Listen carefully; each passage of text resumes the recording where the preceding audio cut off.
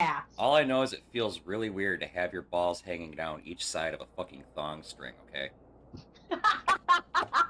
Okay. Oh my head. Slow down a bit. You're right. Gonna say, oh, you like that maneuvering? Clunk. Yeah, I Sound know, of it's the my future. the famous last words of my cockiness when it happens. You like that shit? Crash. Crash. Yeah, we love that shit. Do it again. This shit was amazing. Oh, there it is. Let's go. Where you going, huh? Think you can run for me? What happened? No, purple. Let's just leave it as B. I'm just a car. Don't worry about it. I'm just a car. What the frick? Stop moving. No, I can make this happen. Don't worry about it. I got this. This is my driving skills. This is how we tow in my country. In India.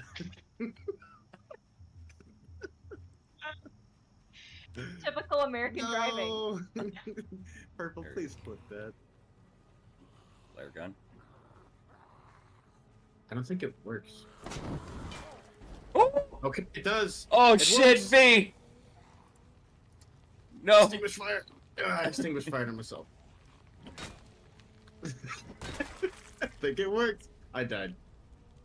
Oh, what? The one time I use a fucking flare gun. Alongside the I'm a car clip. Don't worry about it, I'm a car.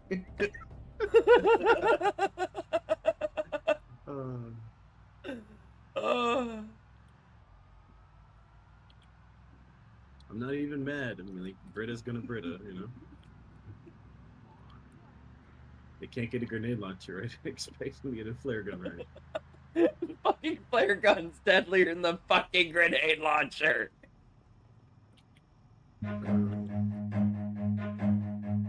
Run. Yeah, I just got it. Oh, it's fucking blocked off. You fucking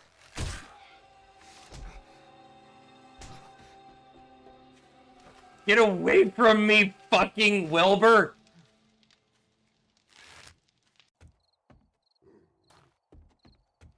Huh? Ah! Fuck off!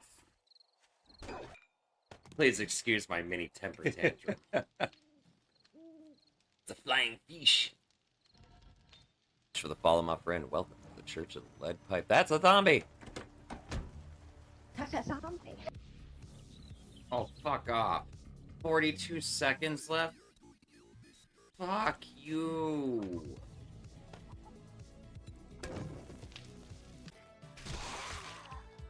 Can somebody clip that? And what the fuck just happened there?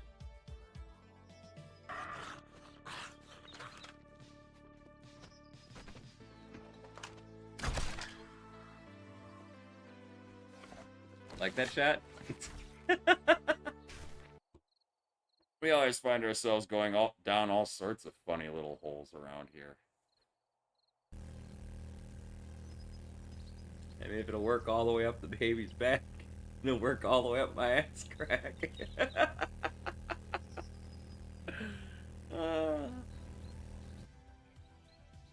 That is not a very functional fucking outhouse, okay? I would have some very sticky cheeks if I tried to use this one. So confused.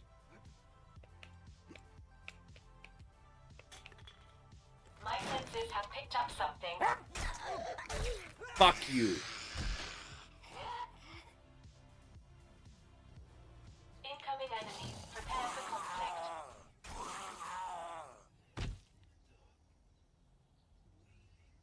Why don't you sit down and take a break, homie? You've earned it. Yep. The big one, the main one that helps the most is that PP. That didn't come out right. The other PP. And I can't eat my own fucking brownies.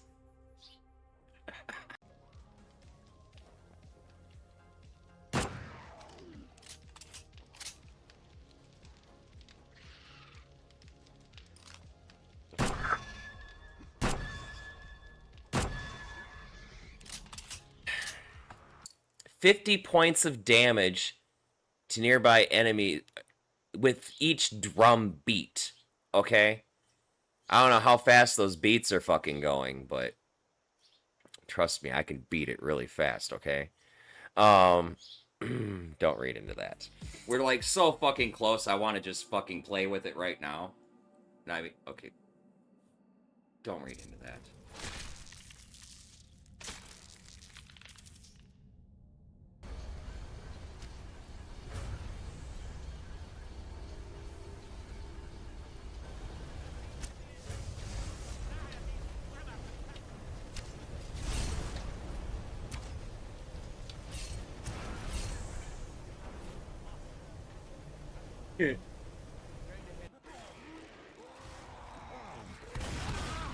So, I was gonna try and fucking just tank the tank, and it just didn't.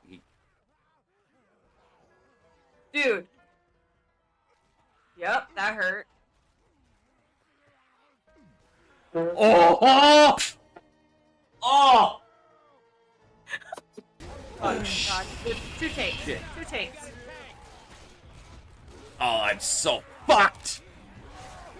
So fucked! Yeah, it's fine. Don't worry about me. We ain't gonna make this one. It's fine. Oh shit, come on, come on, come on. Oh my god, you did it. How the fuck?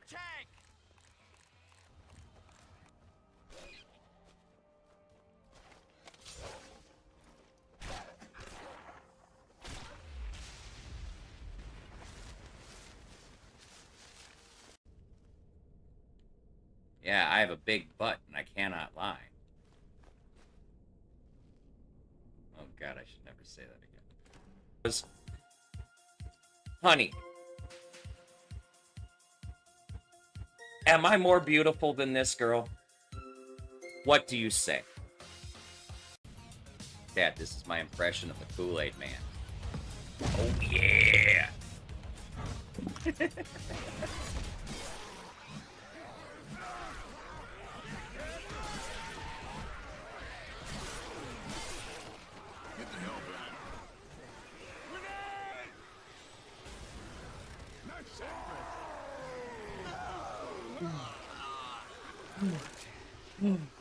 Oh my fucking god.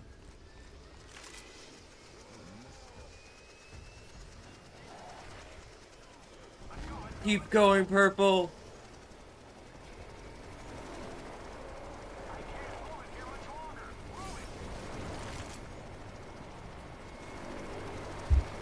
Brilliant.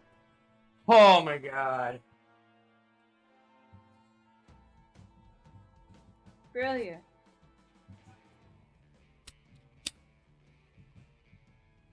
Speaking of epic pickups.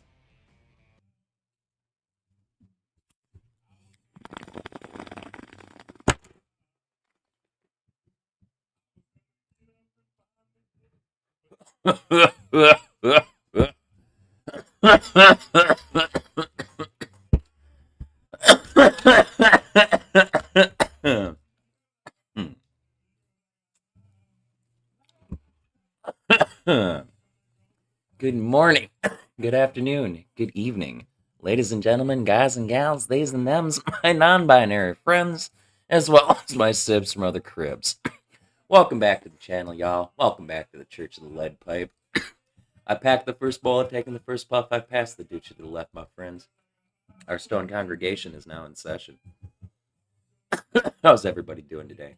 Y'all taking care of yourselves, staying out of trouble? Anybody do anything fun, exciting they want to talk about today?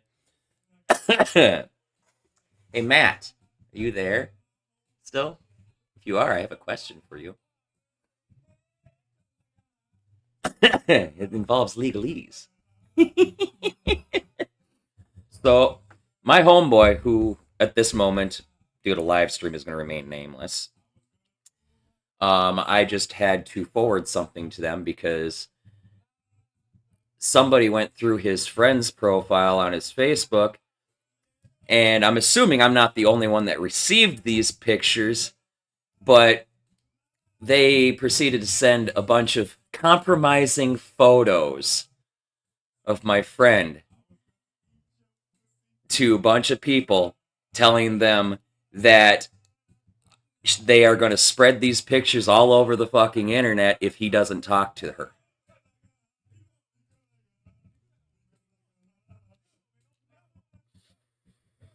So, I did immediately. The first thing I did is I reported the fucking that individual for sharing inappropriate photos on Facebook. And then additionally reported her for harassment. My friend is calling the cops. I advise that he speak to a lawyer because he's probably going to need a little bit more than just cops threatening this person. But I need to know what you think he should do. Because I'm going to relay that right to him. I don't know what the nature of his relationship with this individual is. All I know is I got unwanted dick pics in my photo from a chick. Or in my fucking Facebook from a chick. Not only dick pics, but dick pics of my homeboy. He can get an order of protection. Does that protect him as far as the internet goes, though? I thought that was just like, gotta stay X fucking distance away from a person or some shit. Because I had that against that fucking one kid years ago. That was barely internet era. Okay, I'll be there in a second. There it is.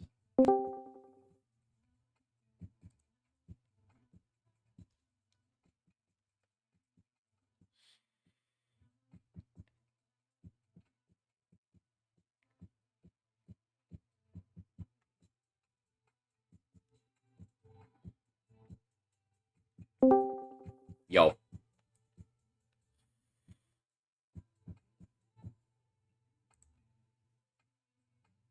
You there? If you're speaking, I can't. Oh, Yeah.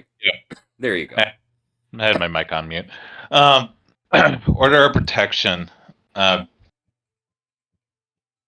No contact orders. If this person is trying to get this individual of yours to talk to her, then an order of protection can cease and desist all of that, and she can actually go to jail if she decides to break it. There's a couple different orders of protection that one can get. One is a harassment order, but that costs like $200, and that was like 10 years ago. No, my homie ain't got that kind of money. He's on disability and such. But if there was any sort of significant relationship between this girl and him, he can get a domestic abuse no contact order, DENCO order. Awesome. That's what I needed to know. So I'm going to relay that to him. Is like I said, I don't know what the nature of his relationship with this individual is, and I don't really care. What she's doing is completely fucking unacceptable, despite the circumstances of however their fucking relationship fell out. Well, I'm assuming that there was a relationship there. There would have to be. There would have to be. Considering the nature of the pictures. Yeah. Now,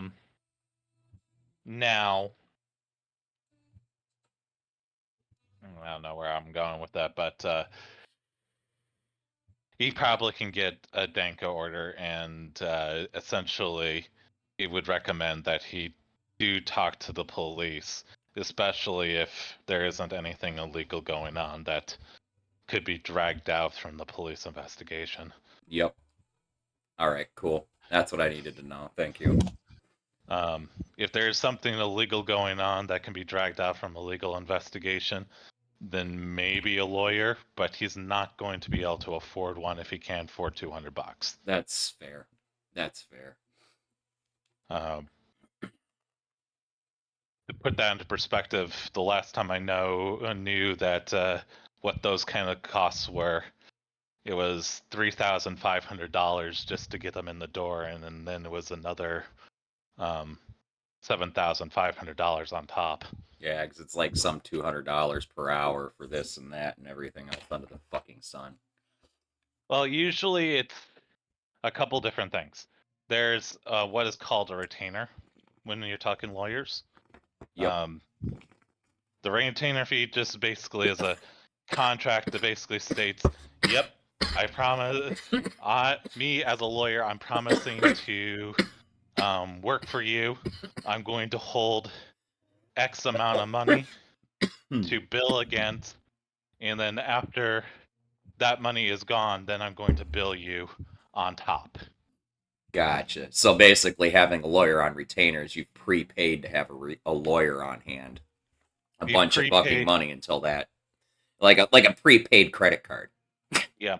Essentially. Now, I will tell you that in the state of Minnesota, that retainer fee is refundable. So if he were to come up with that money to retain a lawyer, and if the lawyer ended up not doing anything, he can actually get his money back. Okay. But that's a rarity. That would be a rare case. But either way, yeah. The better stance whenever you give a lawyer money is that money is gone. Gotcha. Yeah, so this is my order of operations. Obviously, I took screenshots and shit too and sent them right to my homie with a heads up. I just heads up and posted screenshots. He's going to have to tell the cops what's going on. Well, yeah, obviously. And that's not going to be a fun conversation. Well, yeah, because there's all sorts of questions as to how those pictures ended up into her hands, you know? Mm-hmm. Yeah, I mean, they could have been willingly sent during a relationship they had together, or they could have been stolen during a visit. They could have been, I mean, there's any number of ways she could have ended up with those fucking pictures, but there's like there's three obvious causes for somebody to get those pictures, and usually it's not theft. Yeah. As far as it goes, he can look into laws. I don't know if Minnesota has any laws on this, but laws into revenge porn. Yeah, that's kind of what this seems like to me. That sounds very much like a revenge porn. If you don't do this, I'm going to do X. Yep, and that's exactly what she said in the text or in the messages on fucking. I still actually have it up on my phone. I'm not closing this one for a while in case I fucking need it. Oops. Let's see. Listen, do you want me to share these naked pictures of him? I just said shut the fuck up. So tell him to reply to me on Facebook if he doesn't want to get in trouble now. Blah, blah, blah. And I'm just like, fuck off, bitch. Now, I will say that if that person is, God forbid, under the age of 18 when they receive those pictures, he's going to want to try and get away from this as far as freaking possible. Yeah, no shit. I'm looking at the profile though. I'm gonna tell you right now, not under 18. Currently. Not under 18. Okay. Not under 18. Older person then. Yeah. Probably a little bit younger than you, maybe. Hard to judge by photos, but maybe at most your age. So just a crazy person. Yeah, just a crazy person, probably. I can't say. Airdrag says if it involves the internet, it is actually a federal crime. I'm sure there's so many gray areas in that, but I mean, he's not necessarily wrong. Not necessarily wrong, but keep in mind, federal usually doesn't get into the mix with things needlessly. Yeah, federal's not going to get involved in a fucking personal dispute like this. The only time that federal get involved is if the person is from another state. When you got two states involved, federal gets involved. Or if it's on federal land. Yep, okay. Or Like if it it- involves a federal worker in some way, shape, or form. If my homie was a federal worker, the government would obviously get involved, probably, but... It depends. A lot of times federal wants to just let local government, local states handle their shit. And this screams local government, local state. Yep. Like I said, if there is another state involved, then maybe. Maybe. Okay. But if there's not another state involved, then I'm gonna probably guess not. by the mutual friends between them and between me and them, I'm gonna guess it's somebody local in Minnesota here. Probably. That's literally with no information. That is my upwards blind guess that doesn't need to take much guesswork. Yep. I'm making a few assumptions, but the assumptions don't really affect the stance, because let's be honest, if the guy goes to law enforcement and law enforcement deems that it's a federal has jurisdiction over it, then they're going to turn it over to federal. Yep. Okay. But this is most likely not going to be one of those cases. Most likely not. Either way, my homie needs to protect himself as a vulnerable adult. Yeah. Very vulnerable adult. Also, I would also make the recommendation that he doesn't take any more dick pics ever again. No shit.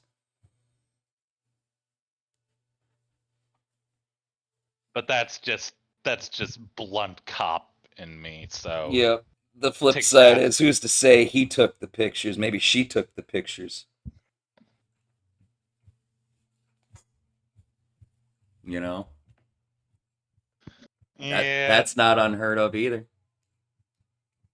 yeah, but that is putting a lot of that's putting on a nice That's a shade tough of to rose. prove, I know. You're putting on a very nice shade of rose-colored glasses. Let's be honest. What's If up, this girl Sean? has- How you doing, man? If this girl has dick pics of your friend, then chances are, Odds are he sent it to her. I get that. yes. I totally get that. And he's just going to probably have to tell that to the cops. And then the cops will either do one or two things. They'll either try to blow him off, in which case he can scream louder, or they will take him seriously and give him some good options. Maybe talk to him about domestic abuse no contact orders. All right. I'm going to Or relay. he can ask them about domestic abuse no contact orders. All right. Cool. I'll relay all of that to him. This is all need to know for him, considering the situation. Like, admittedly, my homeboy's not the brightest bulb on the tree, but Well, when you're talking about taking dick pics, yep. even if he was the one that took them or not. You want to hug the thermometer? Okay, you can. You gonna hold it? Okay. He's still one of the bulbs that light up. That's questionable some days. Love my homie to death, though.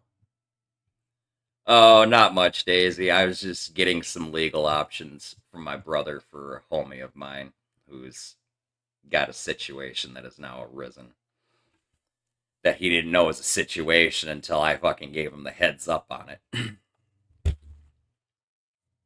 And And I don't even know what the whole situation, the nature of his relationship with this person was, or why this person has these pictures that they sent to me saying that my homie needs to talk to them on Facebook or they're going to release all these pictures everywhere, which they're already releasing them to every friend on his friends list, as far as I can tell. A lot of the damage from the pictures has already probably been done. Literally. Literally. It's already been fucking done. There's nothing. He's got no reason to talk to her. She's already released the pictures. It doesn't sound like that she's the brightest bulb on the tree either. Well, that and my screenshot basically proves attempted blackmail. Oh, yeah. Totally attempted blackmail, which is illegal. He can show that to the cops. Why do you think I screenshotted it and sent it right to him? Mm-hmm. Once it's on Facebook, it's there forever. Yep. Technically. So he can, the police can get a warrant to pull that data. And Yep. once that data is pulled, it can be used used in a court of law. Yep. So the situation, Jazz, this is why I've got my brother on Discord, is I'm asking questions that are things that the general public should know the answers to anyway. You know, Jared, thank you for gifting a sub to Daisy. But anyway, I received a message in my Facebook Messenger from a random person who I don't know, who's a mutual friend of somebody I do know, a couple somebodies I do know. And this message on Facebook, or this message in Messenger, was some compromising photos of a friend of mine. And a message following that saying that if he doesn't talk to her, she's going to release these pictures to the internet. Except she already technically has. So if she sent them to me, and I don't know who the fuck she is, I guarantee you she sent them to everybody on his friends list already. So me, being the smart homie that I am, I took screenshots and messaged my buddy and said, hey, heads up, and sent the screenshots to him. So I've got, I literally just took fucking screenshot evidence of attempted blackmail. And to put into perspective, my friend is a disabled, vulnerable adult.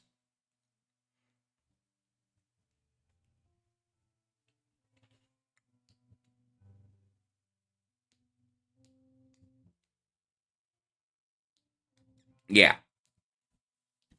He's a disabled, vulnerable adult. And for whatever reason, she's trying to blackmail him. I have no doubt that the pictures that she has, he probably sent to her during the course of whatever their relationship was. I have no doubt of that in my mind. But the fact that she's using them to blackmail him, mm-mm. Mm-mm. My homie's not the brightest bulb on the fucking tree, but this shit ain't okay.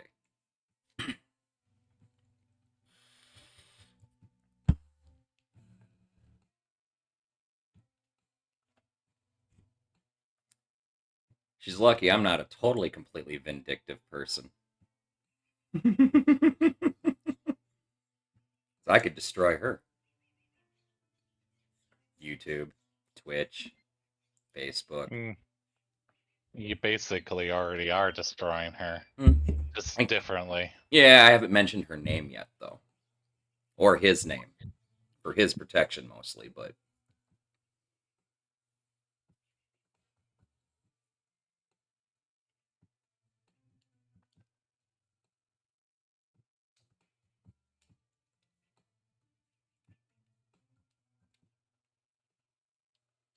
Well, that's exactly what this is turning into, is basically revenge porn. Is what it looks like to me. Or the I've got this, you have to do what I say. Like maybe forcing a relationship or any number of fucking things, or trying to take what little money he gets for disability, or who the fuck knows what the fuck is really going on. I don't care. I don't care. My homie is a vulnerable, disabled adult. And until I have a reason to suspect otherwise, he's got my protection. He should have a guardian. His guardian is his mother, who's not in the greatest of health. He needs to remedy that. Yeah, I know. Not a lot. That situation is out of my control. I can't do anything about that, unfortunately. But that has been brought up before. You can lead a horse to water, but you can't make it drink.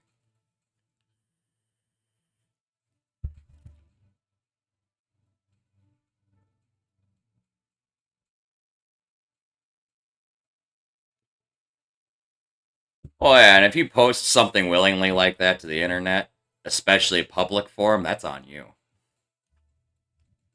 That's there forever.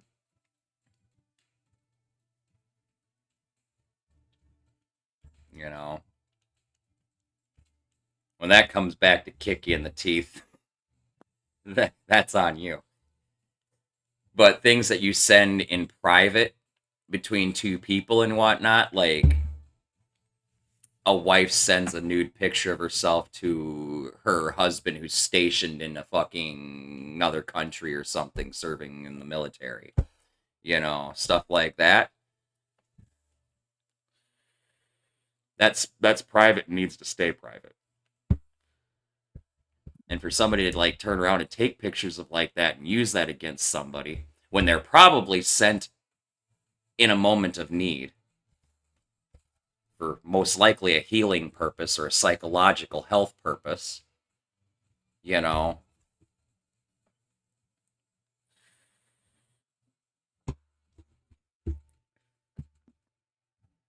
I mean, there's plenty of valid reasons to send compromising photos of yourself to people you care about. You know, especially people you're intimate with. But those reasons are far and few in between. No, there is no logical reason why you would want to ever do this, and I'll tell you why. There was a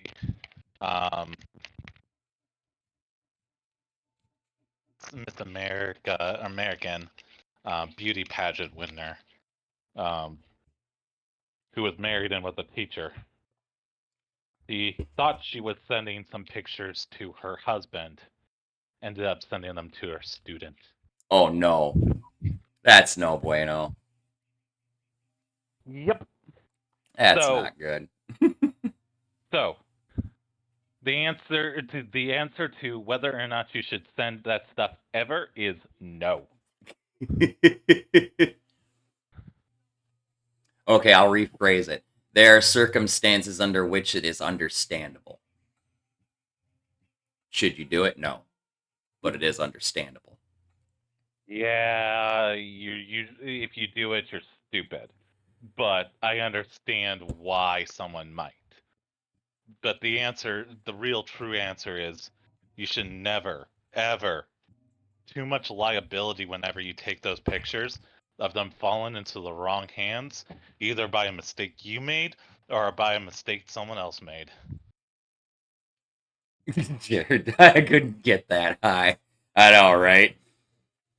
Fuck. They don't make a camera lens powerful enough to fucking take a dick pic for me. Okay? It would just result in the fucking internet's best fucking meme.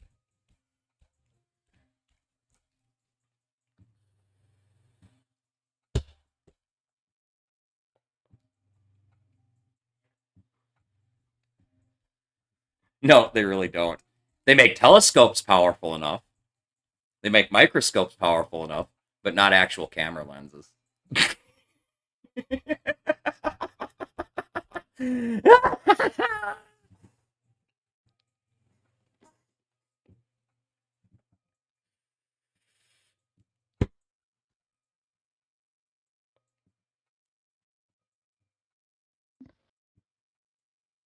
I don't know. My phone has a 200 magnification. Just saying. What's that, Matt? My phone has a 200 magnification on the camera. Just saying. Yeah. Technology has come a long way to capture your thing that I never want to see. Oh, Jazz, I have no problem with nudity either. Honestly. Like, it is what it is. I know, I got what you meant. My brain added the T on the end, don't worry.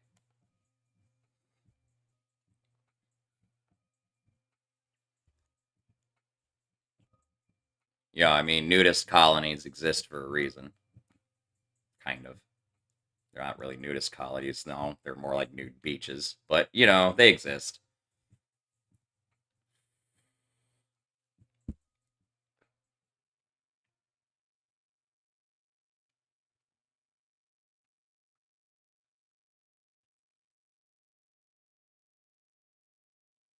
I don't know. I always wake up to the fucking strangest fucking shit. I swear to God. You gotta get different friends. I haven't even talked to him in ages. This is before I moved home that I last talked to him. And the only reason I talked to him is because I got the fucking message on Facebook from that bitch.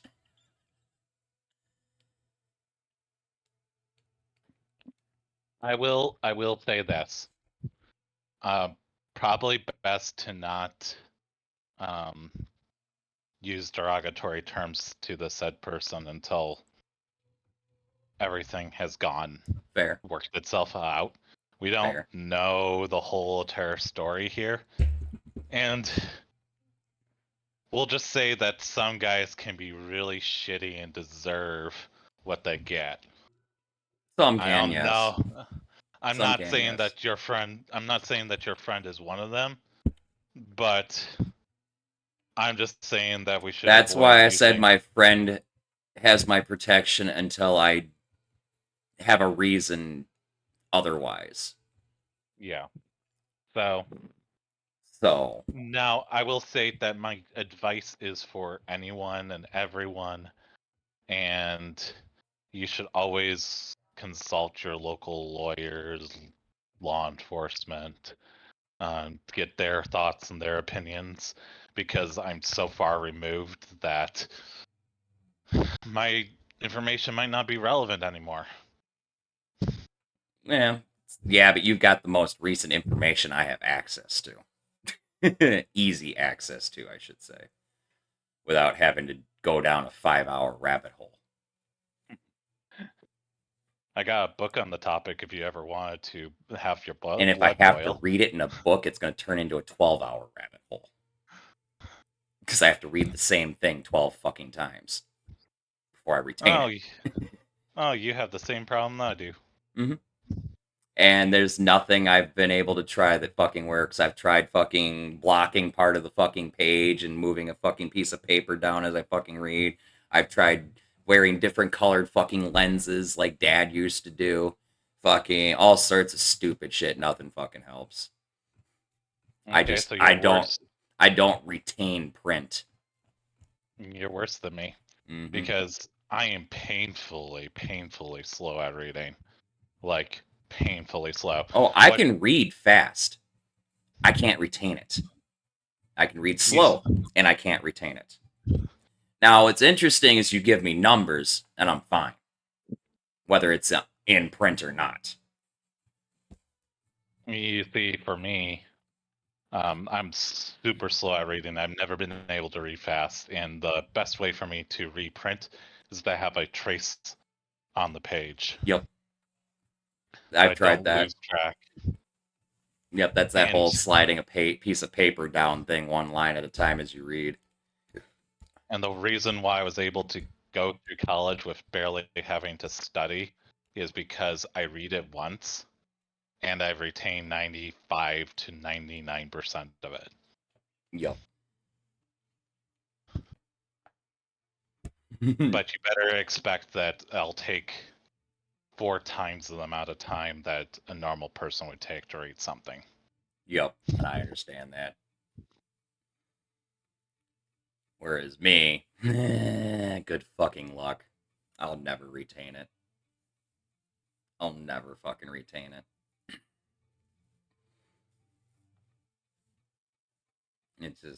It's a fucking thing. It's part of the reason I really believe that I am dyslexic. So, I mean, I don't do stupid things like write numbers backwards, and I can actually spell really well. My punctuation is all right. But when it comes to like reading and retaining things and stuff like that, I just can't do it.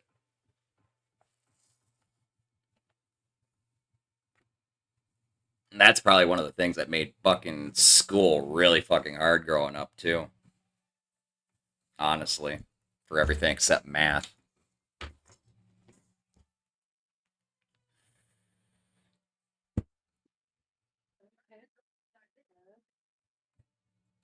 God damn it, I lost the game. Oh, we're having a chat about, well, now dyslexia and shit, but we were talking. I brought Matt in Discord because I needed to ask him some questions about a situation that arose in a message that I received from somebody.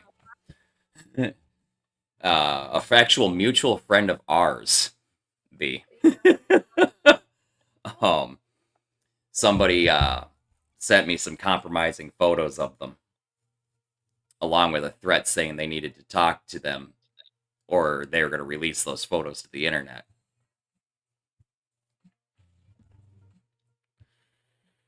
Oh, there goes Matt. Either he crashed or Antonio aggro.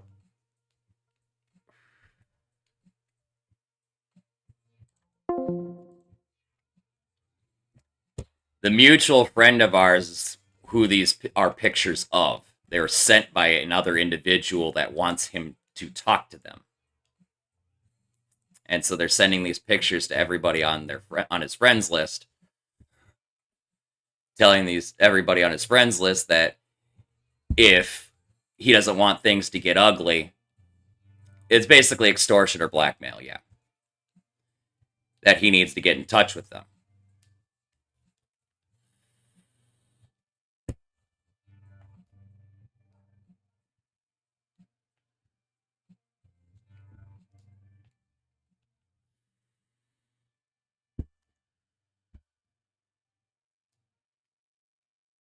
Obviously, I'm not going to mention any names, B. If you want to know later, I'll tell you in private, but you're just going to shake your head.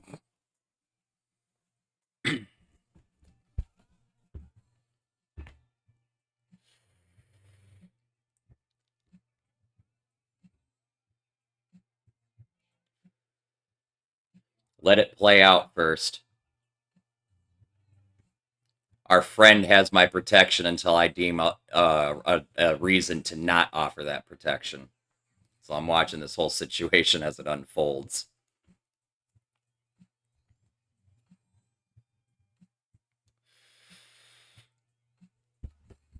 Either way, the fucking screenshots that I took and sent back to our friend with a heads up is proof of attempted blackmail or extortion when it comes down to it. So,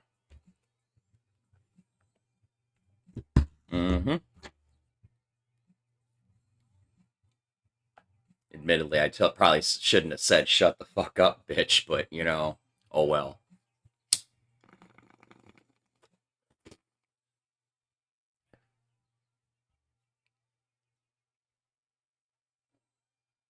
Like, I'm sorry.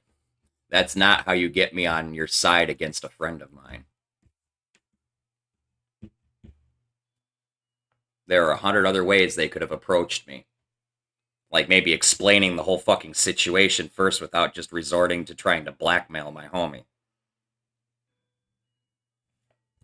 Or maybe they wanted to go this route because they did something fucking shitty and my homie said, fuck you, And now they're trying to undo the damage that they did without telling everybody what they did. What's up, a random person on Twitch? Oh god, how many times do I have to explain this tonight? Homie of mine, somebody had some compromising photos of them and sent those photos, I'm assuming, to everybody on my friends list with a threat saying that he'd better get in contact with them or they're going to release the pictures to the internet. So, yeah. I obviously took screenshots and messaged my homeboy back, or messaged my homeboy and sent the screenshots and said, hey, yo, heads up.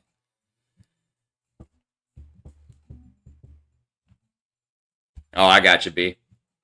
Go get some sleep, man.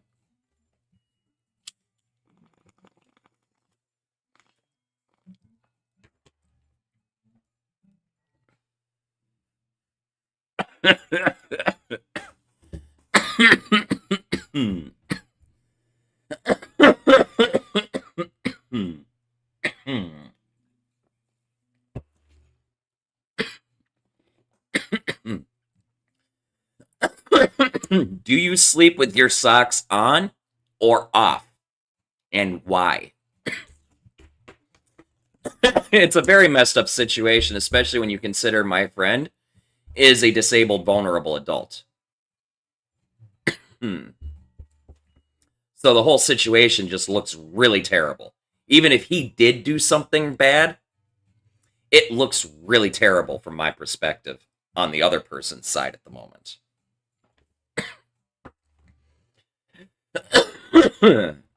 But I don't have enough information, so I'm going to side with my homie for the moment and protect him until I have a reason to not do so.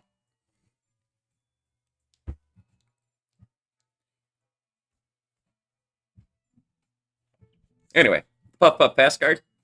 Do you sleep with your socks on or off? And why? I hate things on my feet in general. I'll walk around barefoot as much as I fucking can. I'll walk on gravel and fucking probably even broken glass if I can get away with it. I hate fucking socks. I hate shoes. They just make my fucking feet itch and shit.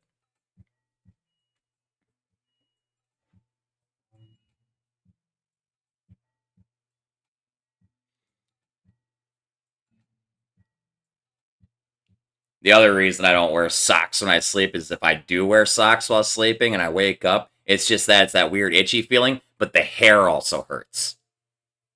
Where the socks were. I have to air these bastards out.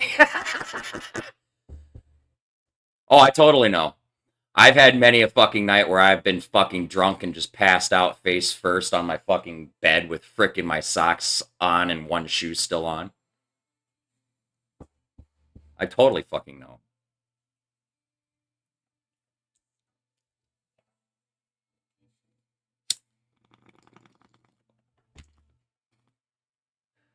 And that's like the worst too, because not only do your fucking does your ankle hair hurt, but your fucking head, you're hungover too. So you're just like, rawr!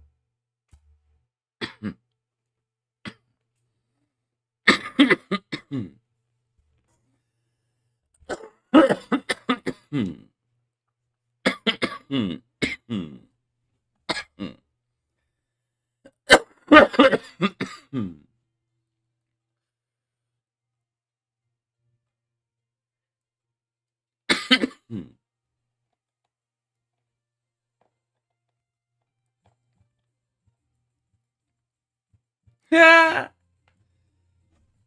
stoner memory is rubbing off on you, Daisy. It's that contact high you're getting hanging out with us.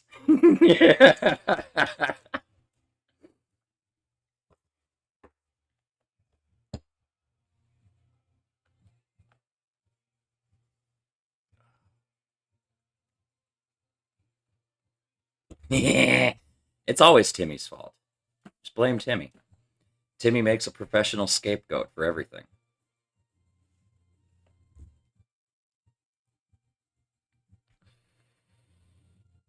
I'm serious. My whole life, I've just been like, just blame me. I don't care.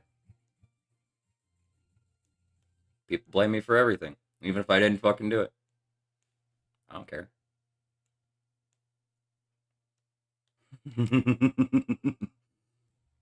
And that's literally the way it's been, like, forever and ever and ever. 20 some fucking years of working, man. Just blame me. It's not like I ever got fired.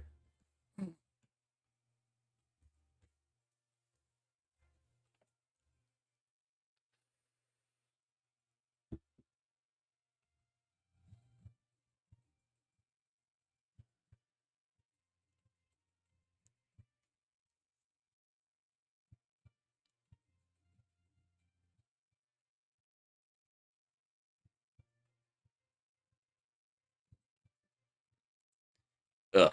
Air drag. Ugh.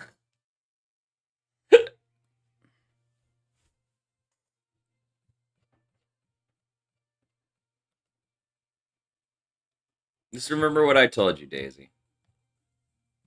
Tell her to act her wage.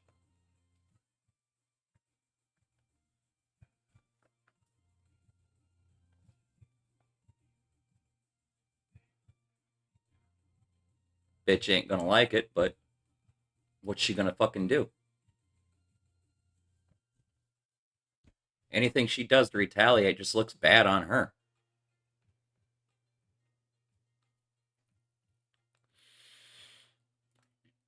She retaliates against you for telling her no. She's just digging her own fucking grave.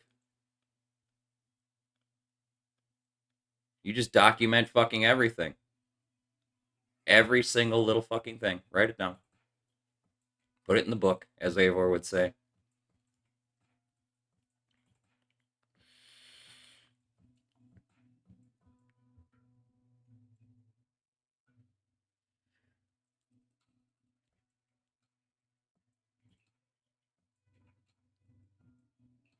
It will go in the fucking book.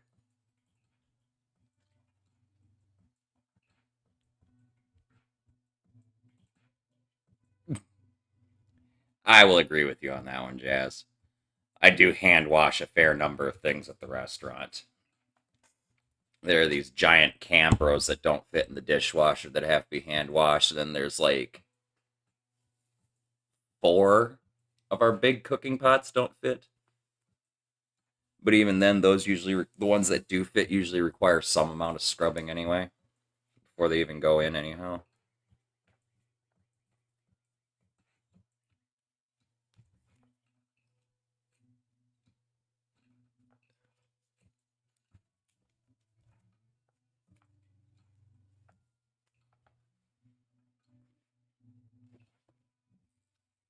See, I typically try to wash as many things as I can while it's still hot.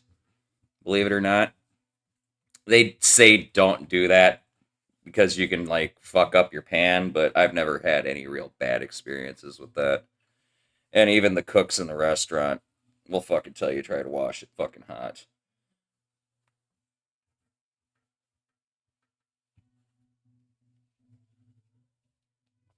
Who, me? There's one other dishwasher, but we work off days. So, like, she works like Monday, Tuesday, Wednesday, Thursday, and she does prep on Friday mornings. And then I do Friday, Saturday, Sunday nights, and I do cleanup on, like, maintenance cleaning on fucking Thursday mornings.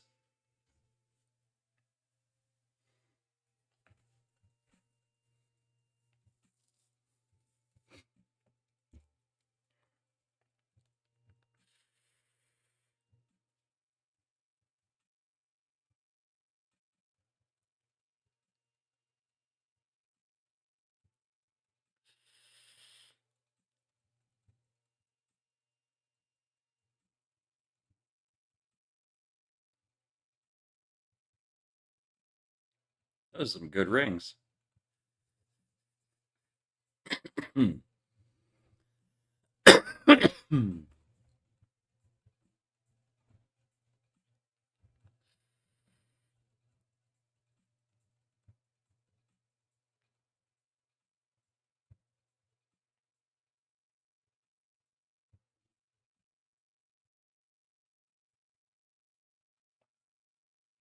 It's not that bad, Daisy.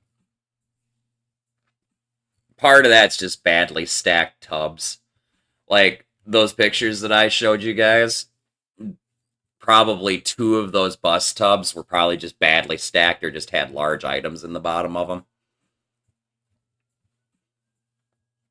But what I typically do is I go through and when I walk in like that, the first thing I do is I pull everything aside and I line it up like that, and I start pulling things out of the tubs and stacking it. And I just start loading the fucking dishwasher in fucking batches, rinsing similar things off and throwing them in. And it actually goes really quick. Part of what can make dishwashing complicated is when you're trying to put a lot of different sized items in a rack. You know? My hair does not want to cooperate today.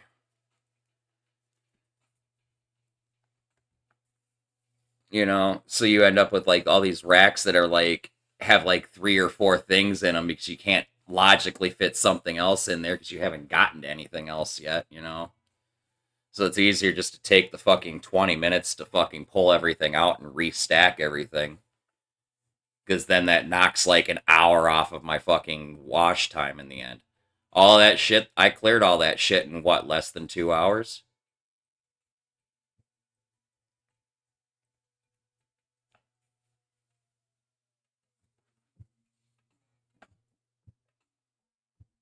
Yeah. It was like an hour and 45 minutes. And that includes the time I stopped to take pictures and shit for you guys.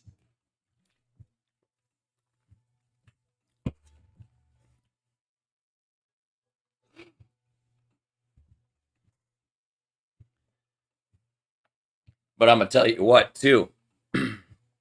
Where I work, that's like a small dish pit, right? Like their restaurants where their dish pit will be fucking stacked fucking walls of fucking dishes by the time the dishwasher finally gets there.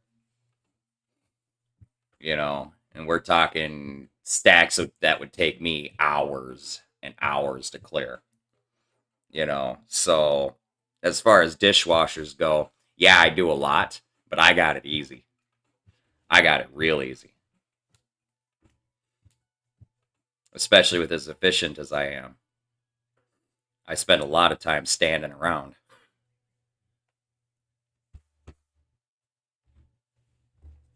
Chilling, listening to music, fucking doom scrolling Facebook. Not usually. Everybody else does a hell of a lot more other shit, right? So, like, I mean, everybody brings dishes back to me, which is a big help. But so I don't know if I could do that shit if I had to go out there and actually bust the fucking tables and shit. That would drive me fucking nuts. To have to go out and pick up all the dishes and then bring them back. And no. I could see where I would have time to do it, but I'm not going to give them any ideas. And besides that, for efficiency's sake, it's easier to just have the servers bring the dishes back anyway. When they go to check their table for the final time and they're done, it's just easier for them to stack all the dishes and bring them back for me. Because they're already there. Makes no sense to fucking come back and say, hey, table blah blah blah is ready to be cleared. And then have me walk all the way out there and all the way back. That's like touching things like 3 times, basically. One person's already there, just walk the fucking distance with the dishes, and it's only 1 trip. Whereas instead, if you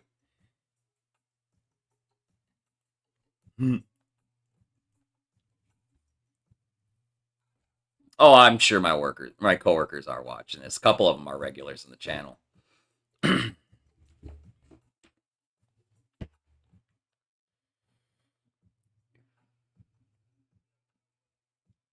Honestly, I don't want help with the dishes.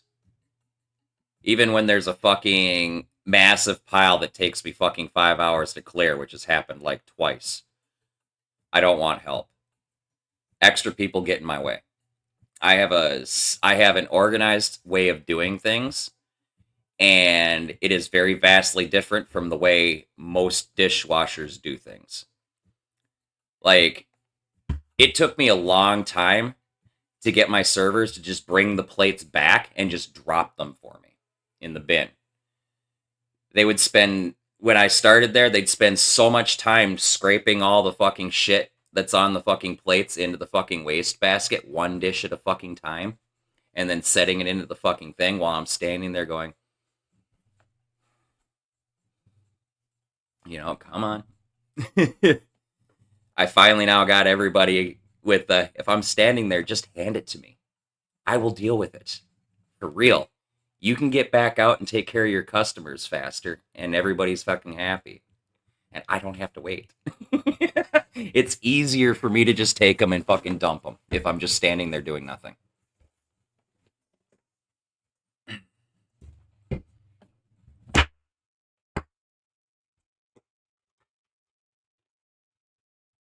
Or another thing that would kill me is that we've had a couple of new people off and on that come from other restaurants where the dishwashers are like pricks, okay, and they want stuff stacked a specific way. So we had like one guy when he came in for the first couple of times, he'd sit there and try and restack the bus tub rather than just throw the dishes in there because he thought I was going to get mad. I'm like, no, dude, just give it to me. Just give it to me. Or just set it in there. I will deal with it. I'm not like those other guys.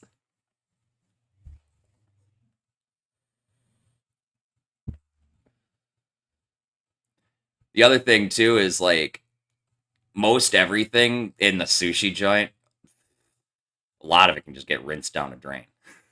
Not gonna lie. Yeah, it's really just like the rice and stuff like that that you gotta fucking dump in the fucking waste basket.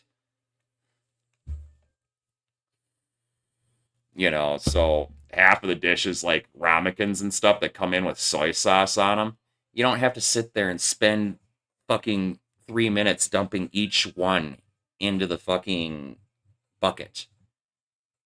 I'll take the whole stack and I'll tip it over, holding the whole fucking stack and let it all run down into the fucking sink, and then I'll spray them all off. Because I have a way that I can hold 6 of them at once at an angle, and I can spray them all off with the sprayer and then drop them bang, bang, bang, bang, bang in a row on the fucking rack. I mean, so many stupid, unnecessary little things.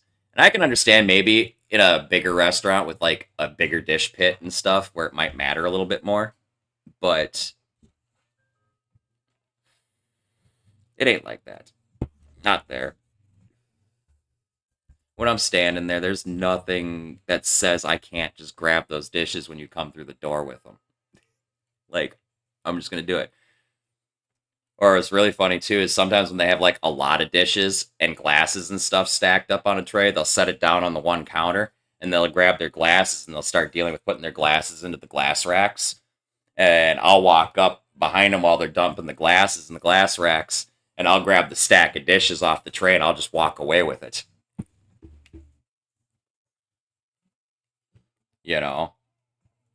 And then turn around to go grab the stack of dishes. It's not there anymore.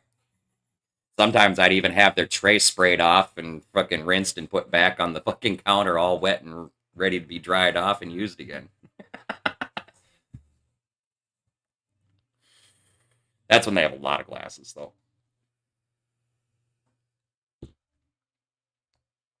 Oh, a buffet would suck.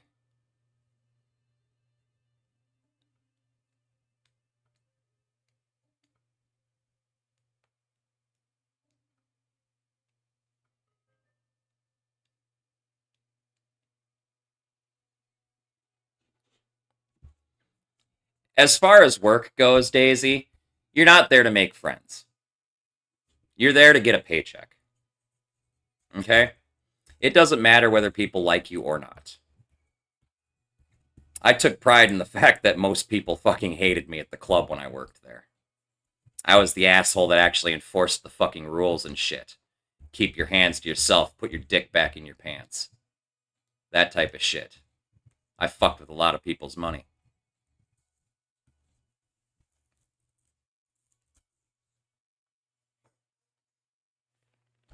People hated me for it, too. I'm not there to make fucking friends. I'm there for a fucking paycheck. Ponderosa! I love that place, but oh my god, dude. That's horrible. No!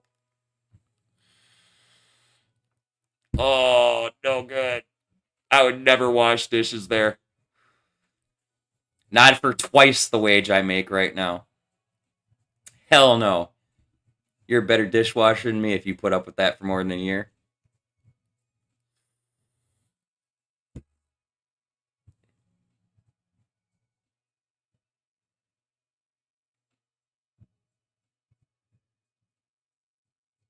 Ugh.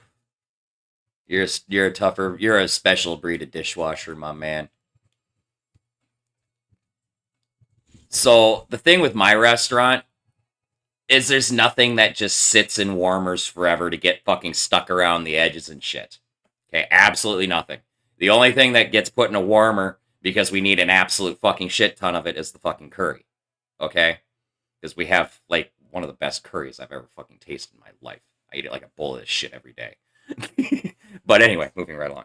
That and the miso soup. And the miso soup, that is literally a broth. All of like the seaweed and the tofu that's added to it is added after the fact. It's not just in the soup. It's separate from the soup. Anyway. And then the curry, honestly, the curry gets replaced out throughout the day, so it almost never gets that hard to clean ring. So, yeah. I don't have to deal with a lot of shit like that. At a fucking buffet? Huh. That is your life. Fuck that. Fuck that. That shit can sit under the warmers for fucking 3, 4, 5 fucking hours. Just getting cooked.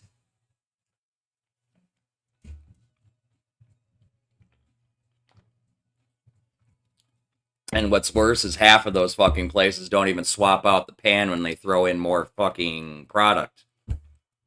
They'll just throw in another fucking batch of fucking clam chowder into the fucking pot and stir it up.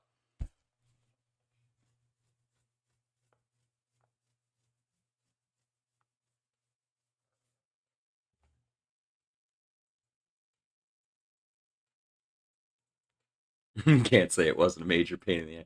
Dude, that would suck. That would totally fucking suck. Like, I have tricks for dealing with the curry on the fucking one night it ever fucking happens a fucking month where I actually have to scrub the curry pan pretty hard. You know, I have tricks for that, to be very truthful. At the end of the night, we throw everything away, right? That's the miso soup, the fucking whatever's left of the curry, that shit, right? It all gets tossed, right? So if that curry pan does have that fucking cooked ring around it, on the rare occasion that it does, what I do is I dump the curry, and then I'll set the pan in the sink, and then I'll actually take what's left of that fucking miso soup and I'll dump that right in the fucking curry pan. That hot miso will fucking loosen up the freaking shit on the sides. And then by the time I finally get to that pan, I can literally just spray it out, fucking throw some fucking soap water in it for a minute, spray it out again, throw it in the fucking dishwasher rack, throw it in the dishwasher.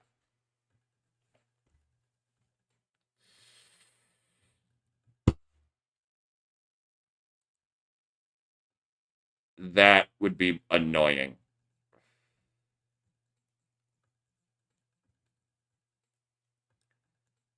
using the miso soup trick, Daisy, is basically it's the same as using boiling water. It's the boiling water trick, only I don't have to boil water because I've already got the hot miso right there. Saves time.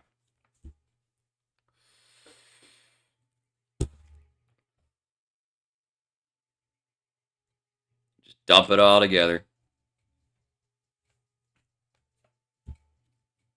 As I'm not going to ask the cooks to throw a pot of fucking water on the stove. One, to create another dish for me to fucking wash, because once it touches the stove, it's got to be washed again. But two, I'm not going to make them take time when they're trying to tear all their shit down to throw something on so I can clean something a little easier. I'm not going to do that. I'm just going to utilize the tools I have at my disposal.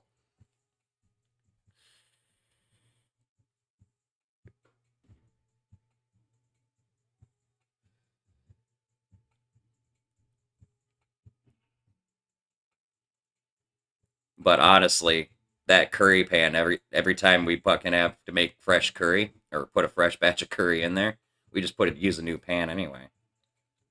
It is so rare that I ever have to scrub that pan.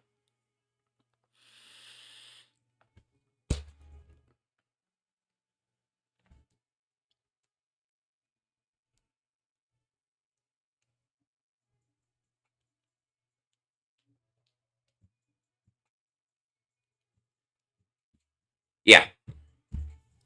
We usually close down, well, Friday and Saturdays we close down at 11, and I'm usually there till about 11:30, 12 o'clock.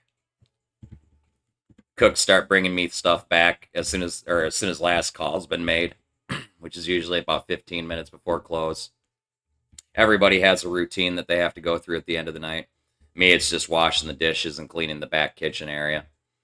The cooks clean the front cooking area and the bar area and the sushi station and all of that jazz, and they just bring their dishes back to me, and I deal with those. Sometimes I go up and I'll get the dishes myself because honestly, I'd rather stack them myself because I have a way of doing things that's more organized. But yeah, typically speaking, I'm done like clockwork by about quarter to midnight most nights. And sometimes we close early if it's dead. So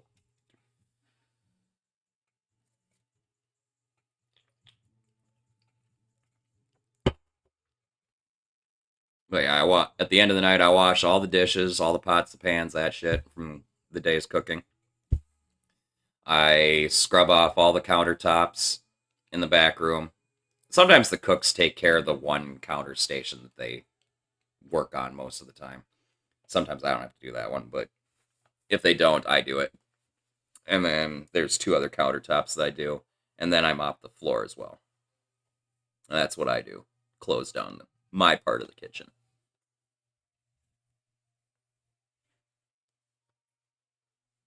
And the cooks and the servers handle all the front area stuff. I don't have to deal with any of that except for my maintenance Thursdays when I come in before the restaurant opens after I finish stream.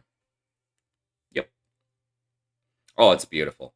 Everybody has a job. Everybody knows what they're supposed to fucking do. It is the most organized fucking close down I've ever fucking seen.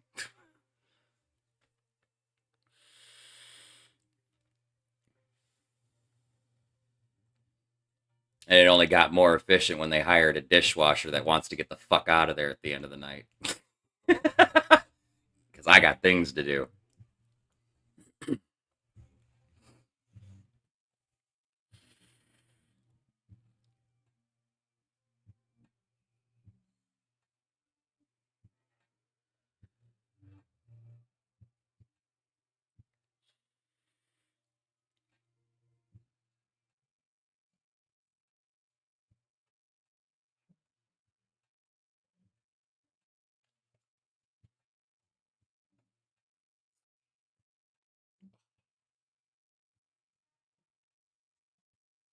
Alright.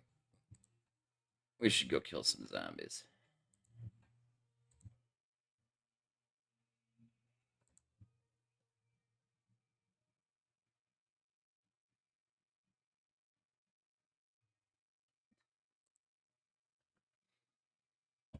Actually, I think I was in the middle of base building, but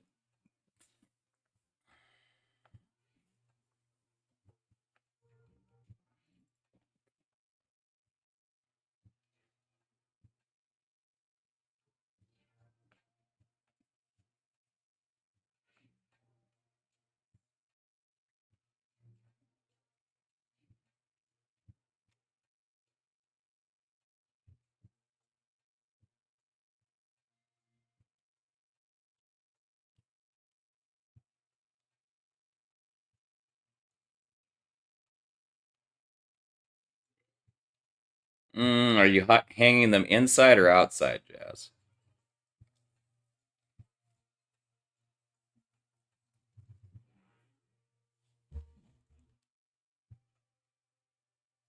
Because at this point, I would have hung them inside.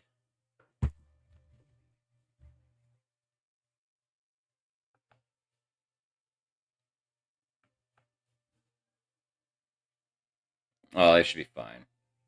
As long as it's not like heavy sweaters or anything. Anything made of fleece or wool won't dry real quick.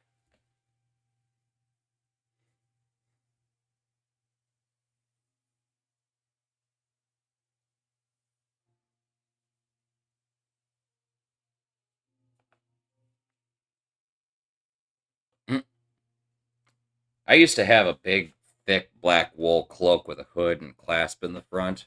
Loved that thing. I walk around outside in like 40 below wind chills and sweat. It's crazy. It's great when I was walking 2 miles to and from work in the wintertime.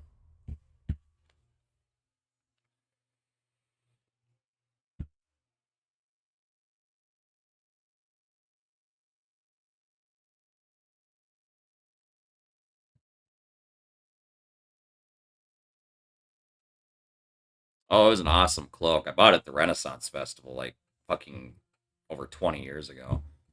I don't know what happened to it, honestly. It fucking disappeared a while ago. Pretty sure this girl I dated borrowed it, and it never came back to me, honestly. But, yeah. The thing was fucking awesome. Granted, walking around town, I looked like the fucking Grim Reaper. And when you live in a small town like Waconia, people really, really, really think fucking strange shit about you.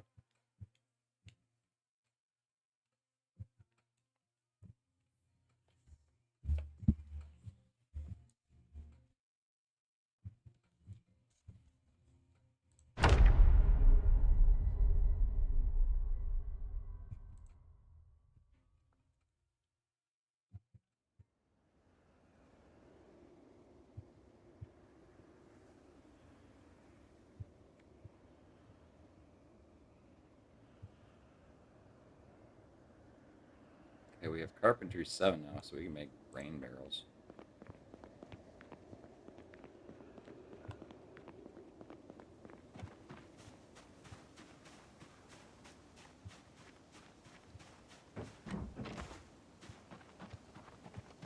We can also make the good walls, too. So, my plan is, this is going to be like a working on vehicles garage here. I'm going to have like a double door here and whatnot. These are all wall frames that are up all along here. Wall this all off. And then the stairs that I've got here are actually just temporary. I'll be knocking those out eventually, but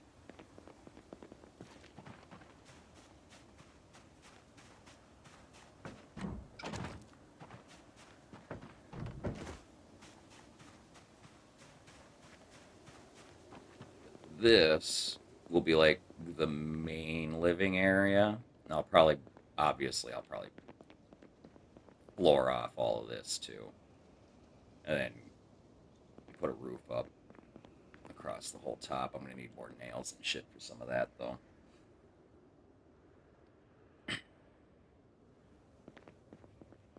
But yeah, this is basically the framing of some building construction project in this city that never got finished before the apocalypse. And I am now utilizing said structure as a footprint for my new base. Let's see, I still got 4 boxes of nails on me. I'm totally not gonna have enough nails though. So I went through like 300 nails just doing this and the floor of the upper level here. I still got to put up wall frames all around here. Probably going to do like a deck or something off of here. Because I found out I can actually walk onto the... Oh, isn't that fucking sketchy as shit? We are totally knocking that out with a sledgehammer. Anyway, I'm going to use this to build like a deck out here or something. Probably do farming up on the top. Because obviously I have to have another access here.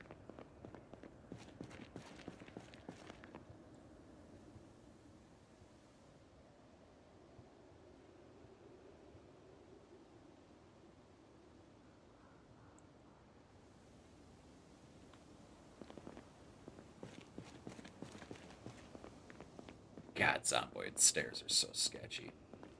All right, I'll be right back, chat. And then we're going to see how much of this base building we can get done.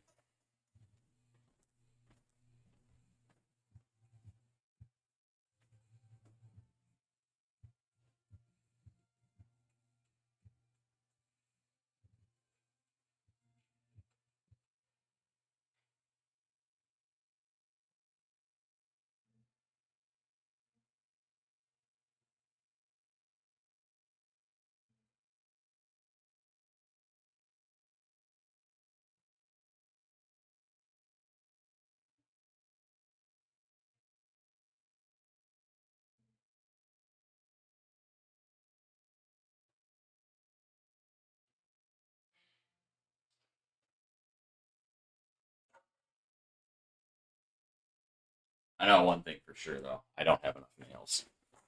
This project's going to require me... This project's going to require probably an additional, like, 500 to 600 nails and on top of what I have. Probably more than that. Probably closer to 1,000. So maybe I should go... It's noon. I can take a car up to the warehouses. See if I can't find some nails.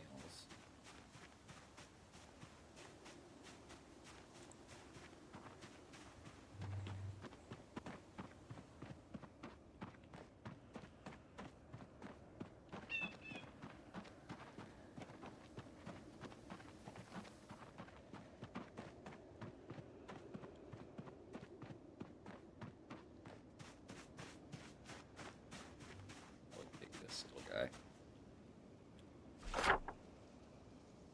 Let's see. Warehouse is up over here. There's a storage facility here we could probably try and hit too.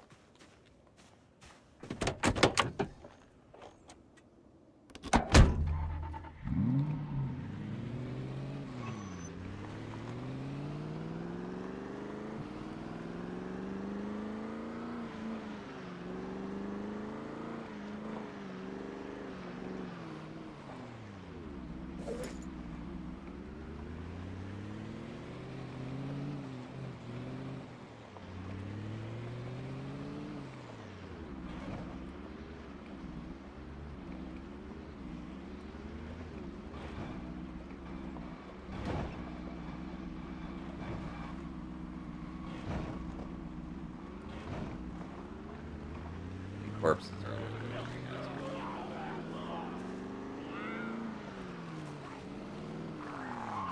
Wow, that's ominous.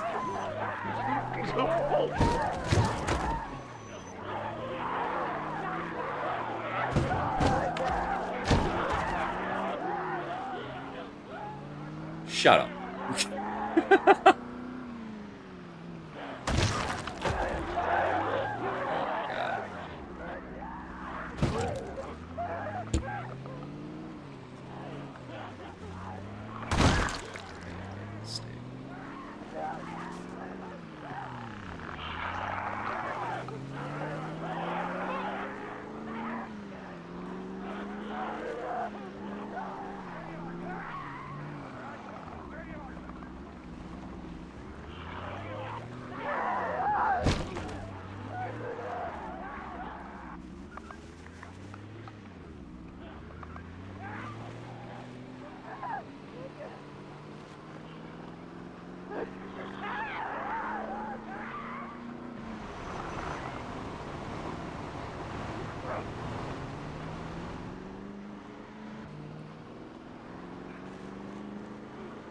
Problem is, I gotta drive back through that to get back home, which kind of sucks.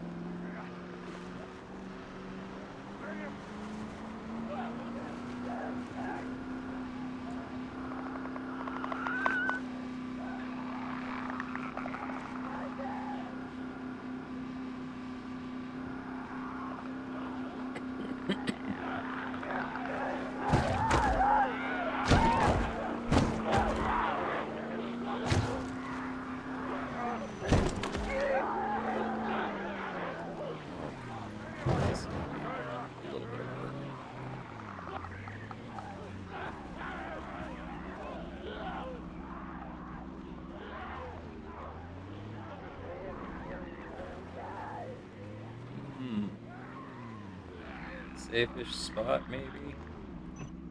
This is about as good as it's gonna get.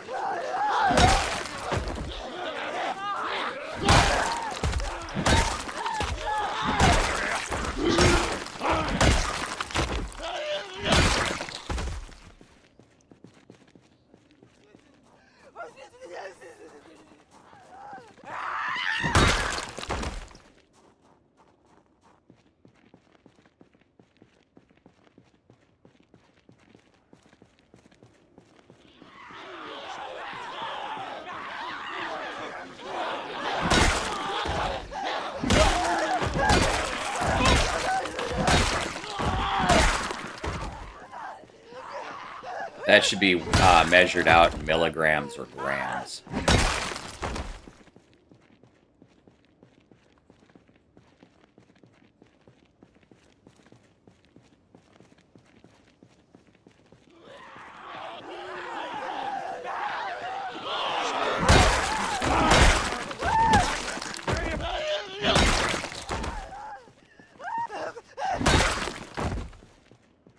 Things I do for things.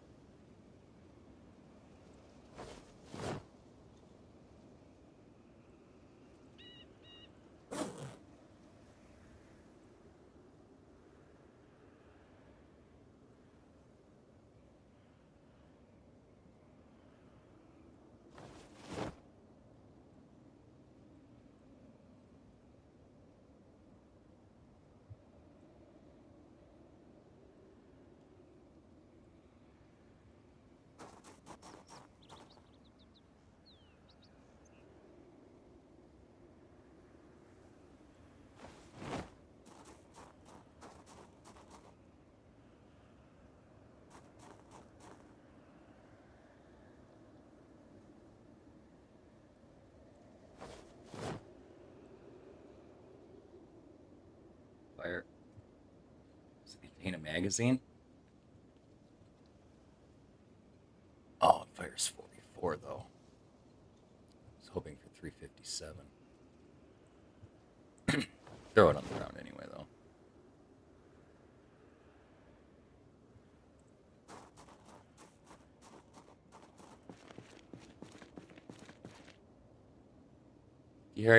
Dehydrated meat stick. Don't mind if I do.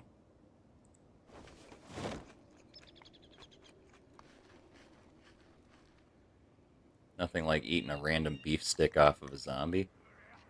Pretty sure that was a beef stick. Absolutely positive that was a beef stick. And it was shriveled and dried up anyway.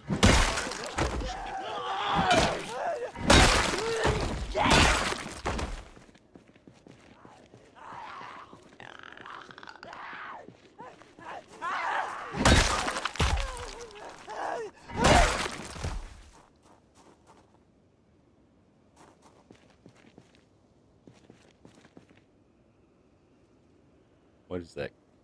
It's to a Nyala. I have no idea what key that car belongs to. It's probably to this. No.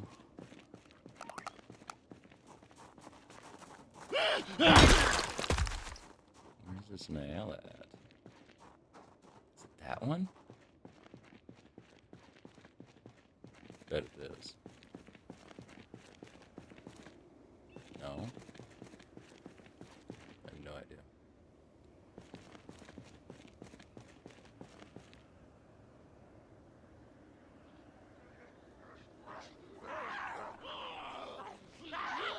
Can't you see I'm looting corpses here?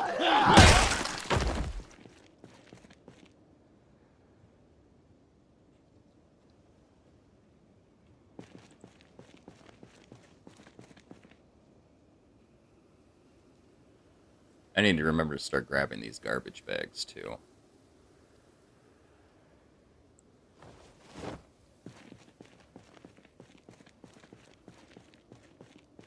Because I can make rain barrels, which I'm gonna need.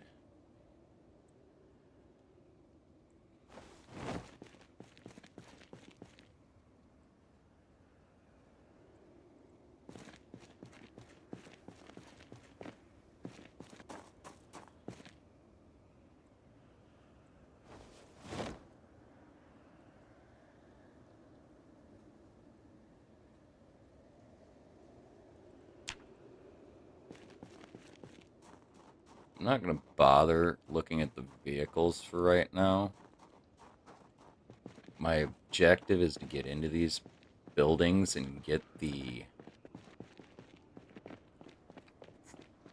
storage crates and hopefully find a bunch of nails and such.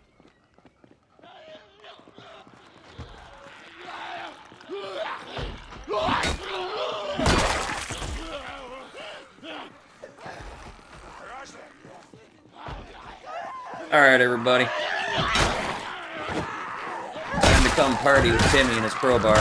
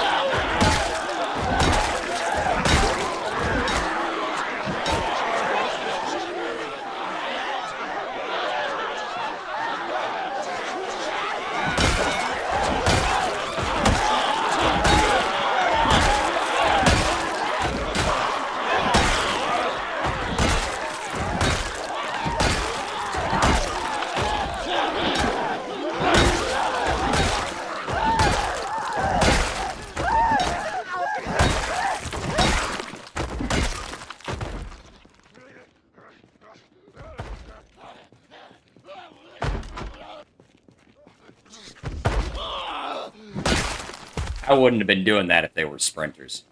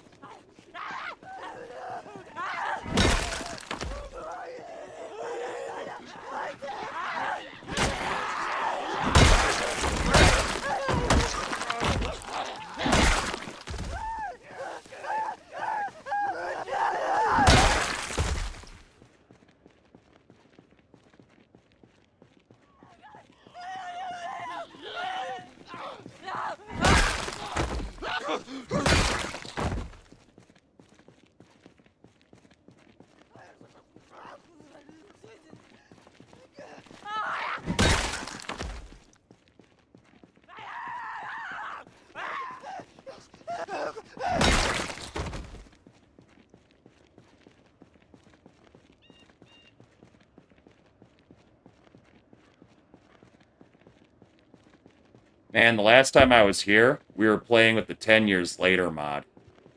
And this entire parking lot was overgrown with a fucking forest and shit.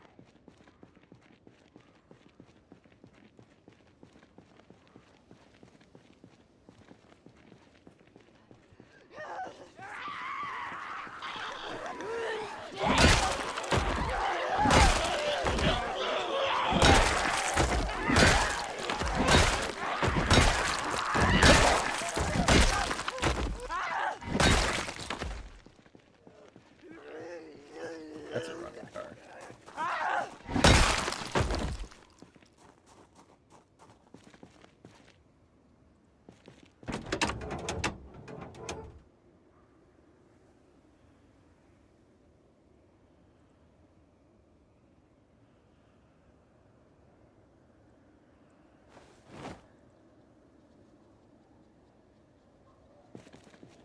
Oh, that's the Afraid of Monsters animation.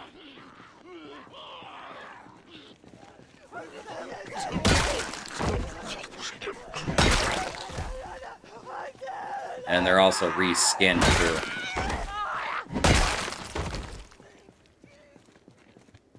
What's up, Subsicle?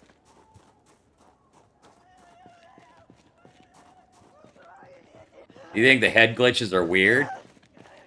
Wait till you fucking see a fucking mass of them on the other side of a fucking fence or chasing you and shit, man.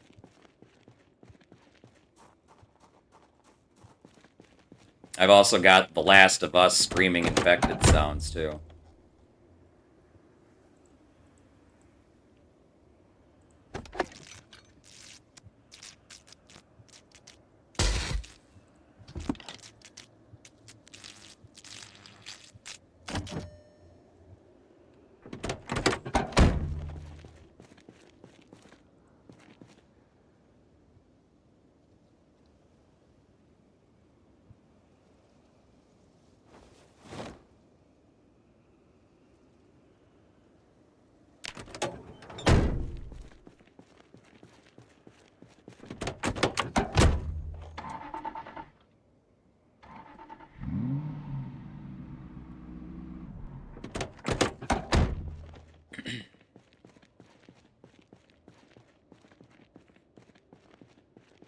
going to start with this building here because it's a smaller one.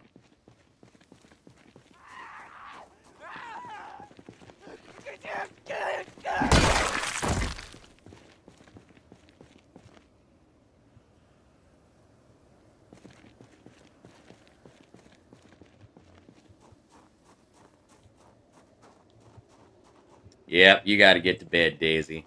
It's well past your bedtime.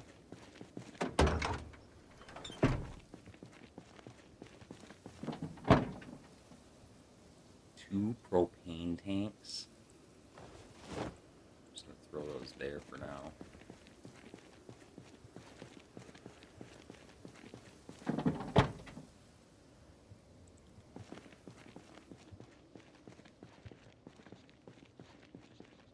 Have a good night, Daisy. Much love, friend. It was good to see you. Get some good sleep and don't let the Zed bugs bite.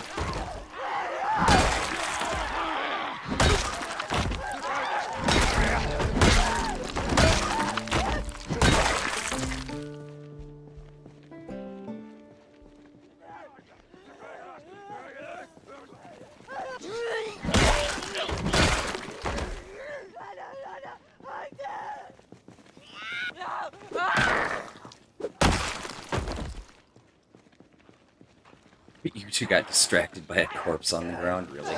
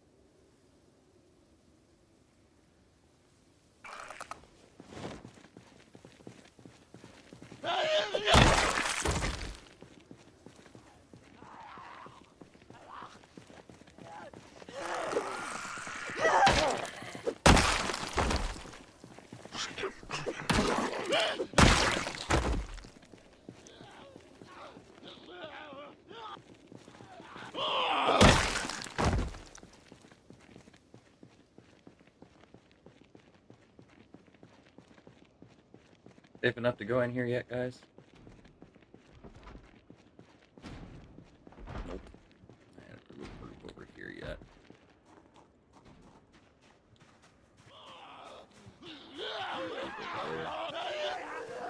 Right.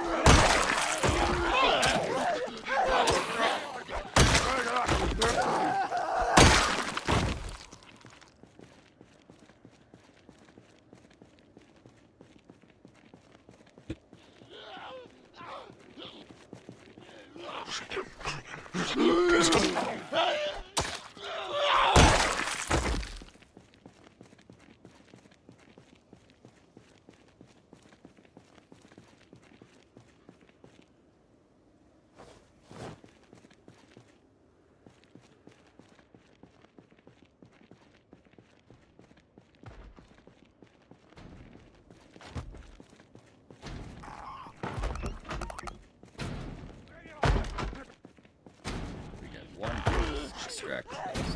Two here. Distracted.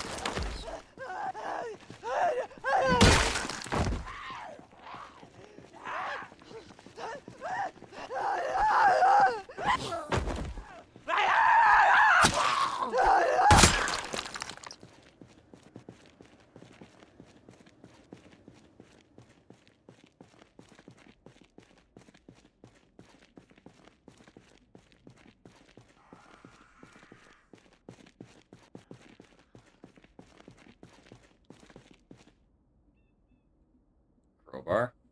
Yoink.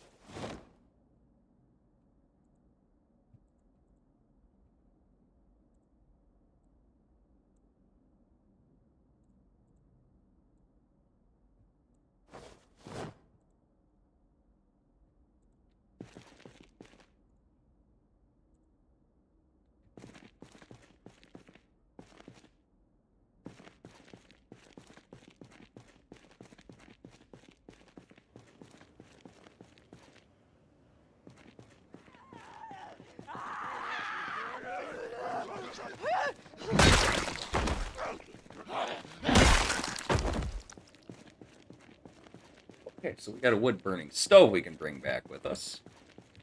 In addition to the nails that we came here for.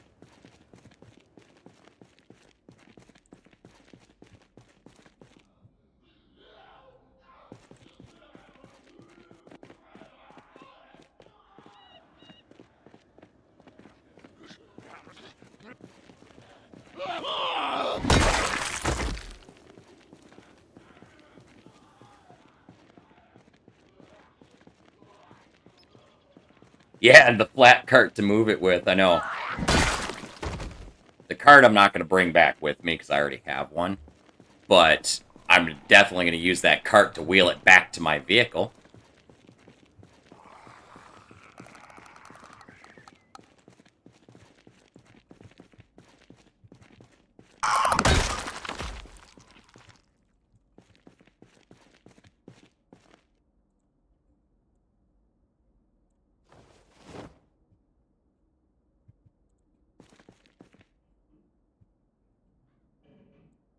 And another canteen. Which we'll deal with when we get back to base. Actually, I could probably just fill that with water right now. Or into can. That's not what I meant to do. It's okay, it's empty anyway.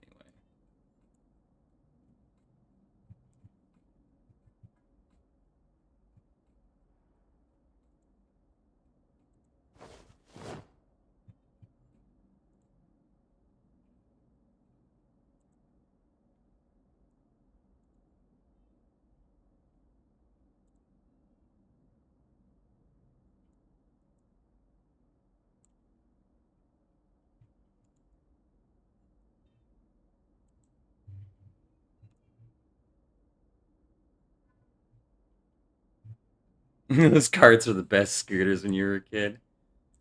Oh, funny.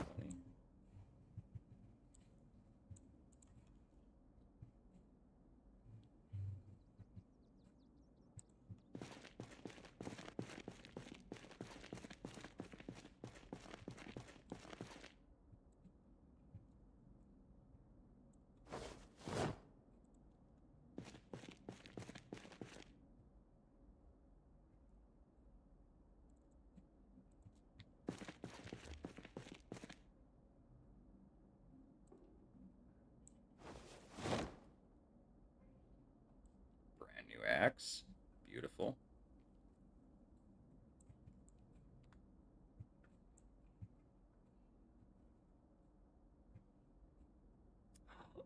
A shopping cart.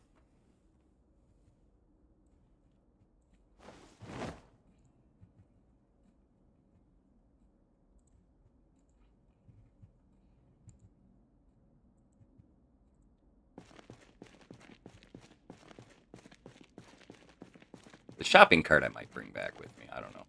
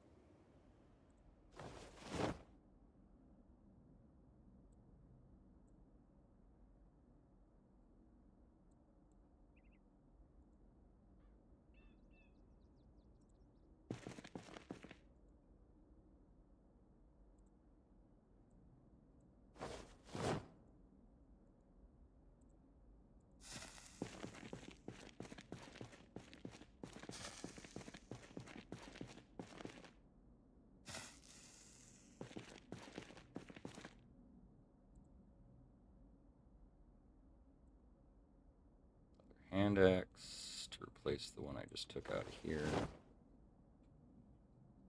What's that? Rake.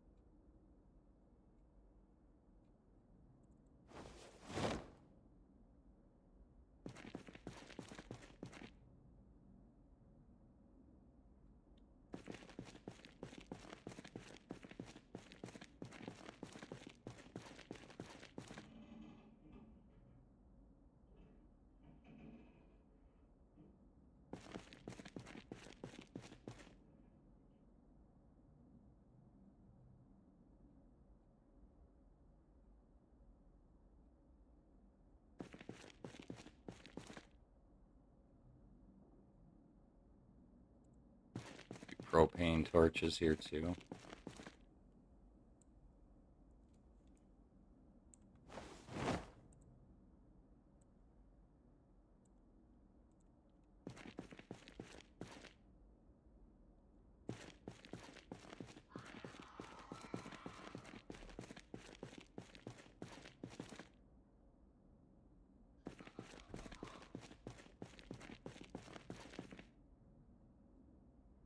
Another axe.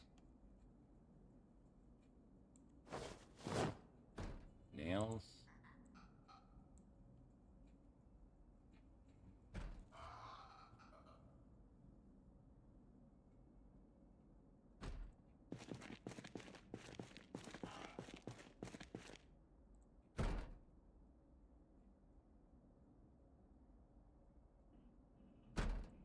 Another canteen.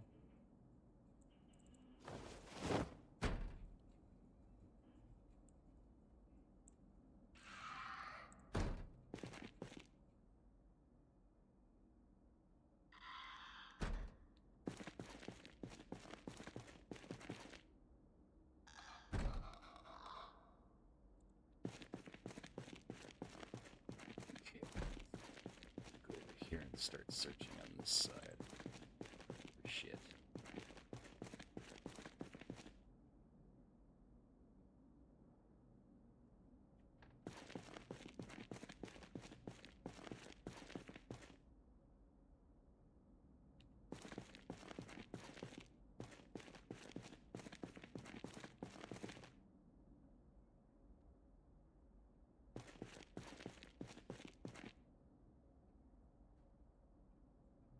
Shopping carts and fucking hand carts galore here.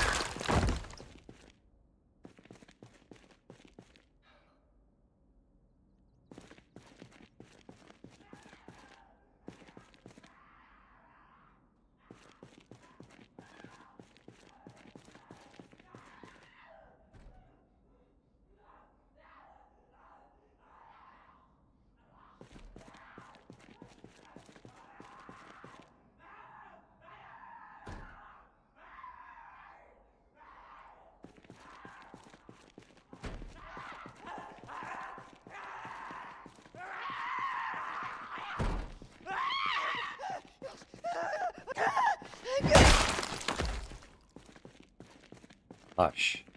Jesus.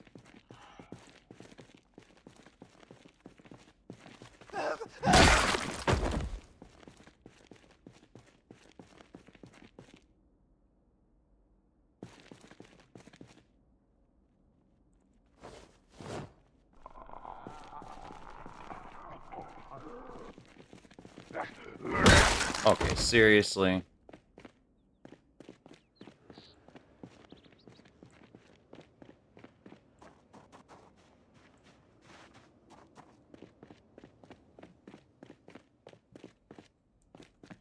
Like, I'm trying to loot here, guys.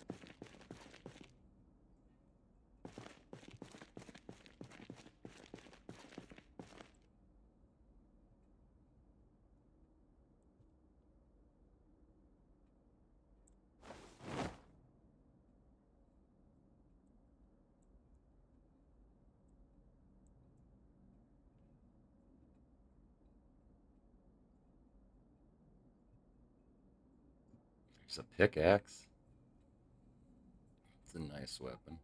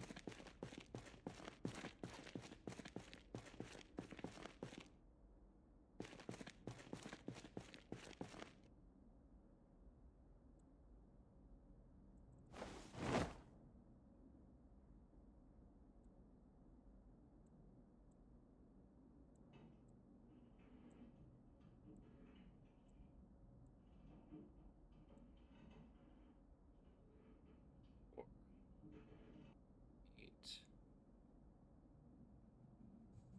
12, 16. That should be enough garbage bags.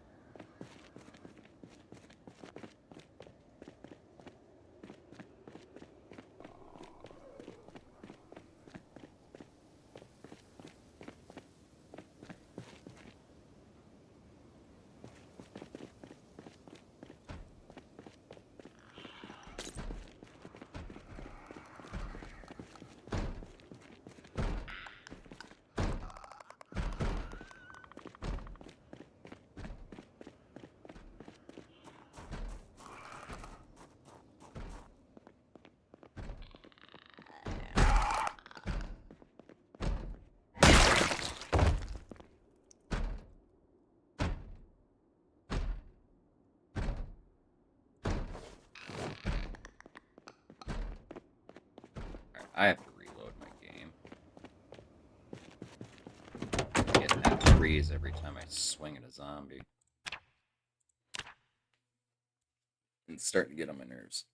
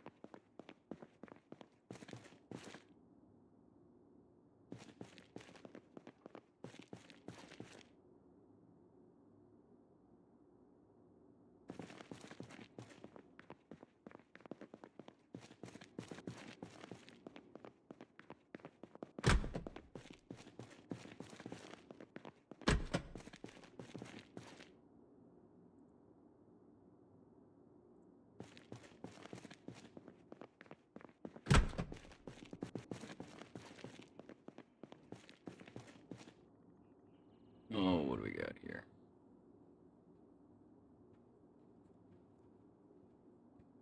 Canister 44, huh?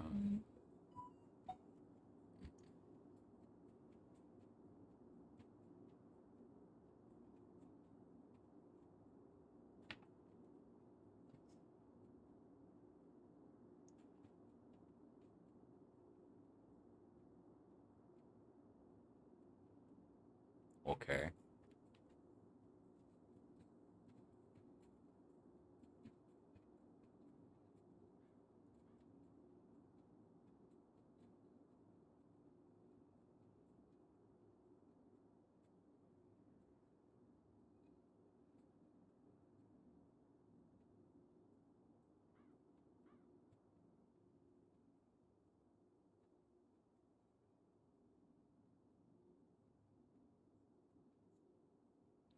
Oh, that's a canister 5.56. Righteous. Oh, there's only 3. That's fine.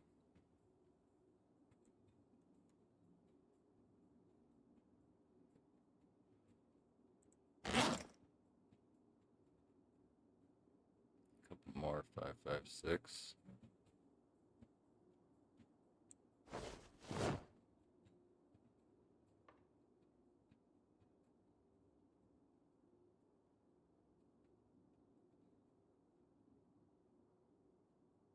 And those are 5.56 standing magazines. Just gonna go eject that magazine. Throw that back in here. And we're gonna go ahead and open one of these boxes. Insert.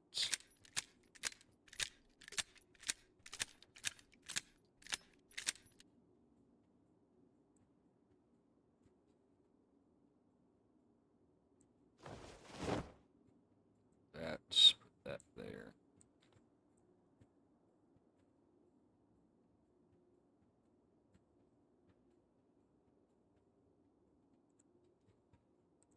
Eject the magazine on that one.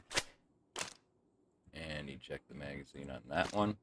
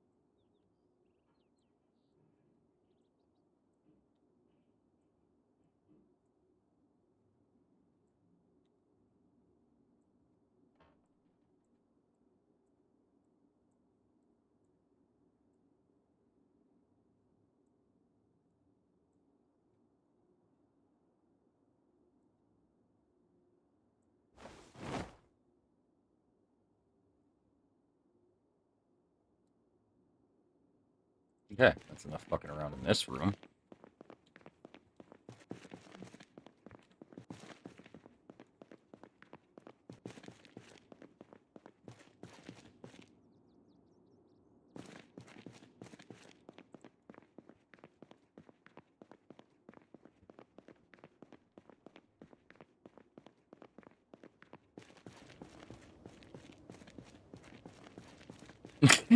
I know, right?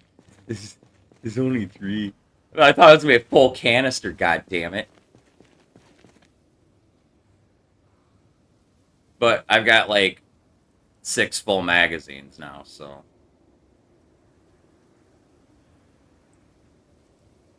plus enough ammo for another one.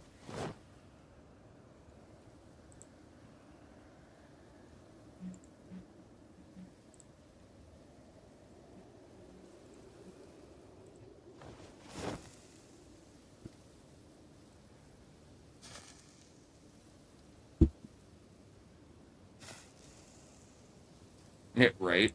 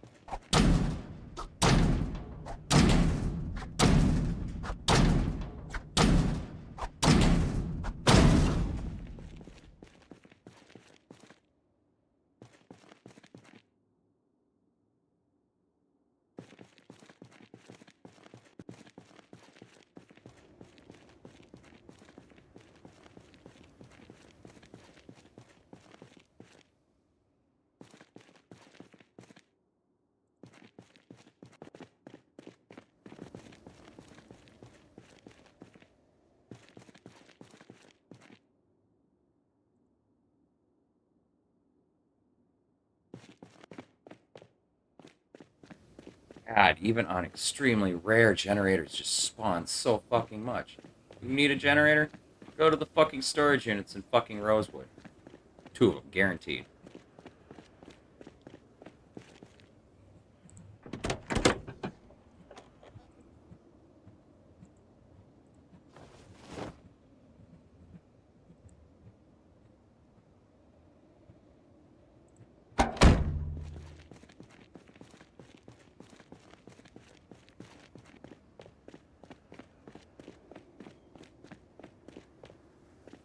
Well, this is Riverside, man. The storage units, the various ones in Muldra are really good, too.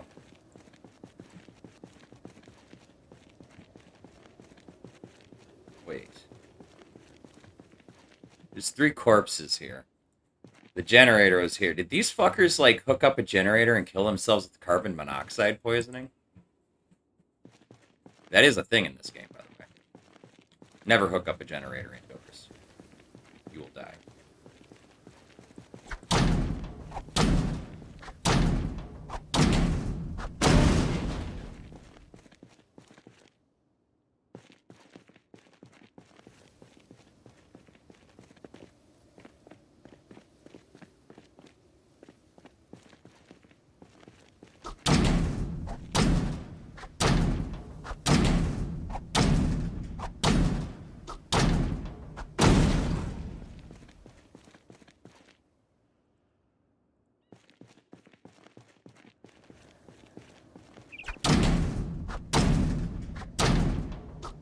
This game's got a lot of environmental storytelling, so it honestly wouldn't surprise me if that was actually a story event that spawned that generator.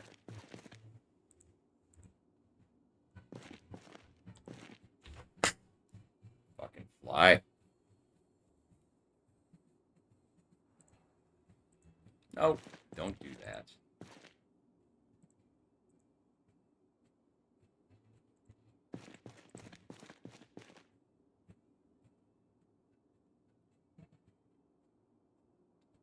I'm not gonna bother with that.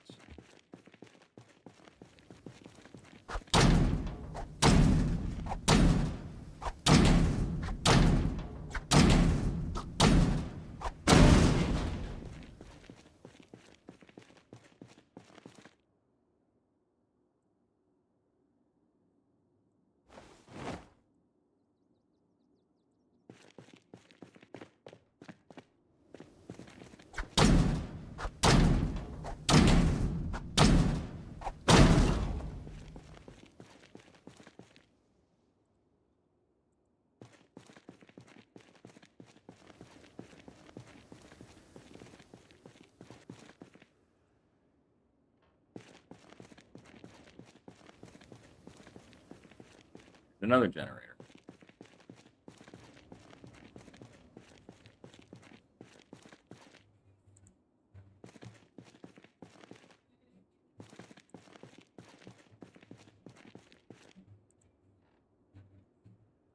Hey.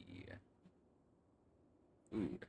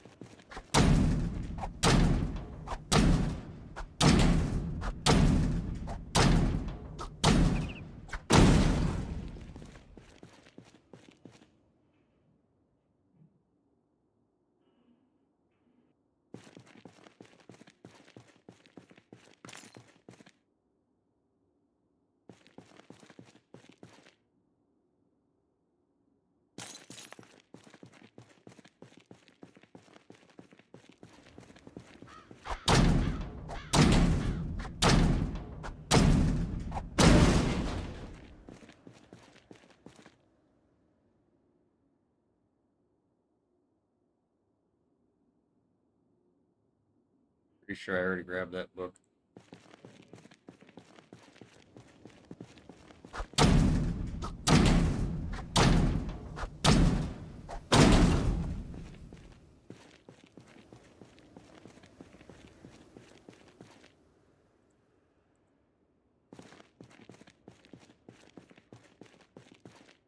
Oh, what do we got?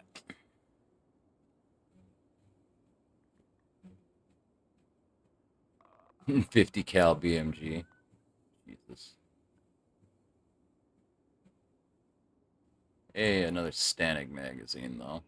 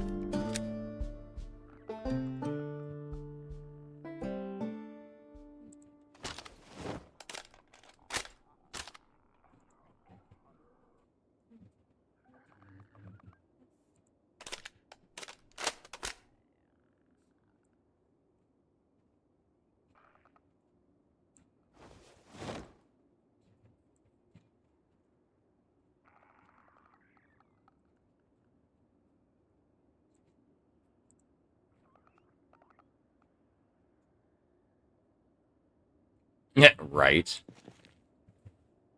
Main reason I don't use it.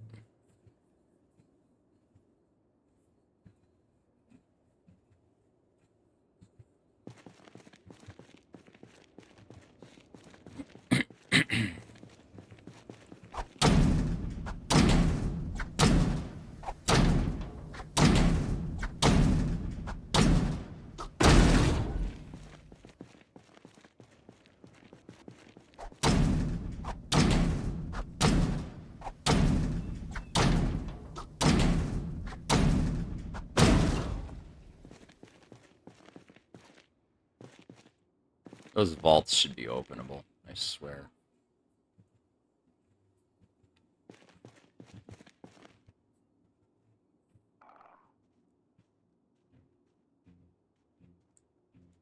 Yoink.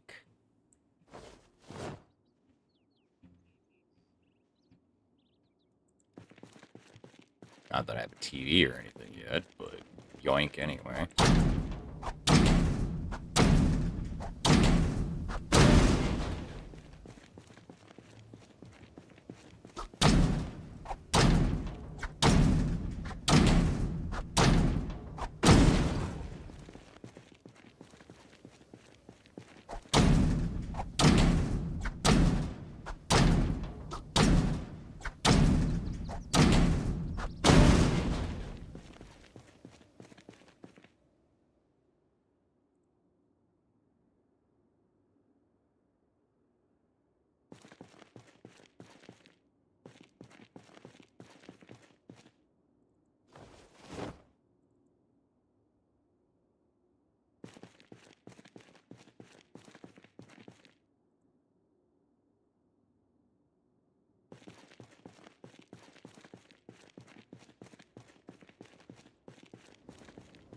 Password required. Oh, yeah?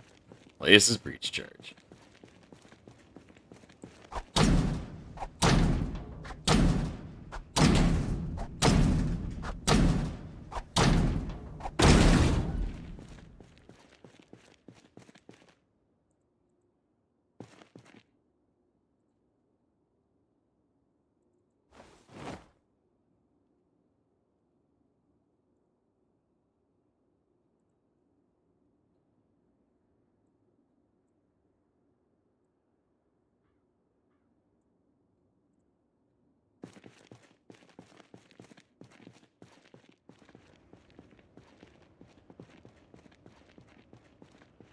Figured it was time to retire that fucking sliver health crowbar.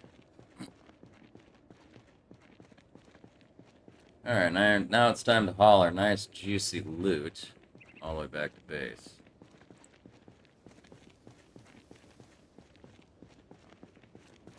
Oh yeah, I totally did. It's like the second or third crowbar I've gone through. Interestingly though, unlike my more recent playthroughs, I'm actually rotating through some weapons because I kind of have to.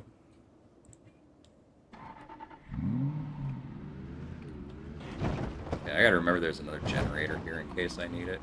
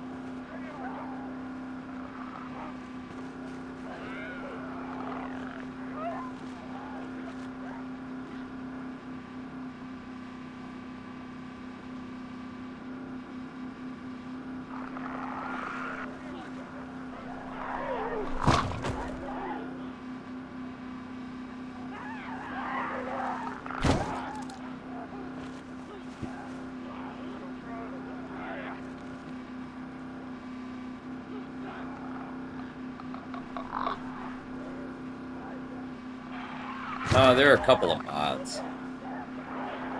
I just don't like using cars for that purpose.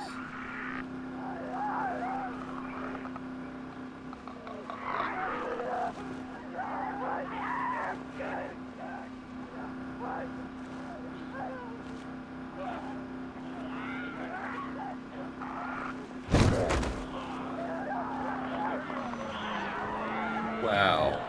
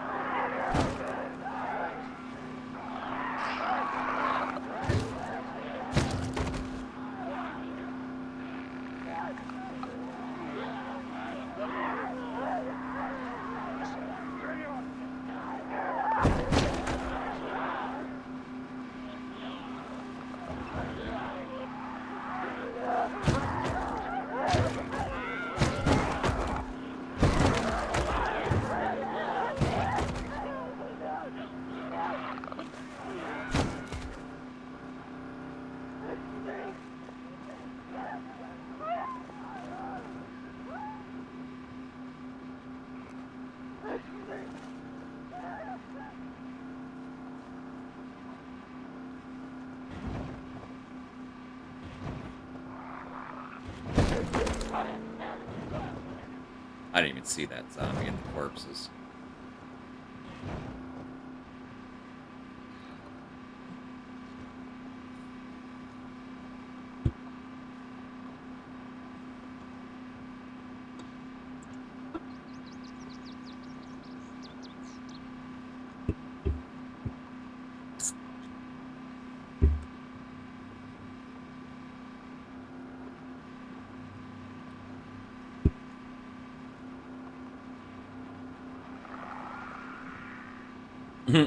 Right? Last night I actually flipped a car onto its side. It's pretty fucking funny.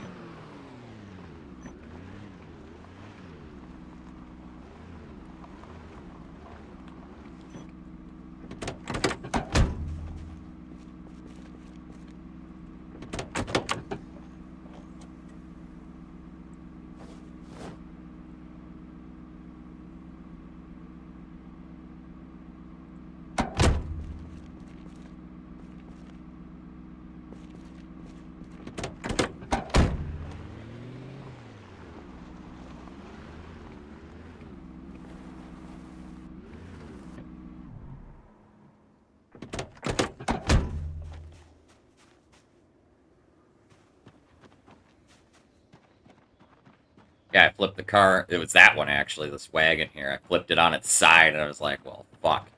So I grabbed the fucking taxi, and I towed it down the road a little bit on its side, and then it bumped into a corpse and flipped back onto its wheels again. Right about where I hit that corpse, too. Or that zombie. Okay. So most of what's in this vehicle is just going to stay in this vehicle for the time being. Because I don't have anywhere to put any of it yet. It's 2 generators, a wood-burning stove, and a microwave.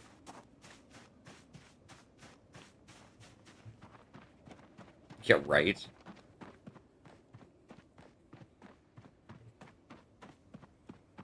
Time to add more to my pile in here.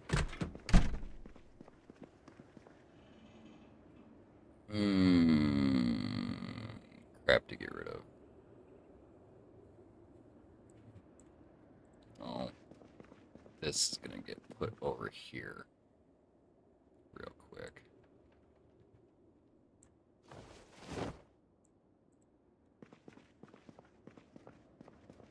So I don't want it lost in this fucking sea of shit. Oh, I had a microwave right there.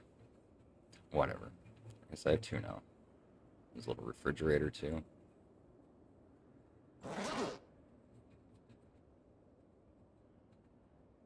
Okay.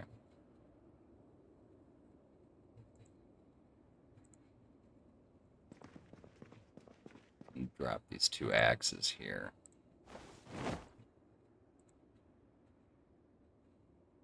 Might as well drop that there.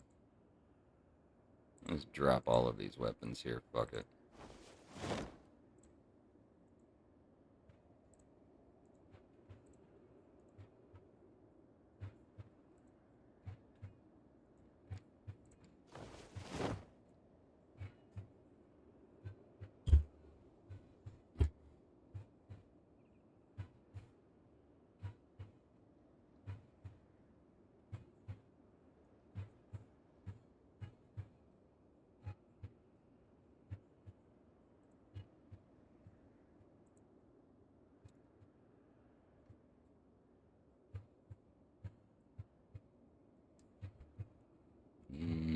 Let's put this in here and then fill it with water.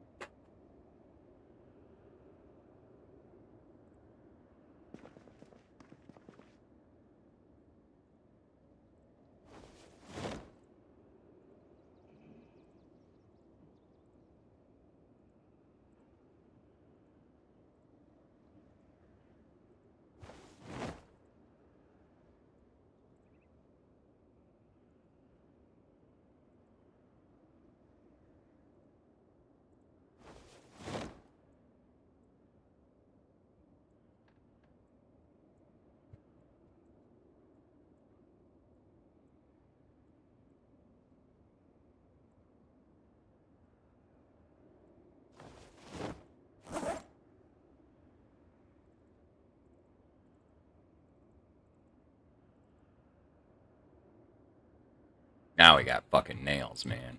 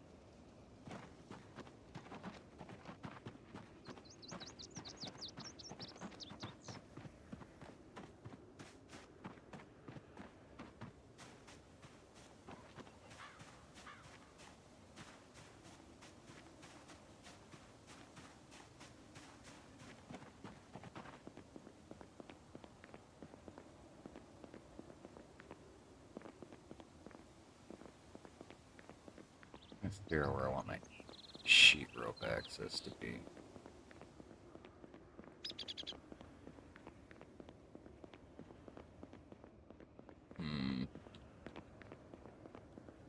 Alright, well, let's start by putting up most of the walls. Oh, crap.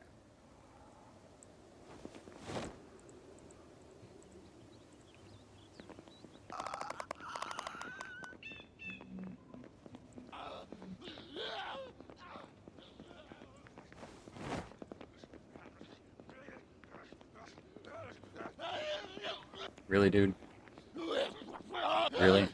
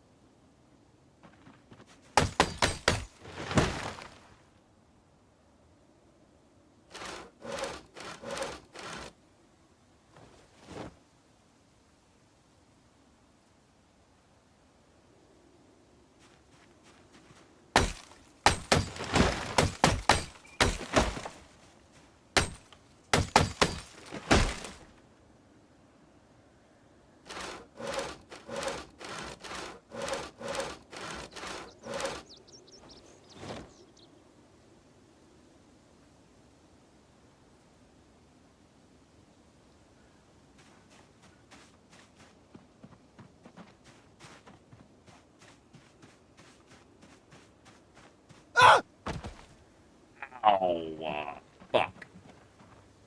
I totally did not mean to do that. Oh.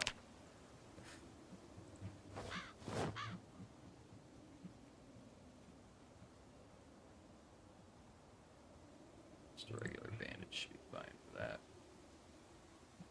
Damn it.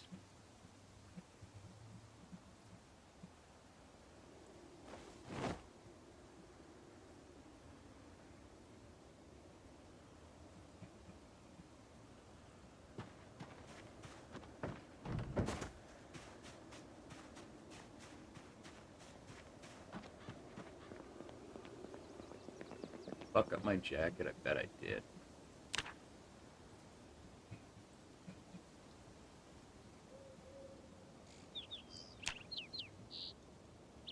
Yep. God damn it. Yep. God, motherfucker. Whatever.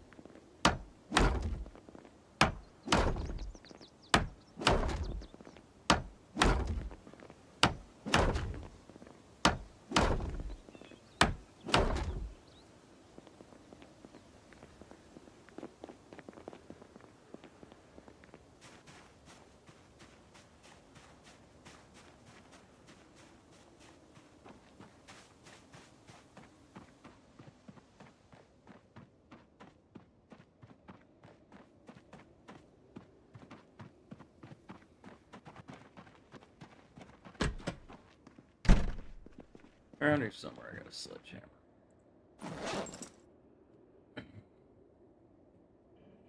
There it is.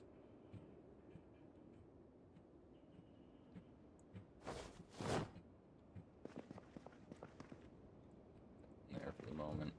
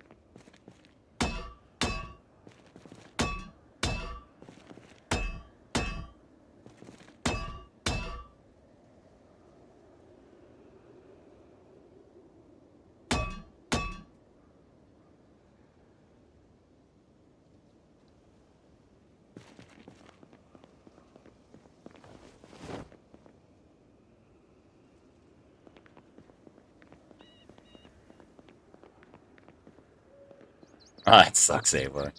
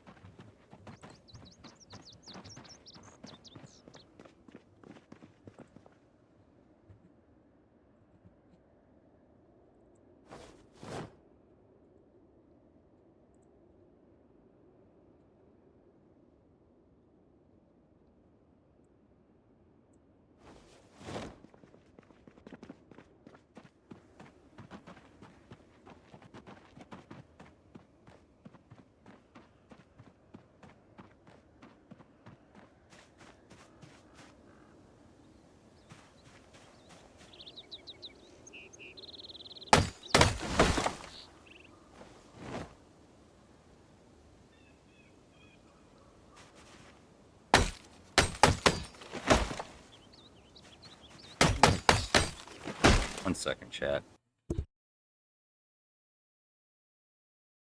Never mind. They hung up.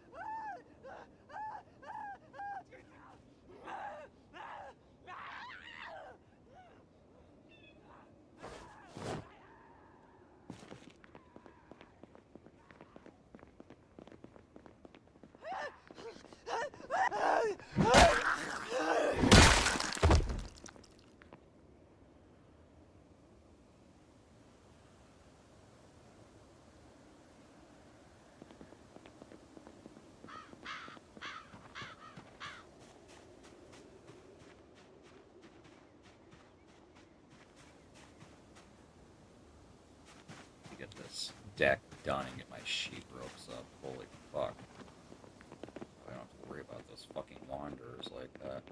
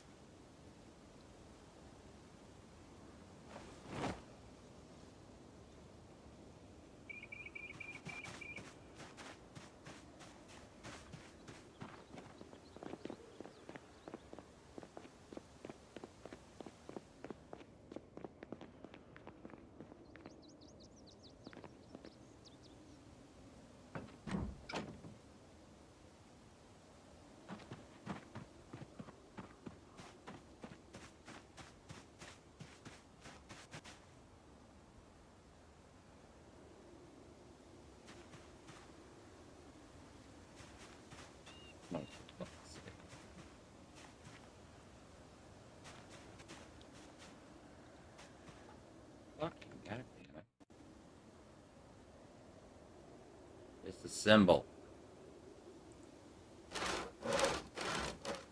Thank you.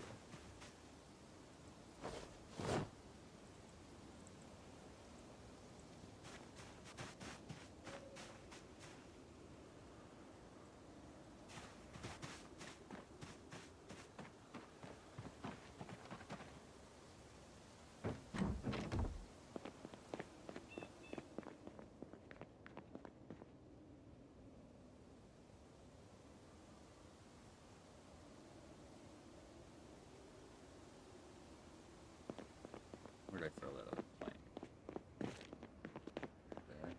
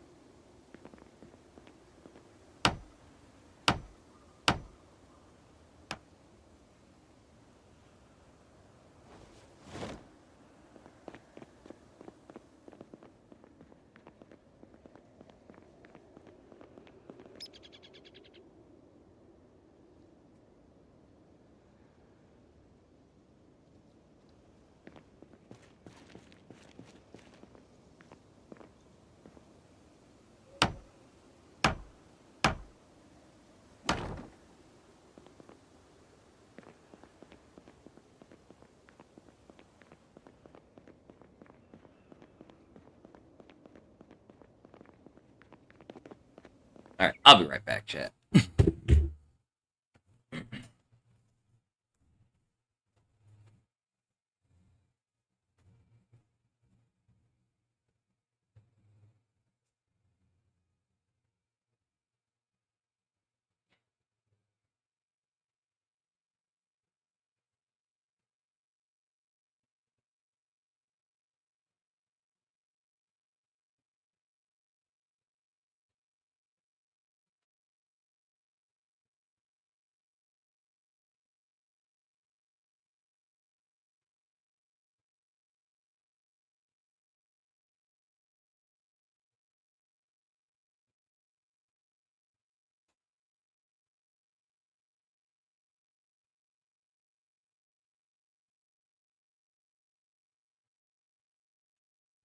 In the back. Nah, just take a leak. Alrighty, Jazz. You get some good sleep. If you can't sleep, we'll be here when you get back.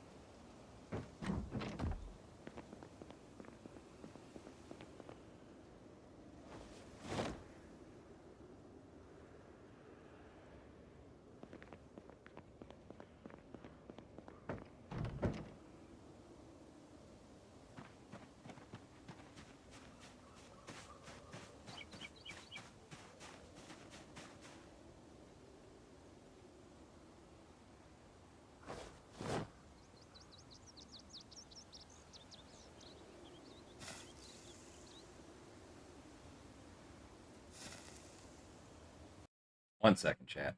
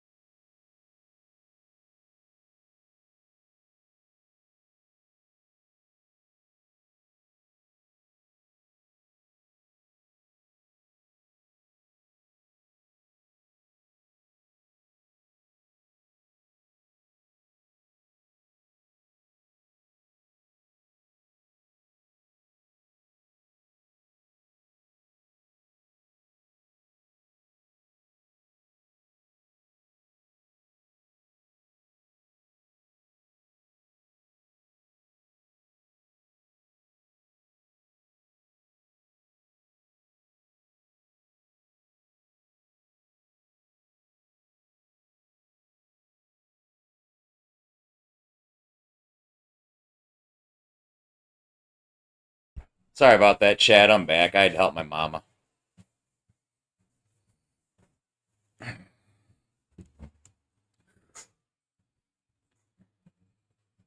Kind of takes priority over stream. Sorry.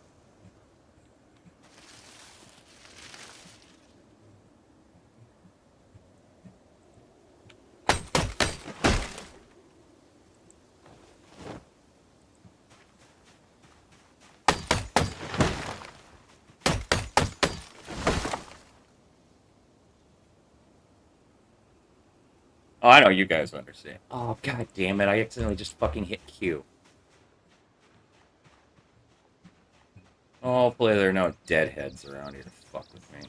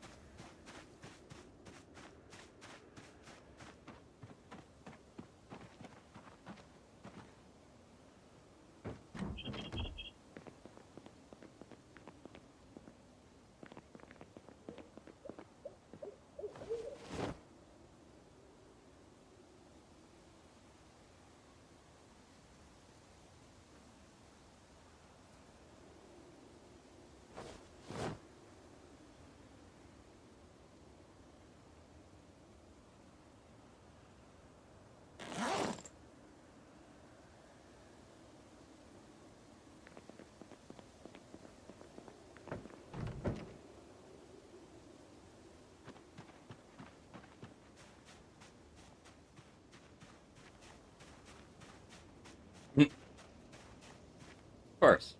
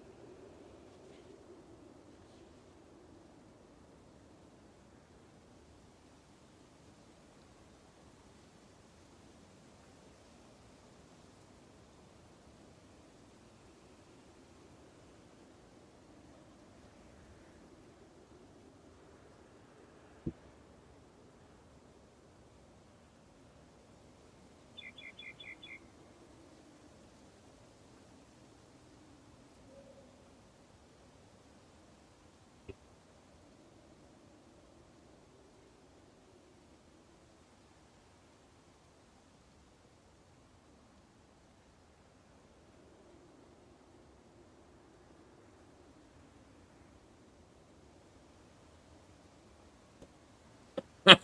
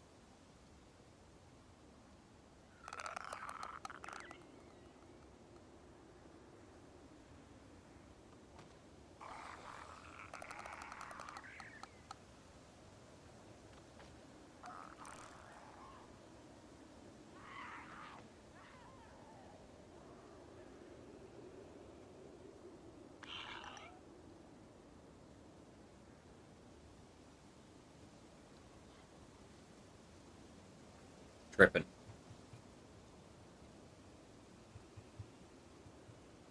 Right?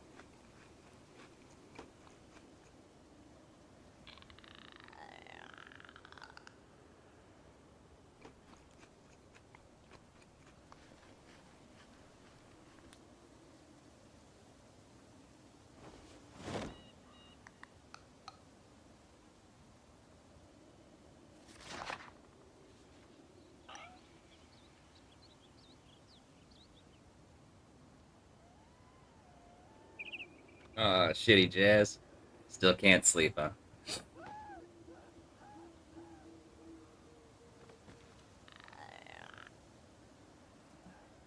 The brace making it uncomfortable.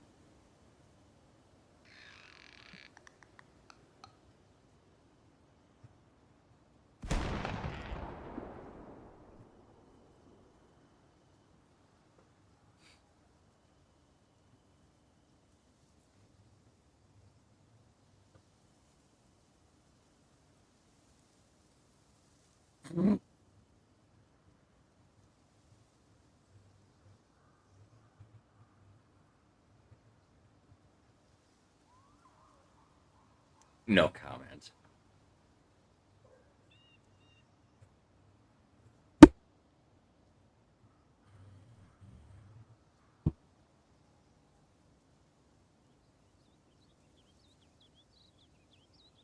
So I'm just gonna have to go back through the VOD and screen cap it.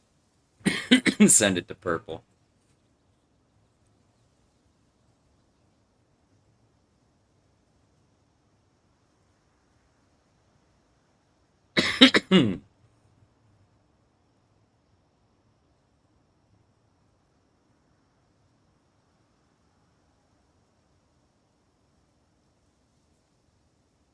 I said somebody's gonna have to go back into the VOD and screen cap that expression if y'all want it to be an emote.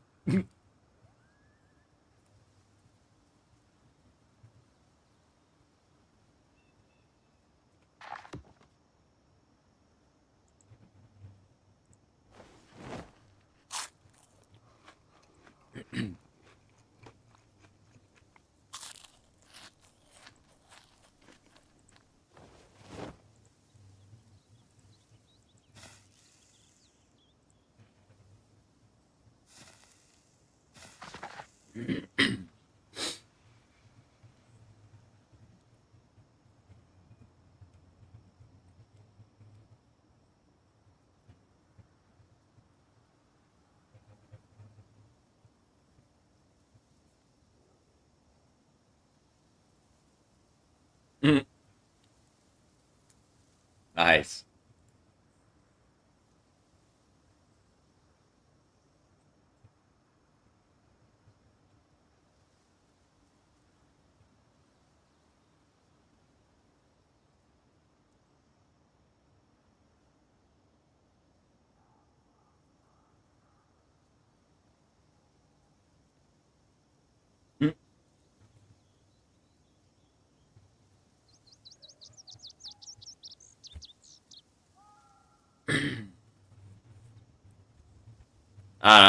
Purple, make it happen. Someone's gonna have to send it to her.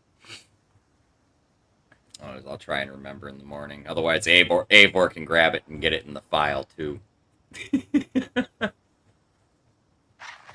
He's been keeping a master Discord with a bunch of clips.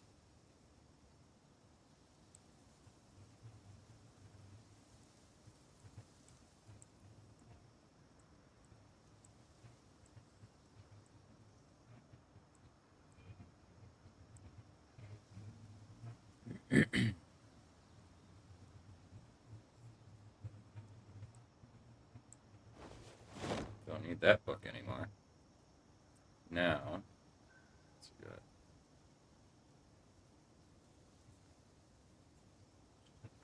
Oh, Jesus, we're already hungry again. Let's go ahead and open up one of these.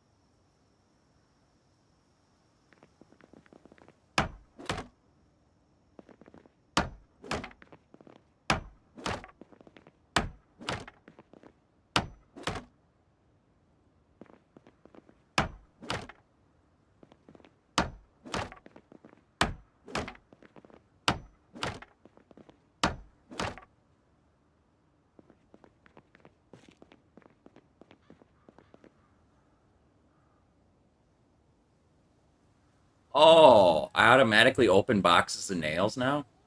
Nice.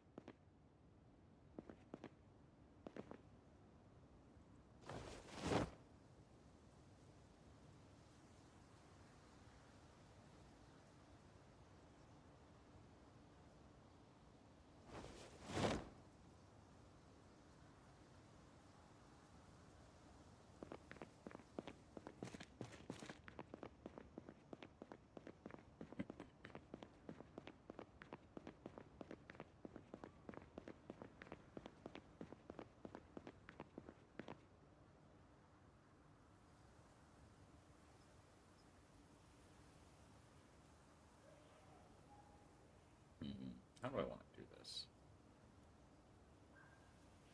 Do I want to come all the way out to here with this?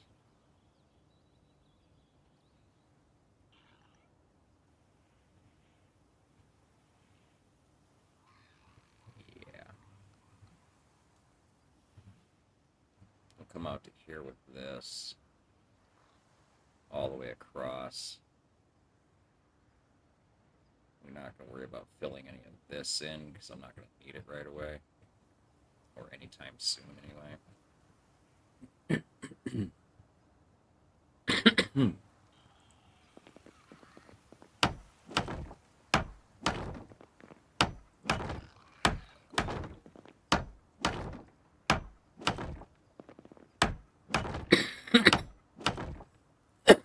Alright, Avor, we'll see you when you get back, man.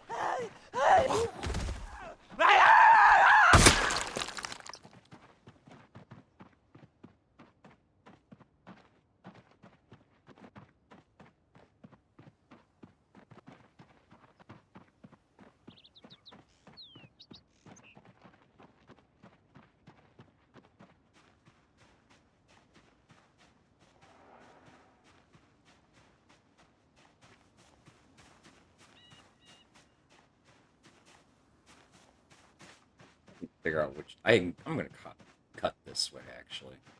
I want to have a clear path to the river.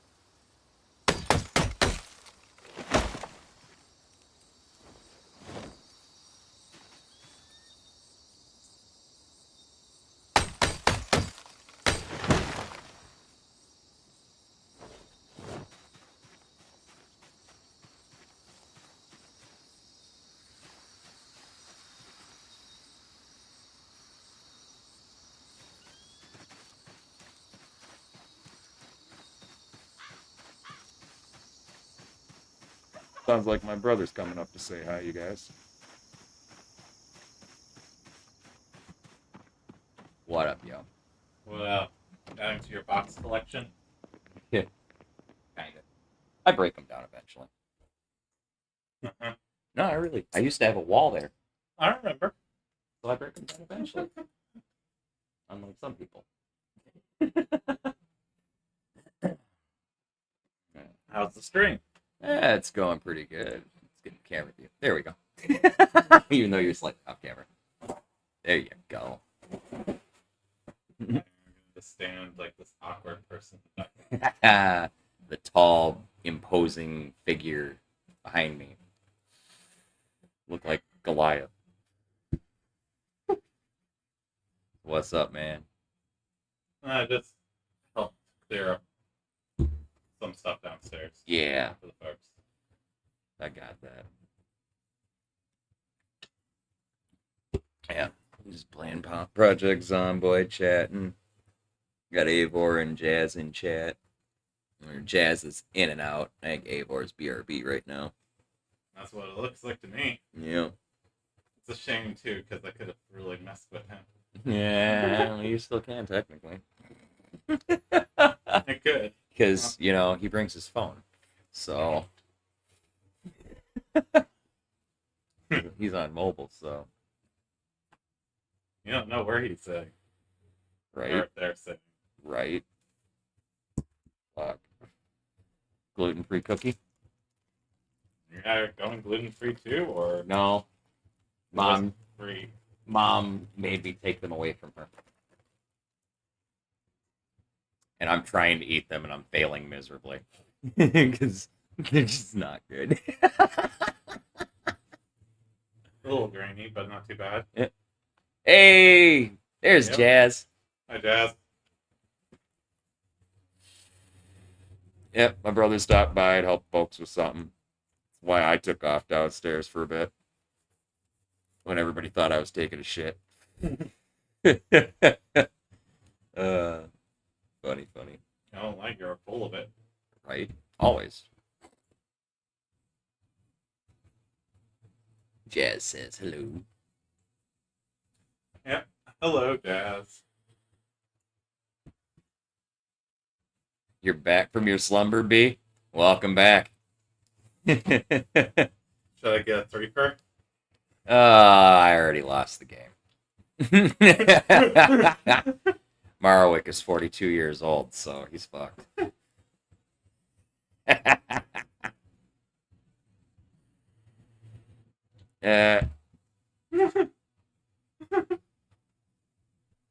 Threefer. Yep, a threefer. Yeah. God damn. Well, what would be wonderful is they were to come back right about now. Right. I'm sure he's like resetting his internet or something fucking stupid. Yep. Still as terrible as it was last night. Oh, fine, I'll take the last one for you. No, the one back. Oh. I want their happy eating cookie. It's been Yeah. a long time since I've been that poor. Oh, ow. Sad thing is, the poor guy offers the half-eaten cookie.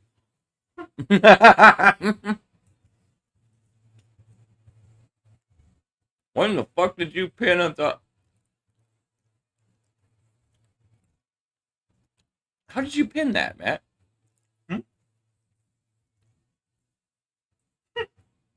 I don't know how I pinned that. I wonder if AutoMod caught that.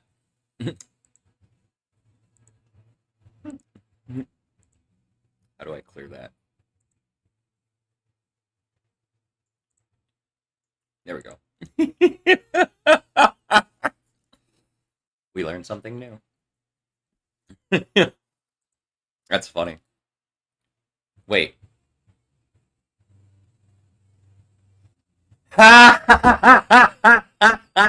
Matt, you're supposed to pick up wine. Somebody's on your computer. Probably your wife. Yep. I type telepathically. Hi, gorgeous. What's up? How's my I nephew? did. How's my nephew doing? He's probably sleeping. Or is he keeping you up, dear?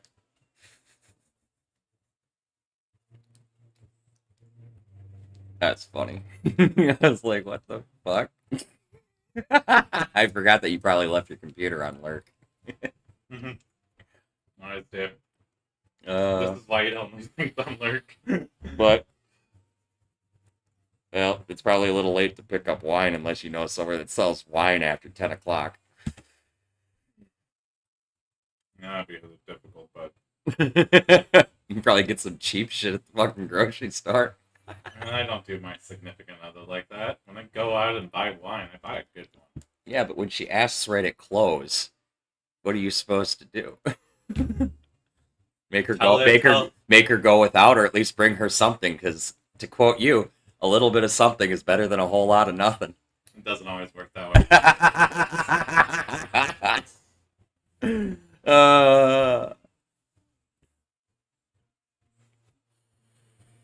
That's funny.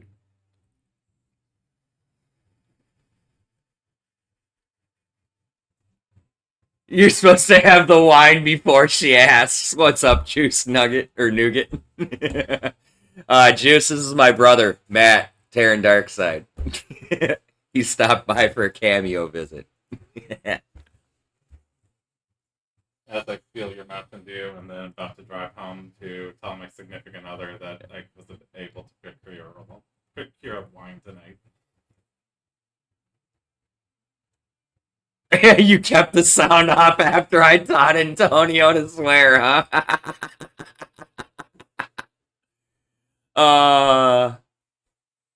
Oh, that's funny. That's funny.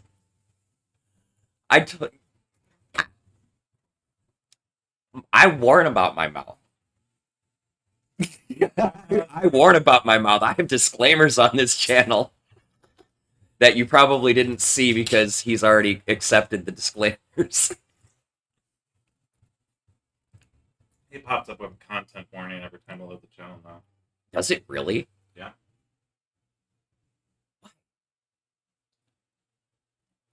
Just for people like me that are stupid and leave the thing running in the background. Just a guess. Probably. What's really fun is when I get up in the morning and I'm on some random streamer, which I think it was a raid of a raid. Yep. Raid outs. Yeah, I wake up in all sorts of strange channels, man. It's like my drinking days, only with no booze now. Your teenager's 16 and cusses more than you. Doesn't surprise me. Does not surprise me. 16-year-olds seem to know everything.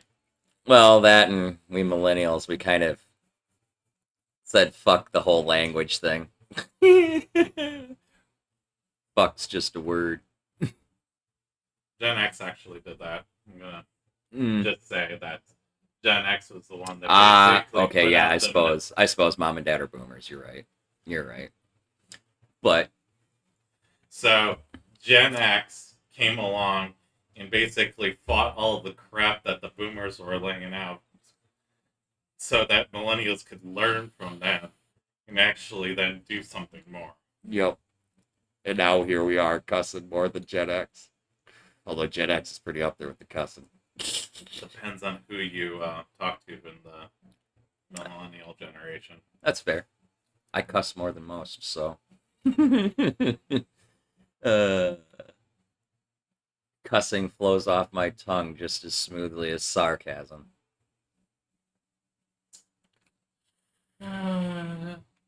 There was songs about it so much when we were younger. Hot Dog by Limp Bizkit. I wasn't going to name the artist or the song, but that was exactly what I was thinking of. There's 46 fucks in this fucked up rhyme. Fuck's this word, and it's all fucked up. Cursing is just expression in cursive. Okay, that works. They It's verbal cursive. I can get behind that.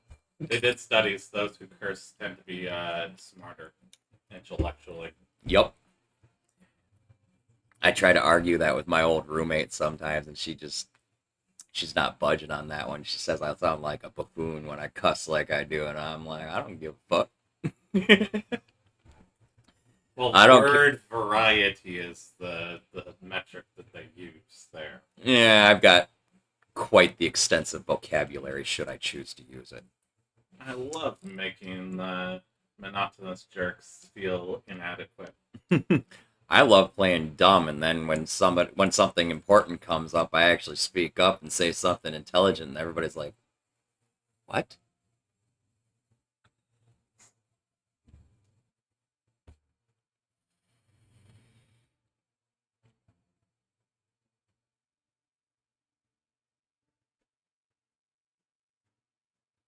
Anyway, I probably should get home. Yeah, you've got some wine to find. Good night, Dad. See you, Matt.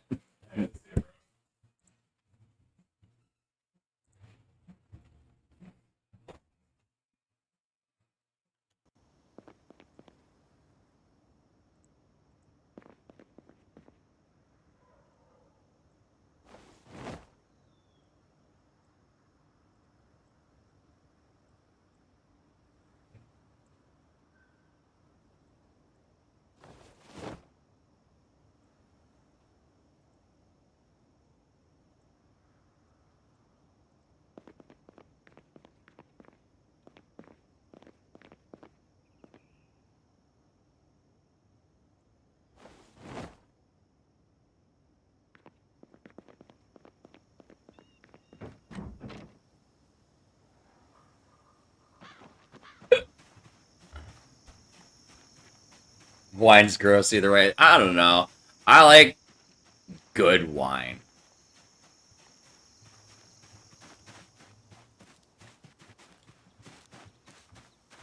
You know, like the shit we have over at the restaurant that I can't afford. That shit's not bad. Hell, I even actually like the whiskeys that we got there, too. Most of them are pretty fucking palatable.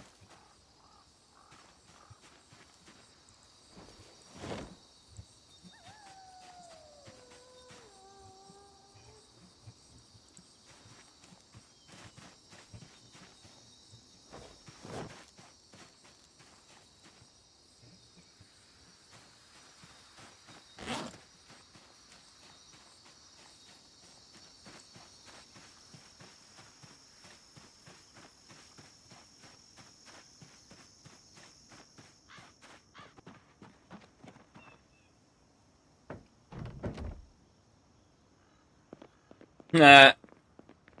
Sissa had nothing to do with that one.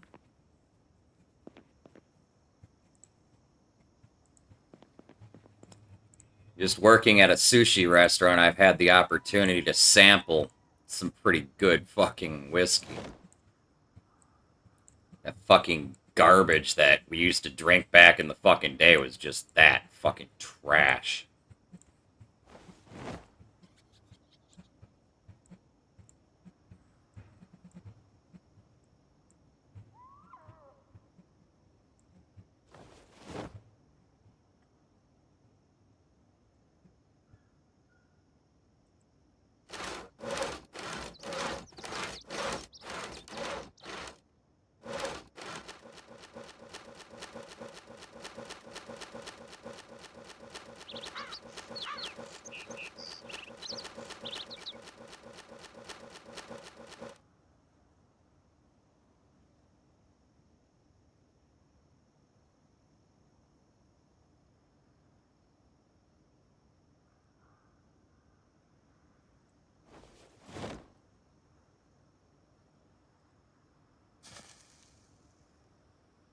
I prefer tequila.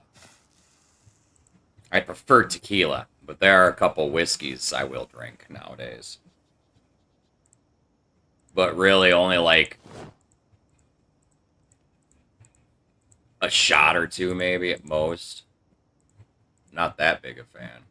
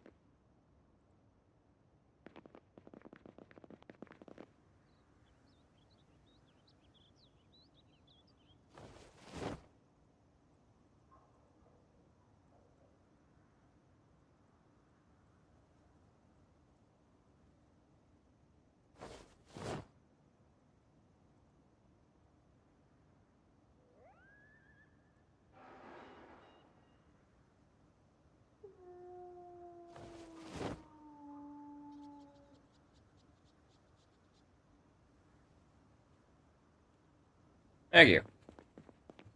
Getting there.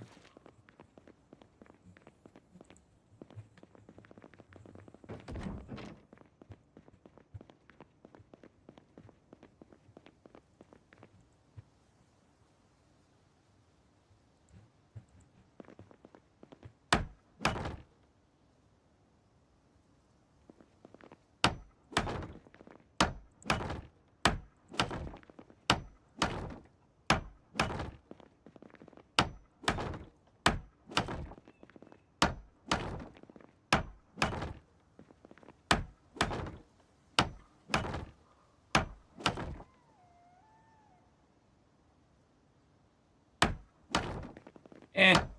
Well, I'm not playing with sprinters, so I turned them bastards up.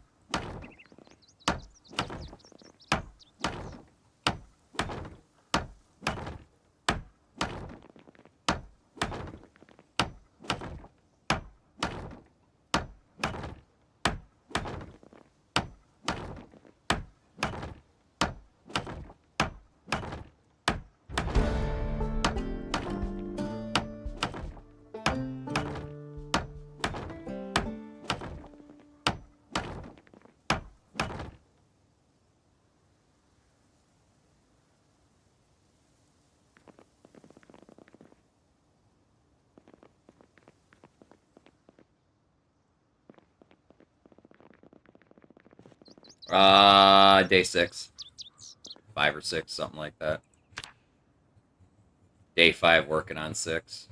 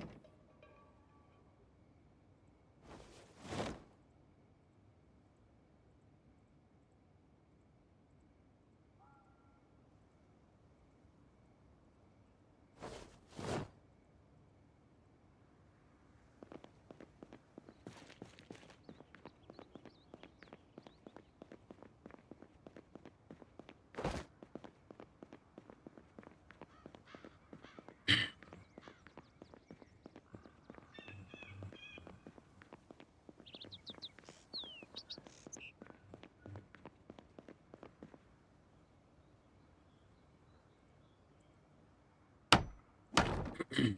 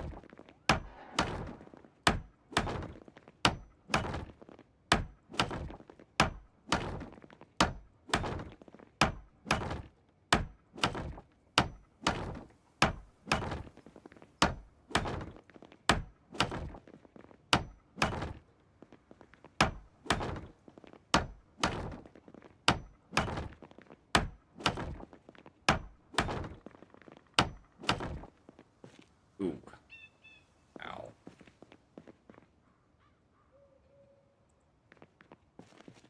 Okay.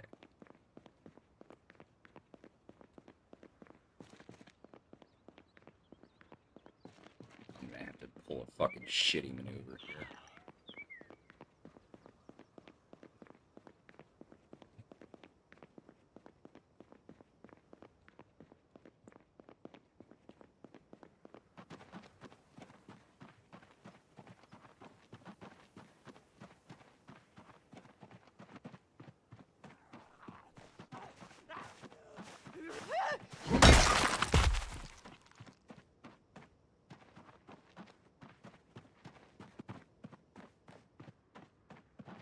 Or there was at least one more. Pretty sure there were two of them.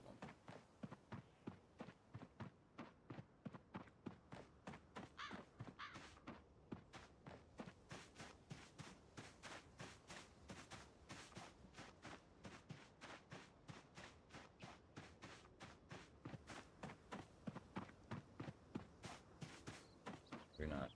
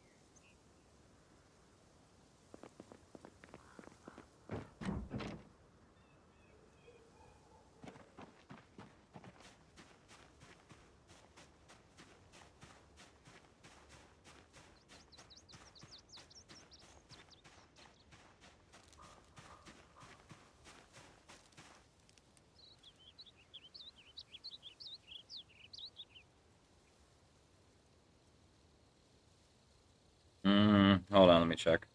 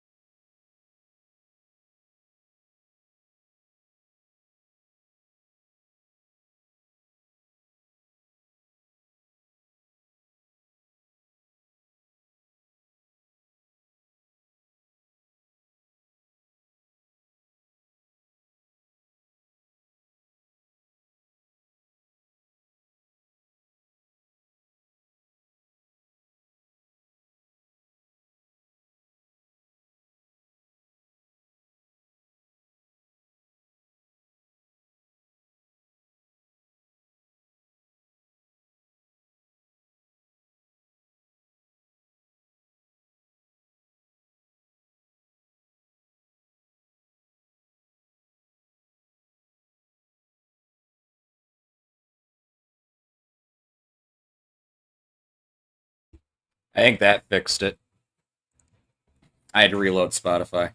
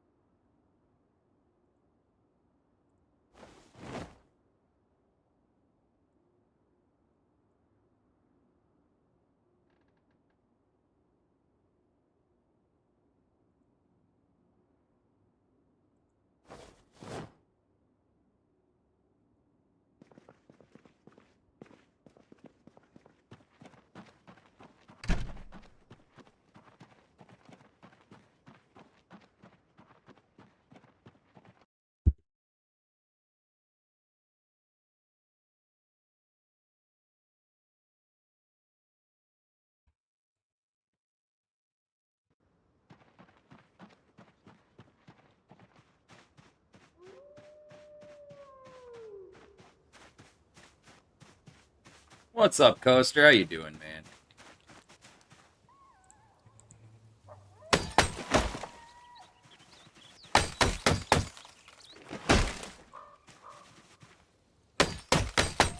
I'm doing alright.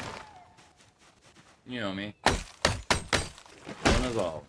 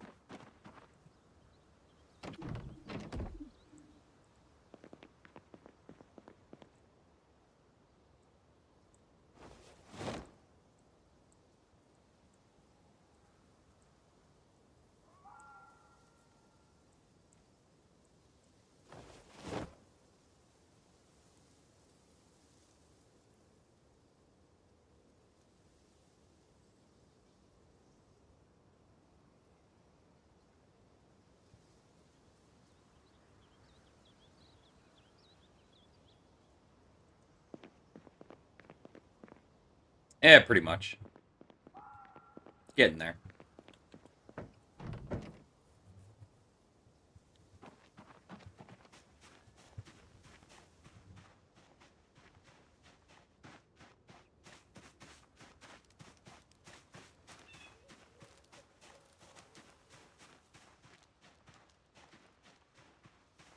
I was gonna try and nomad this playthrough, but the zombie count's actually a little too high to try and do that. I have to have a stable place to fucking, like, hole up and shit.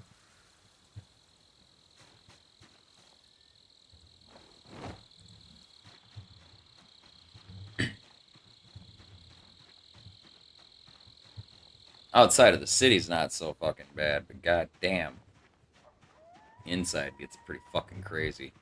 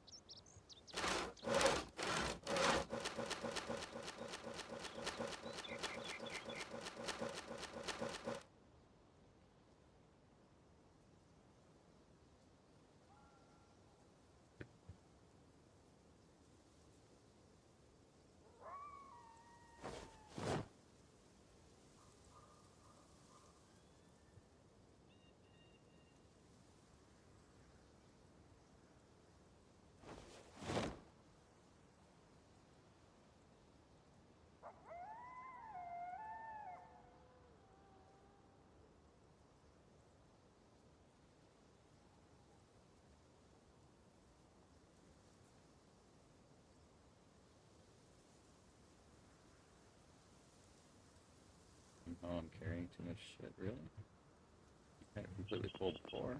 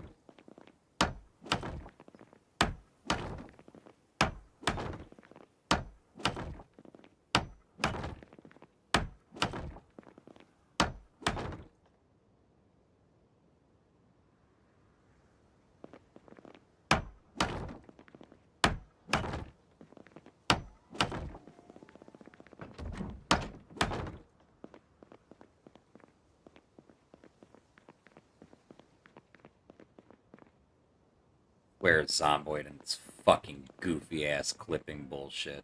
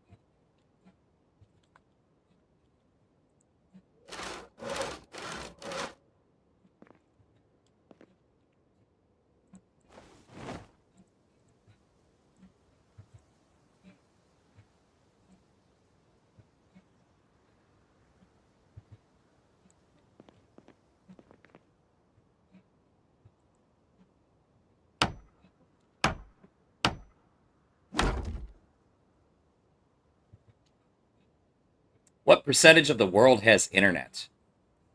43%, 59%, 73%, or 89%? This is, of course, accurate as of this game, but, you know.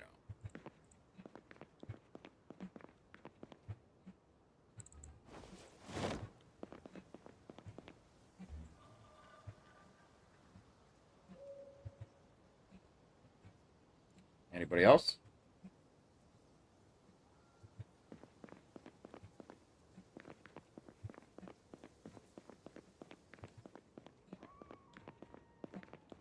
You hate quizzes.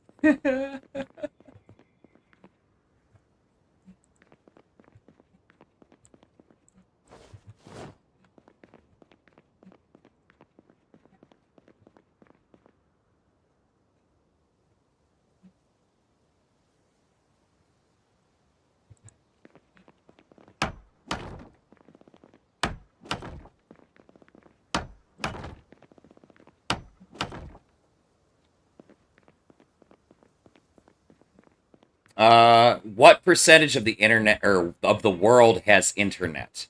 43%, 59%, 73%, or 89%?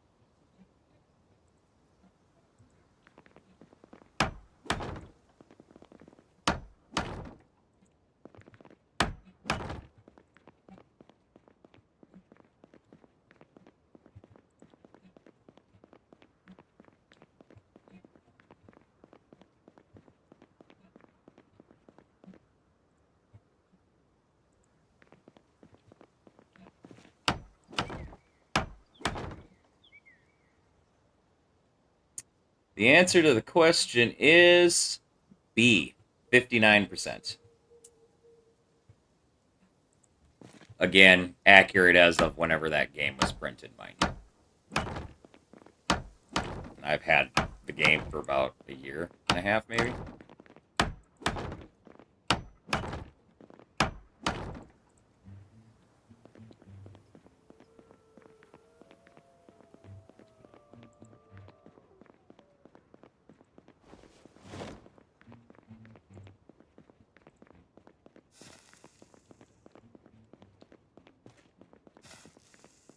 Close enough.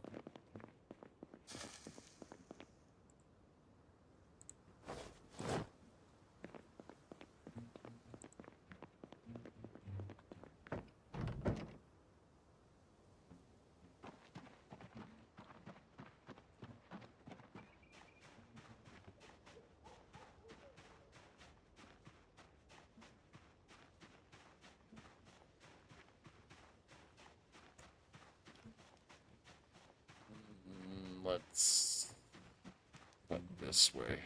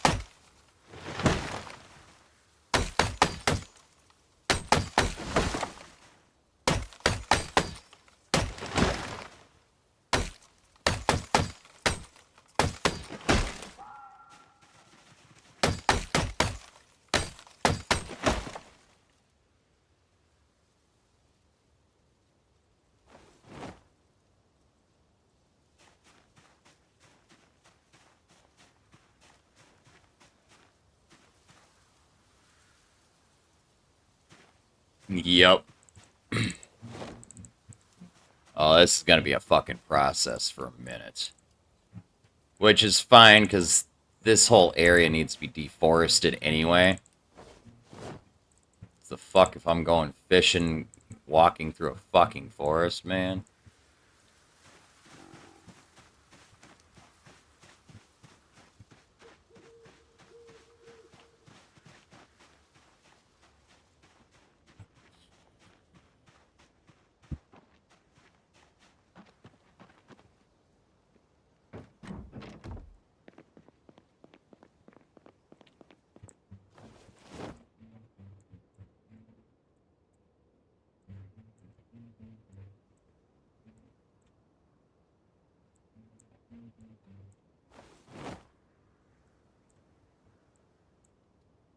The bigger fuck you is gonna be the nails, man.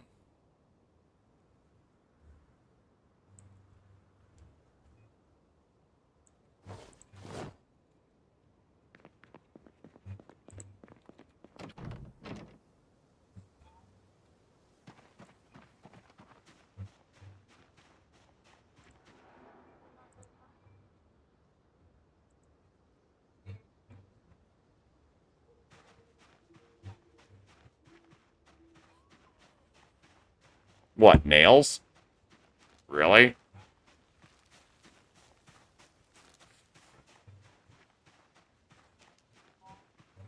Or I could just go dismantle a bunch of shit. I went through one building and got like an entire box of nails worth of fucking nails.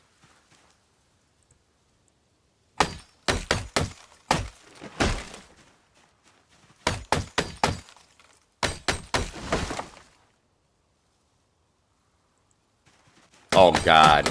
That was Grizz's brother that was making metal roofs.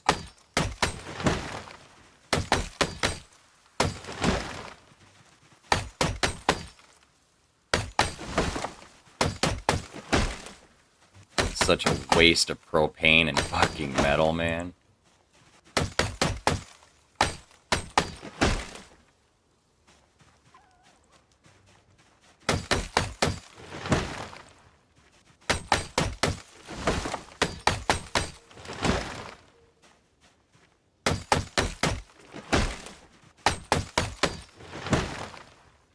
Well, it's just brutal because that was all stuff we needed for like repairing vehicles and all sorts of shit, man.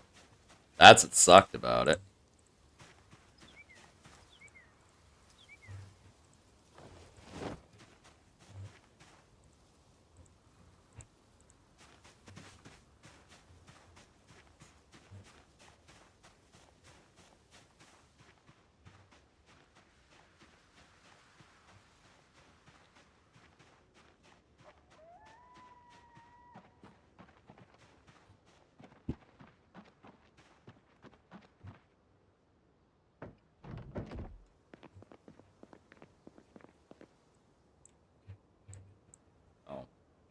Wrong inventory.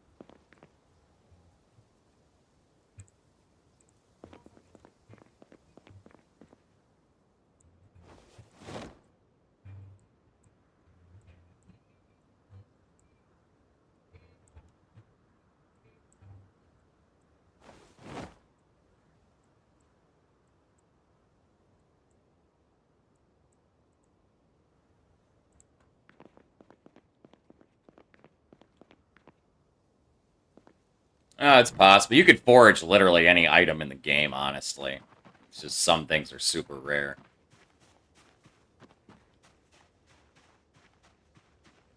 Piles of trash and stuff, such like that.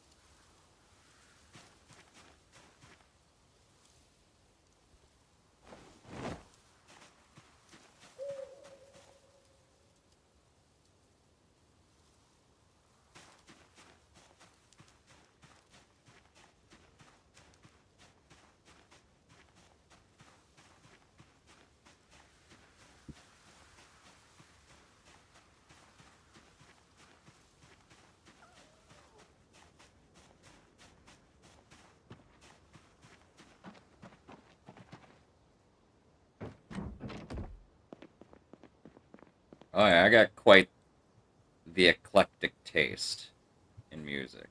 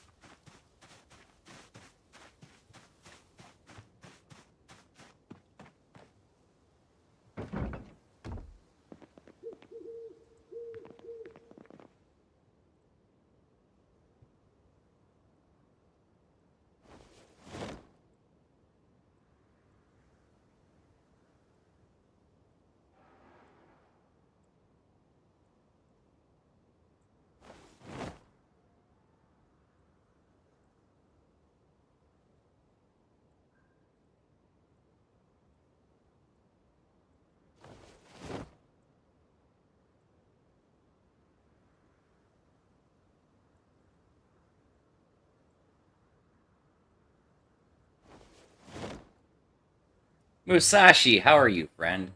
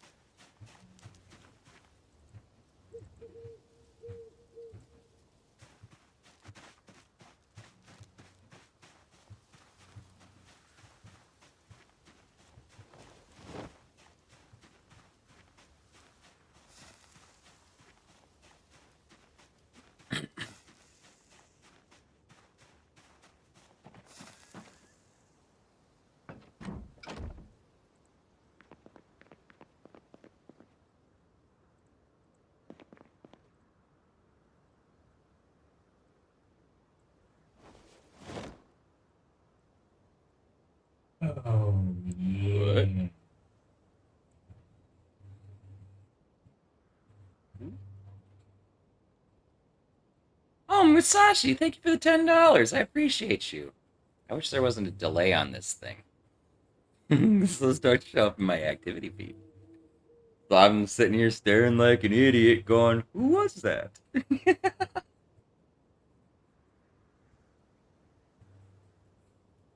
Thank you very much, Musashi. I appreciate you. You're fucking awesome, my friend.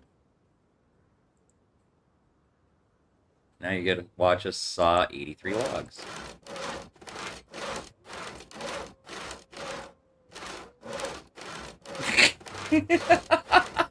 Oh, God.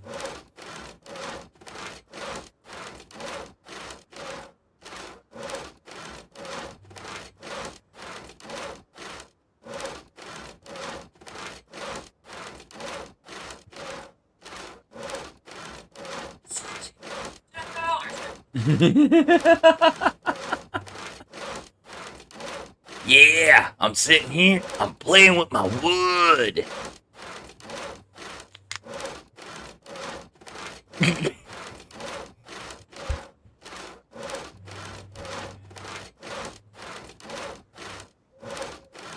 That balloon is a representation of my very first experience in a strip club.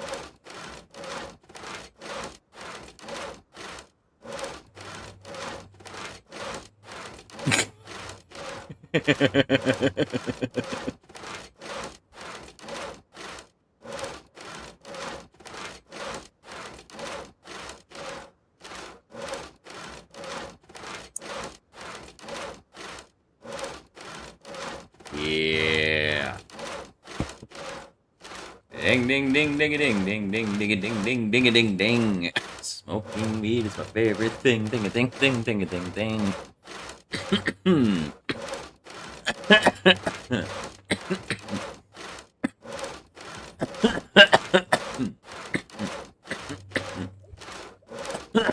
Oh god, I can't do that. Zoom. I said zoom.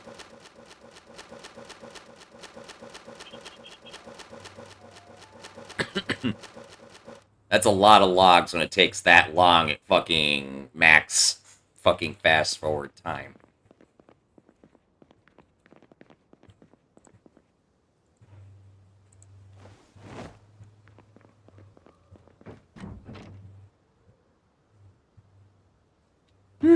I know, right? Little does everybody know, I practiced for this my whole life. It's a very similar motion.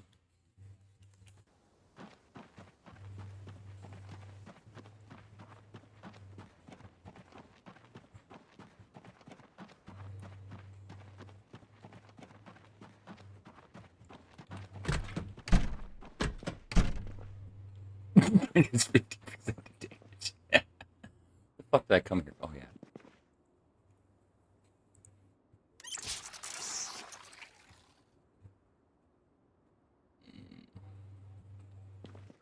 Do I have any food anywhere in this fucking pile of shiznit?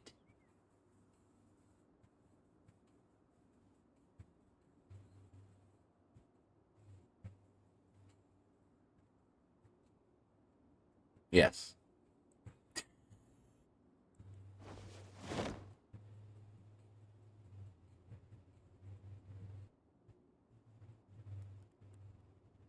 Do I have any other food in this pile of shit? Doesn't look like it.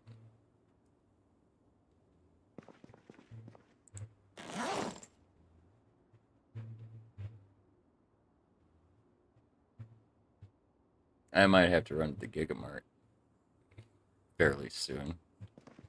I didn't realize all the food that I have is what's in my fucking one bag. It's funny.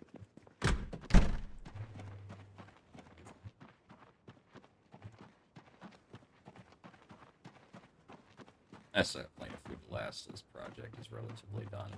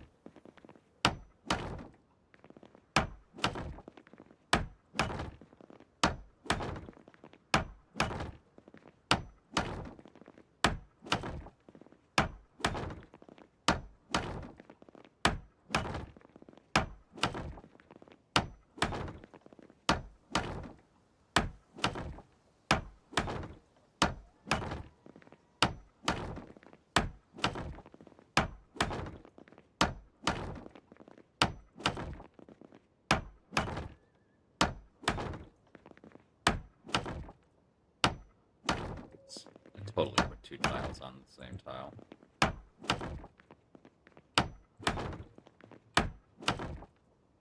Oh, and if I hadn't have done that, it would have reached all the way to the end.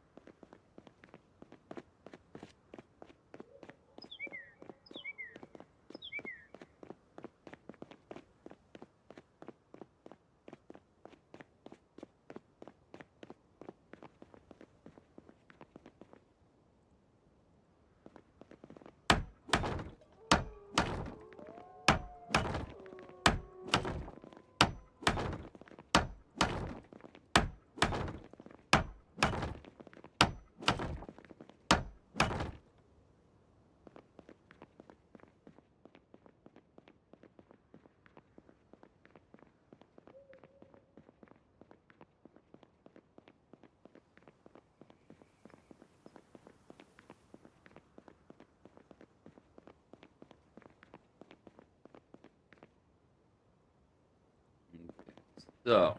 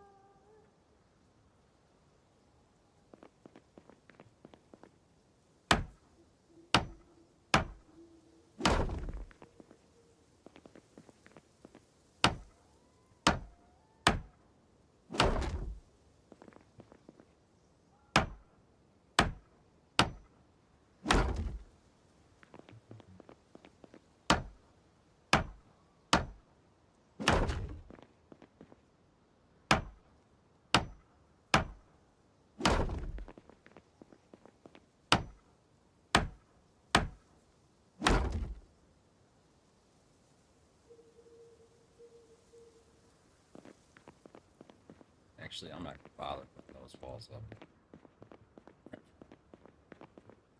Do this now.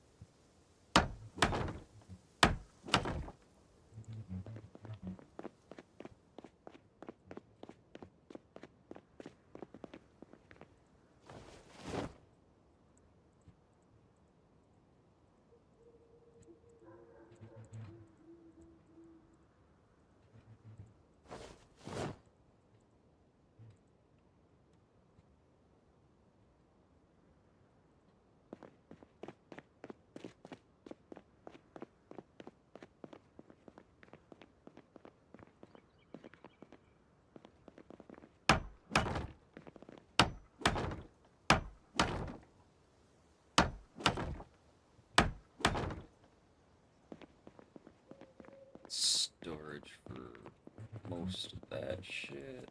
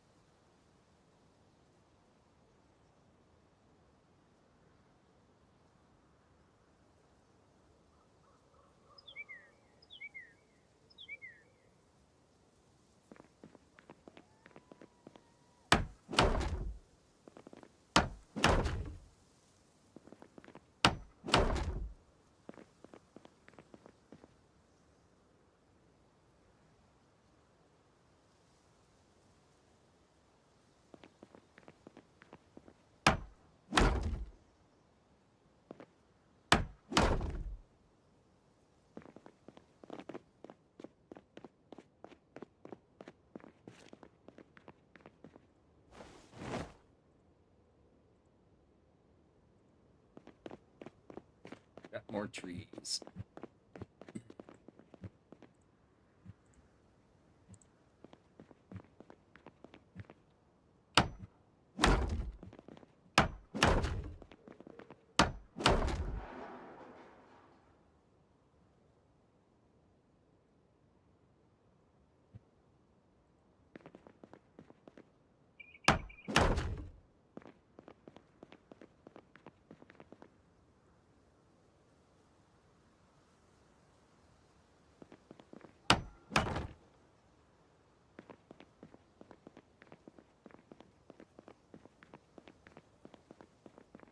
Alright, I'll be right back, chat.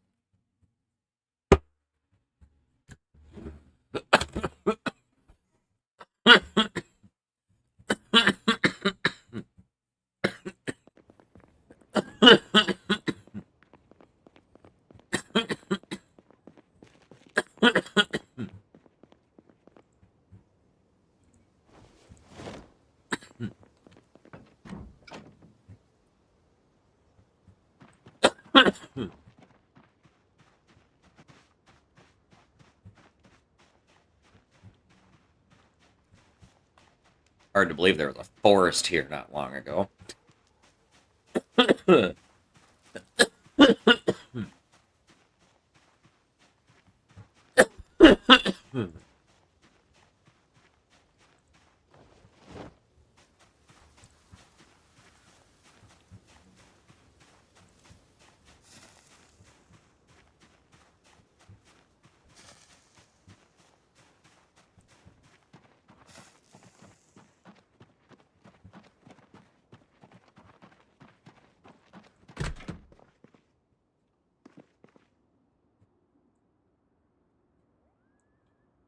Alright, let's start sorting some of this shit out now that I got some storage.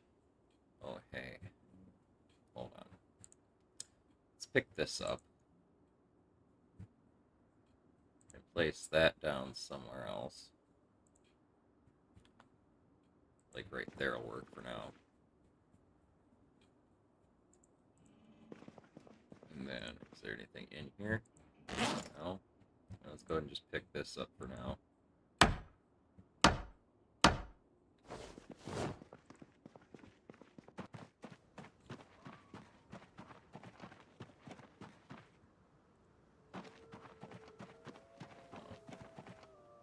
Throw that in there.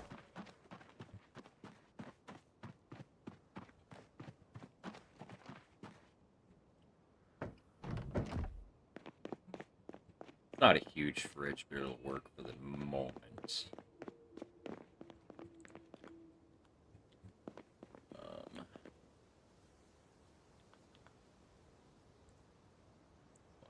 There.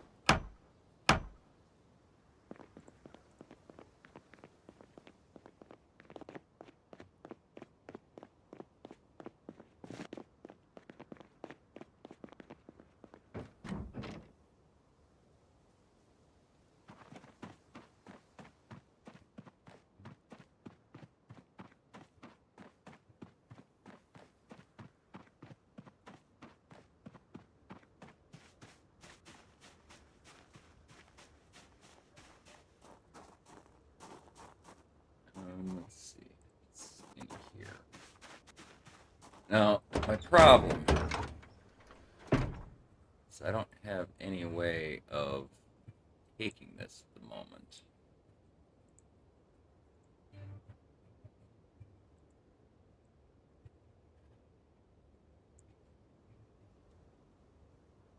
But I could do this.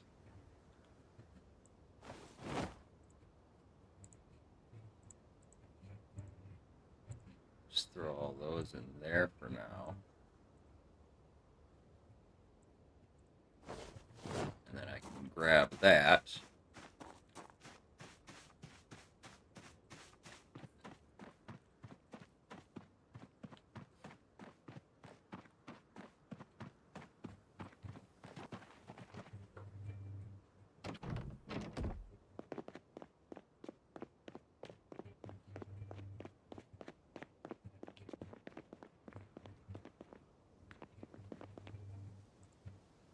Maybe place that down. Or not. This would be like one of those deals, isn't it? Where I gotta drop all my fucking shit, isn't it?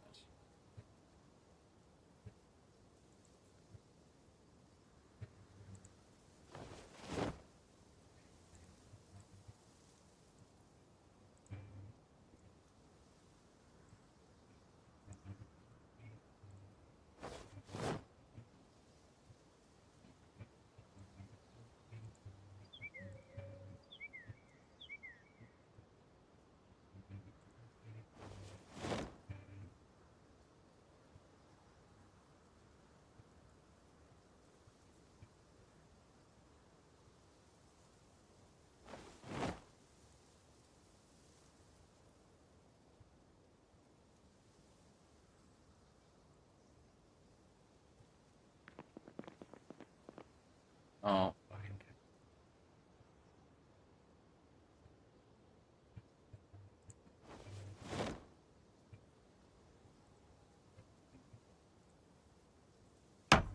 Oh, thank fucking God. What a pain in the ass. That's what it's going to be like to try and bring a refrigerator, an actual refrigerator freezer home, too.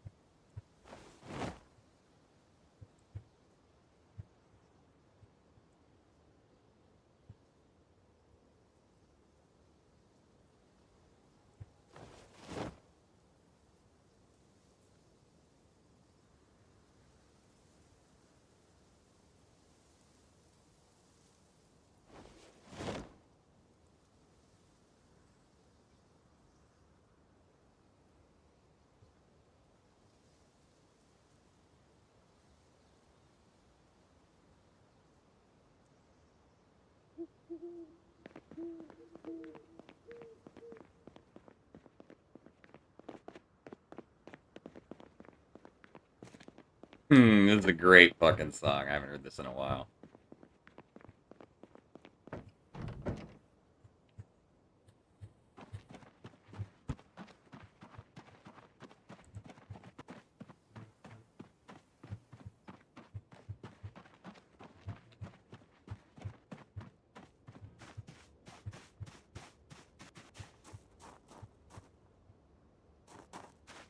Same.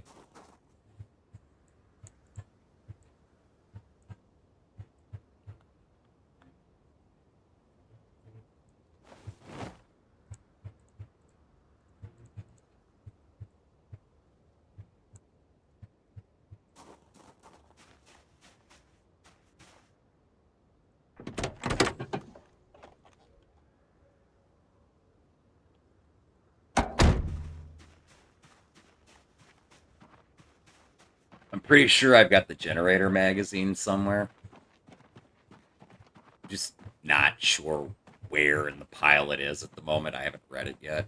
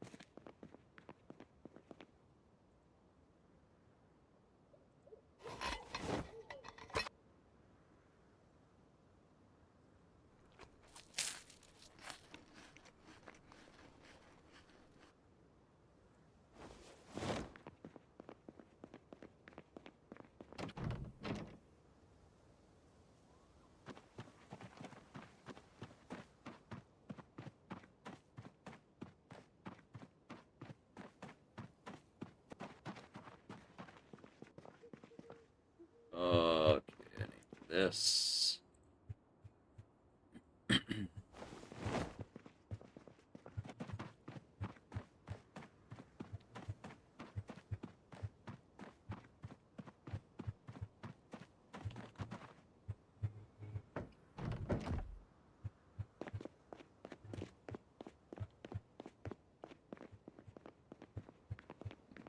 Where do I want this fucking thing? Probably right here.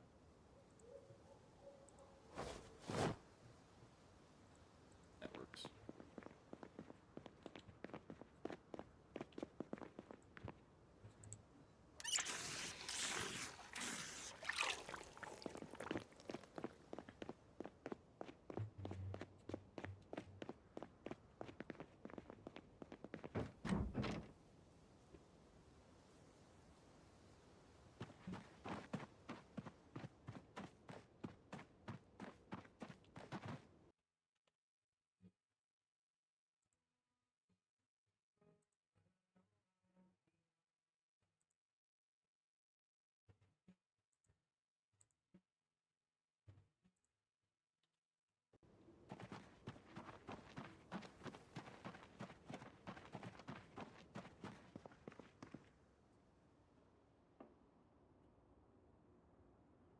Smart. uh,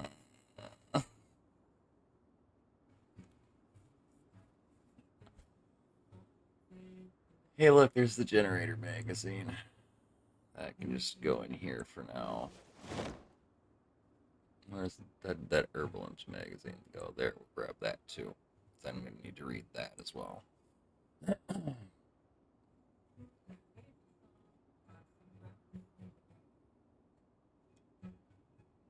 Mm.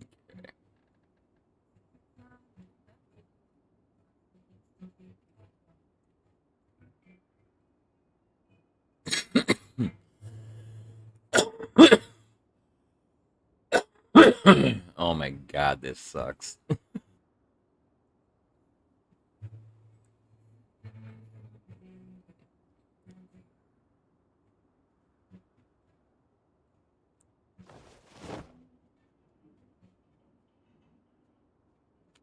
Well, yeah, it's my Doom piles.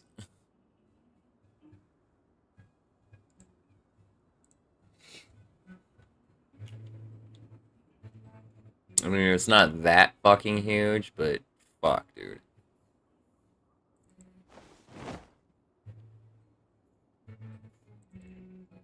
What did I just accidentally grab? Nothing.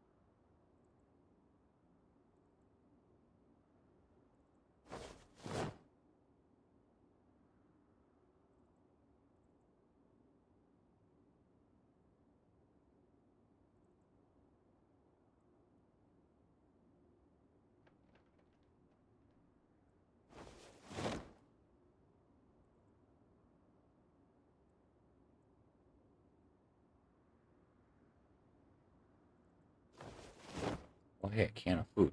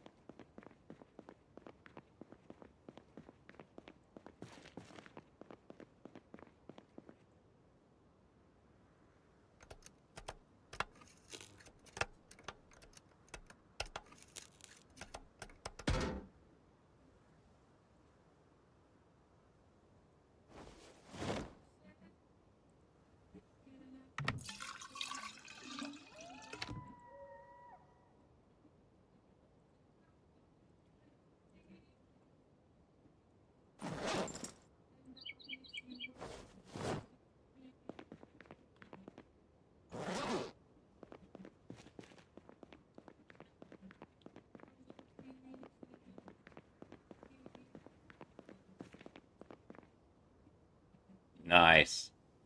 What kind you get?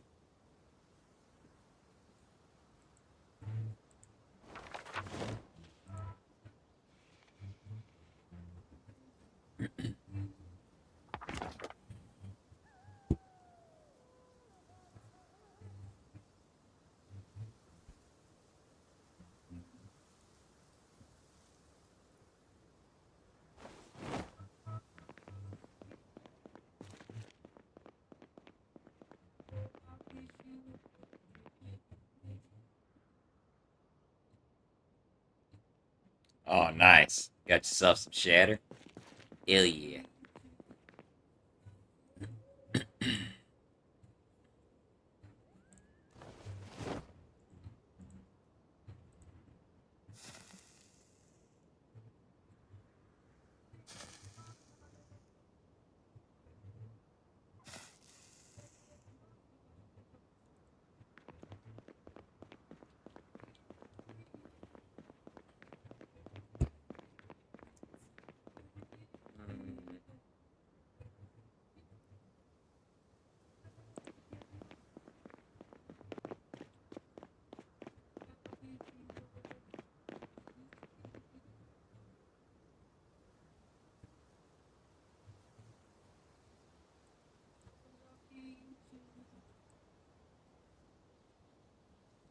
That over here for now.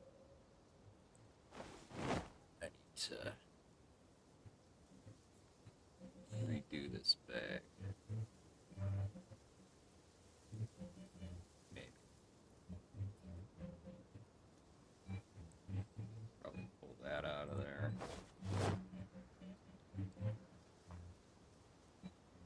Pull that out of there. Pull that out of there. Switch that like that.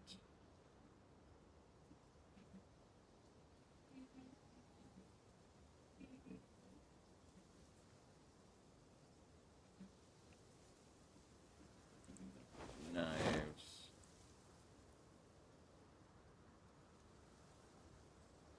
I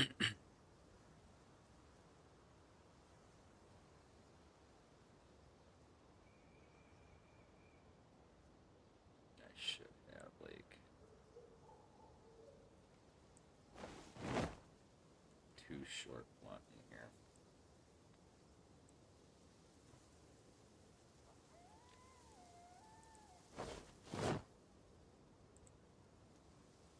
Those are tools.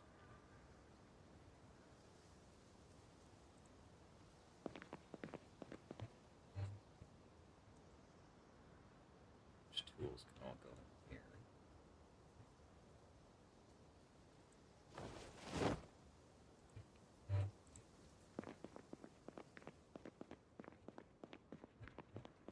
Nice, I'll take a puff myself.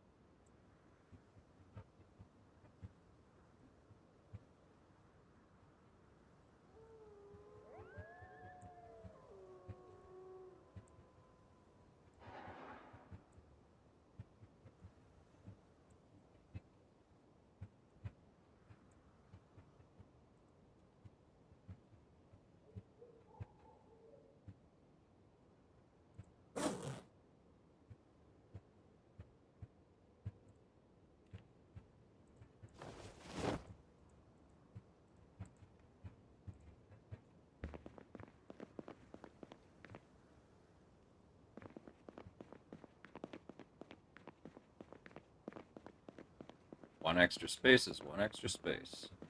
Fuck.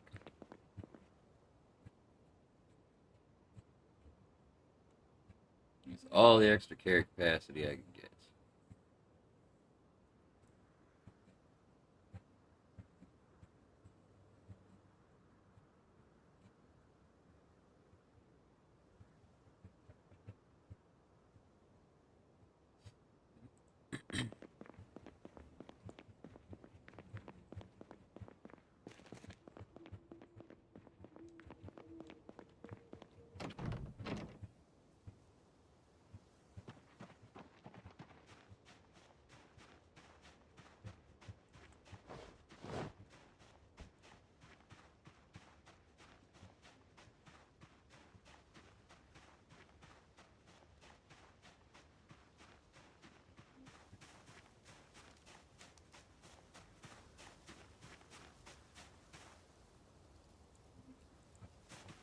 Wait, what do I have on me that allows me to fucking dig graves?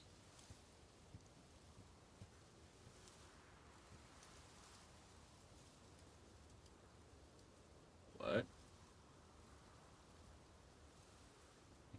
Interesting.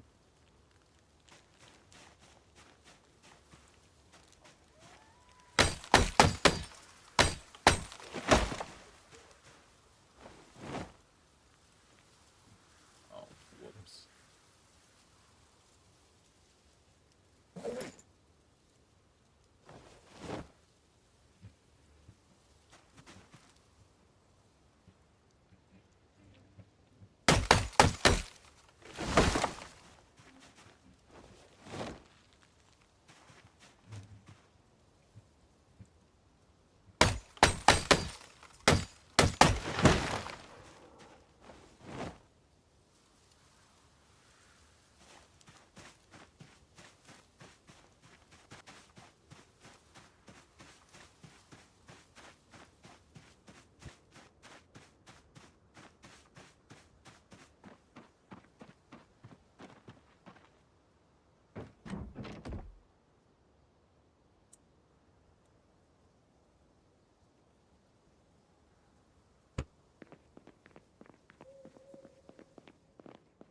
Hmm.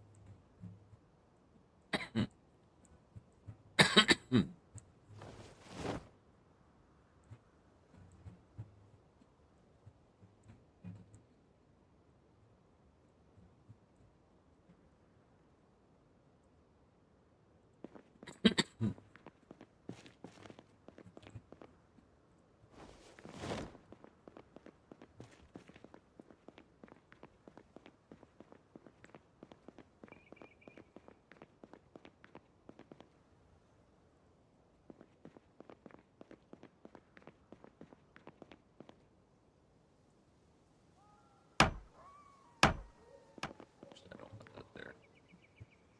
Put that there instead. So I'll put my bed in this corner.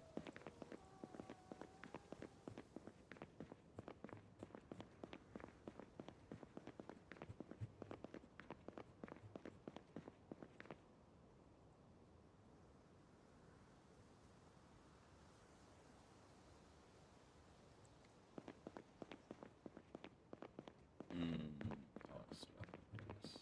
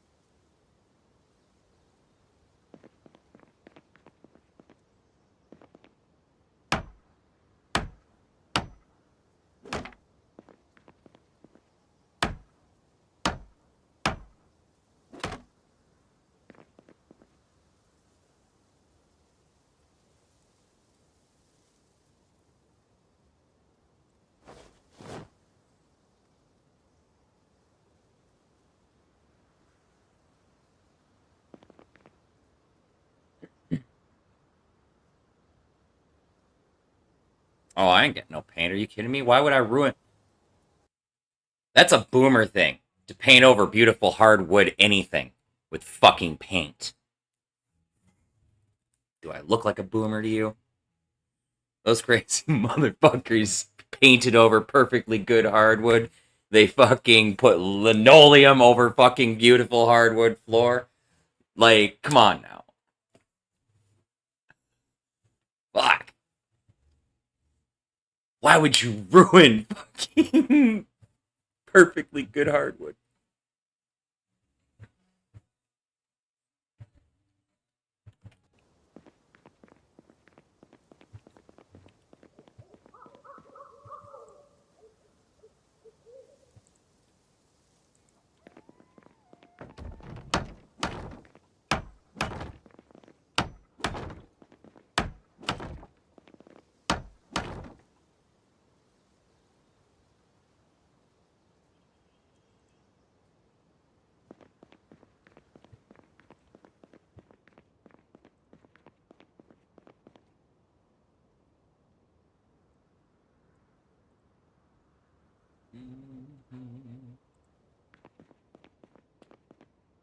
There it is.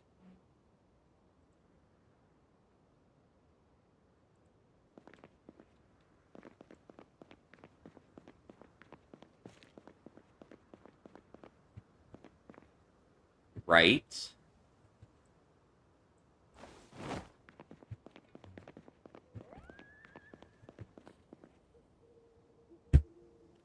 To be honest, I guarantee you the real reason the shit got painted over or fucking carpeted over or linoleumed over is probably due to ease of cleaning with the resources for cleaning that were available at the time.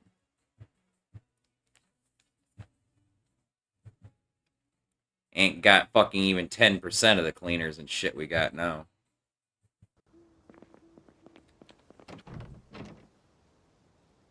So linoleum is really easy to fucking mop, you know? Whereas hardwood, everything fucking stains it.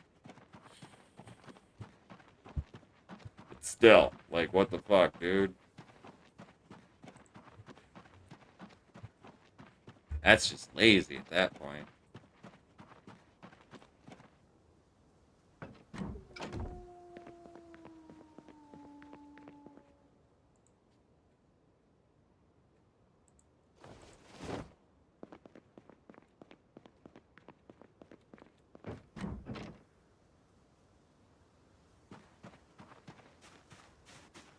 Yeah.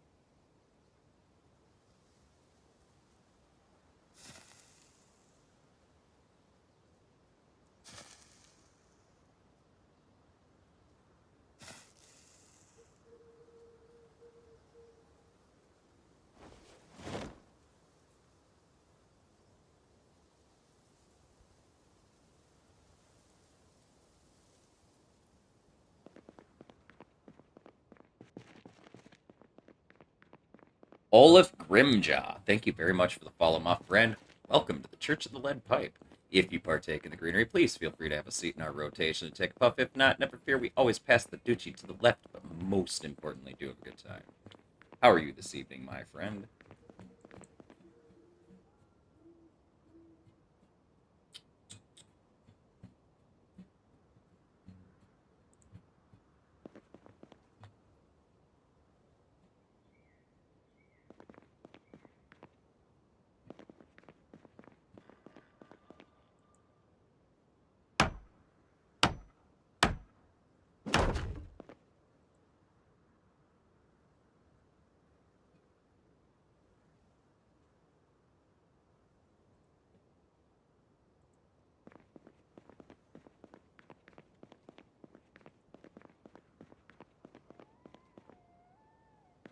Ugh.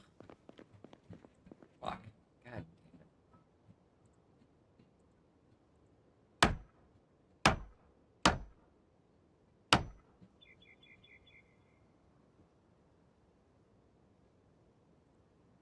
That's mildly annoying.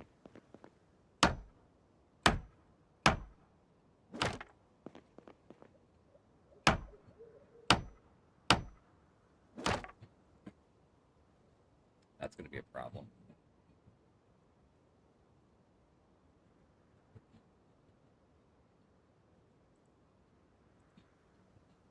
I might have to move those shelves later.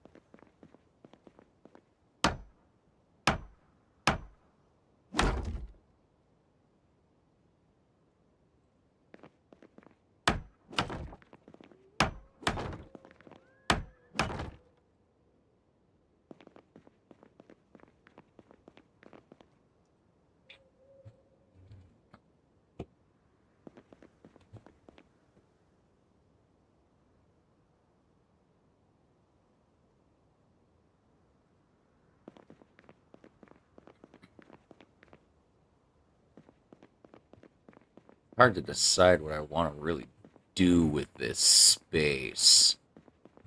Especially without any furniture yet. I know I need a bunch more storage, but... Let's see, and this little gap back here is gonna house our fucking popsicle freezer.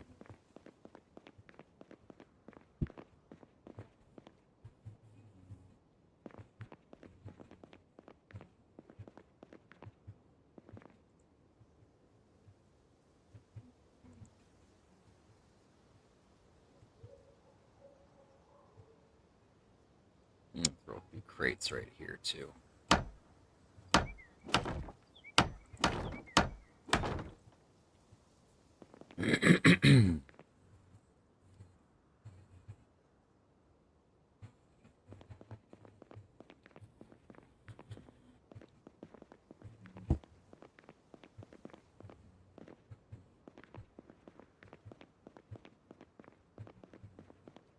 Oh yeah, I need to find a sink. I do have a pipe wrench on me, so...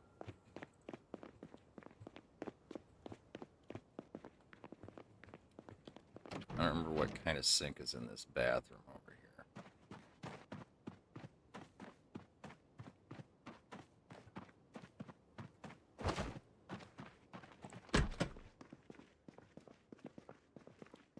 Ah, perfect.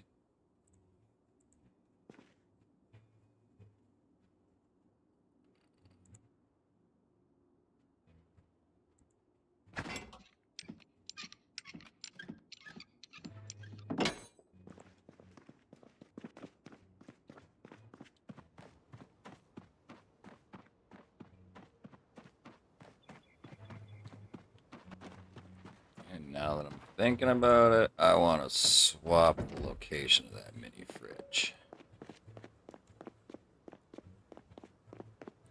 That can't be here. That's got to go over here.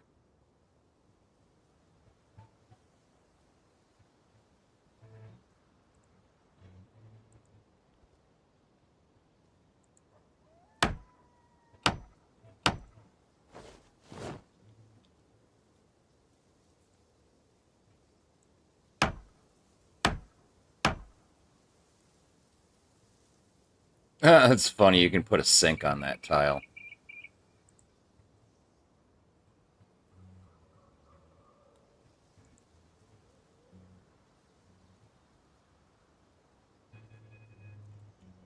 Not really. Have to be a really tiny sink, because you got to remember the fridge is there. It's a fucking mini fridge, man.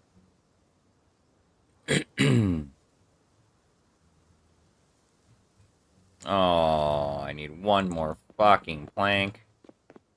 Ugh. God damn it.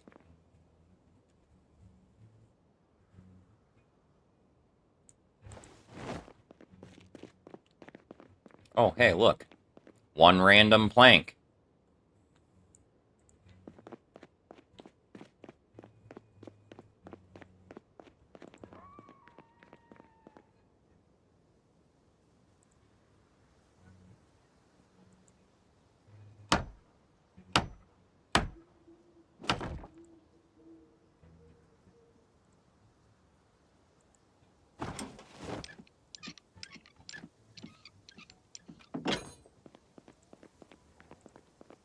And then...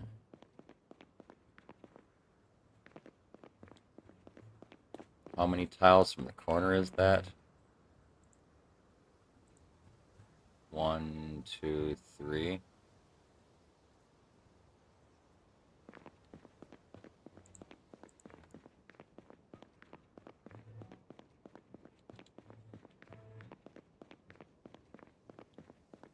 So that means the rain barrel would go 2, 3 right there. It works.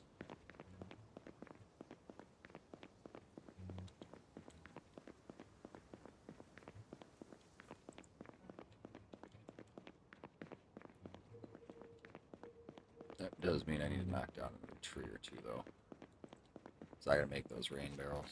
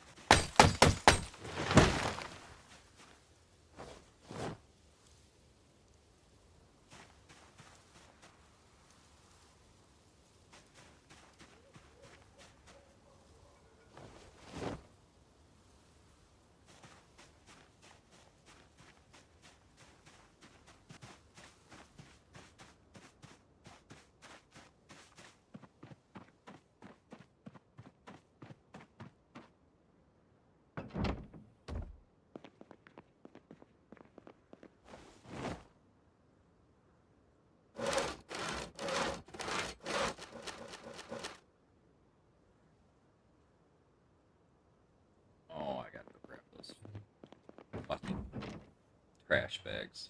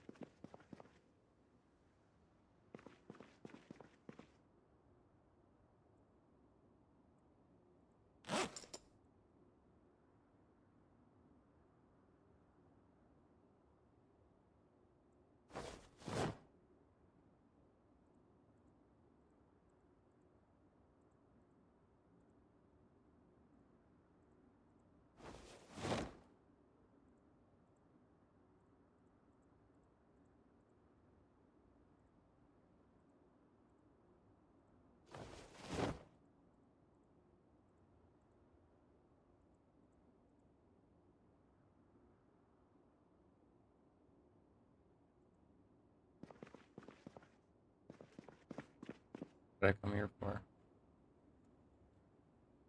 Oh yeah, the garbage bags.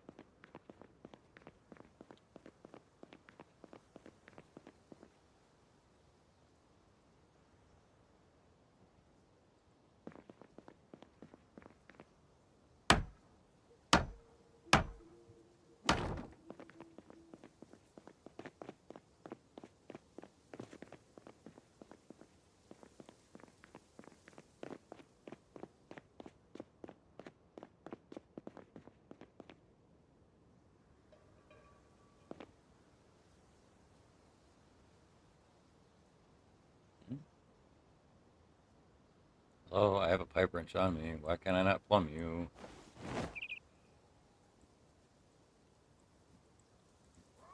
I have to put fucking water in that thing? Is that what it is?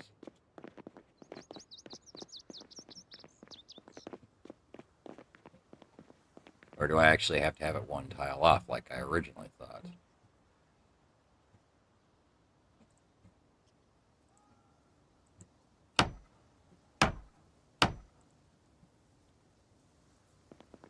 Put it there. See if I can plumb it from there.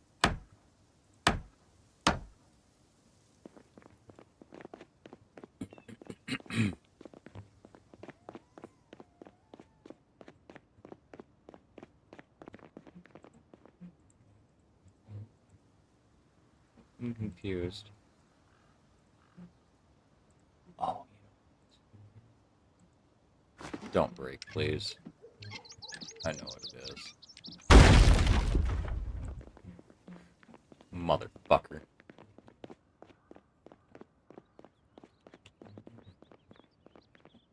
Fuck you, game.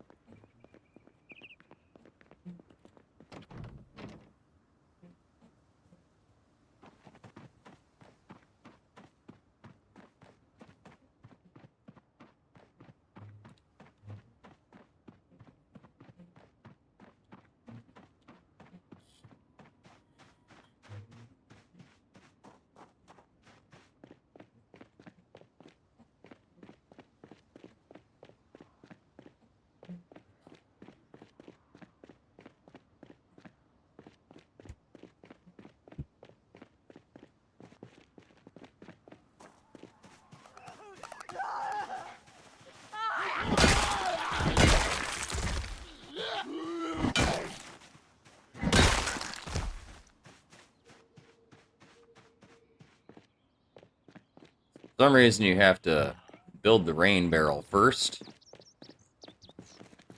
and then place the fucking sink. Because, you know, for fucking reasons.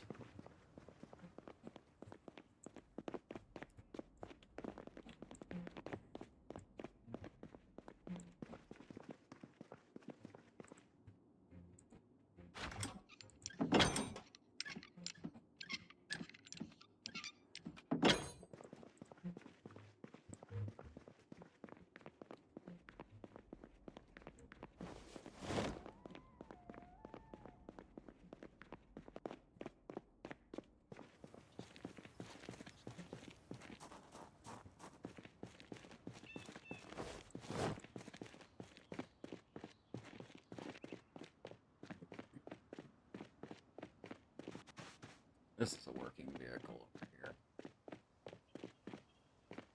Drive this fucker back.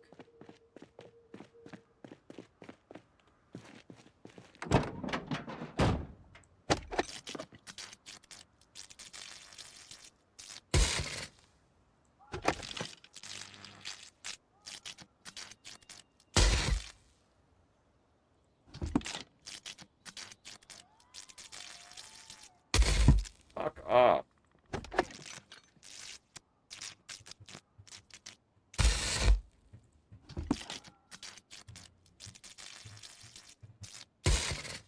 Oh my god, really?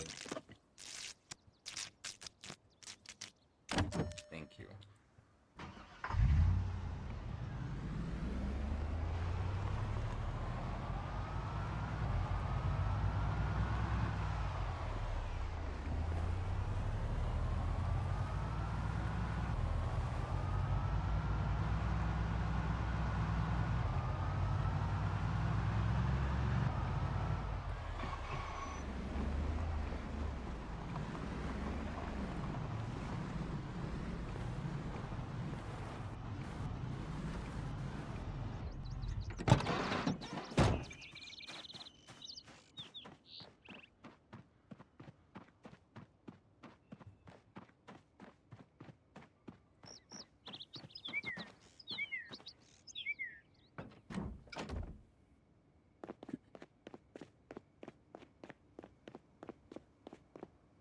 And just in case.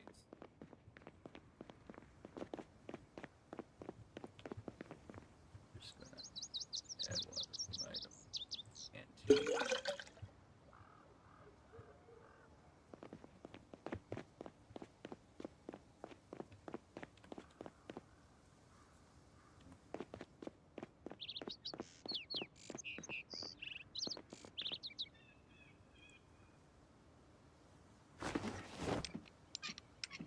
Alright, Eivor, you have a good night, man. You stay safe, bud. It was good to see you. Why can I not plumb this fucking sink?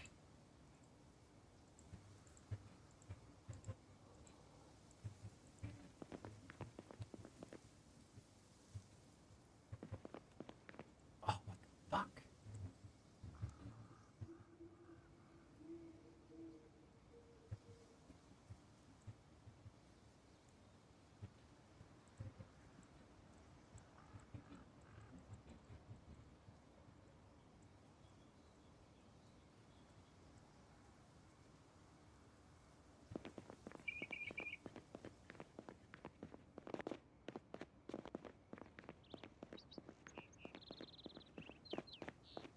What the fuck?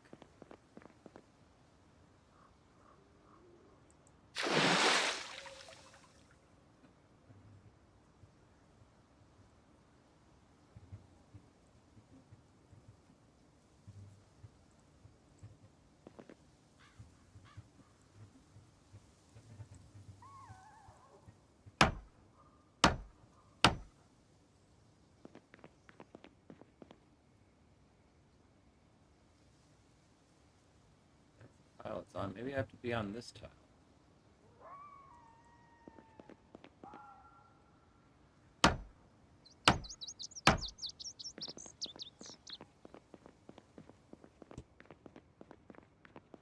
I have a sneaking suspicion it's the type of sink.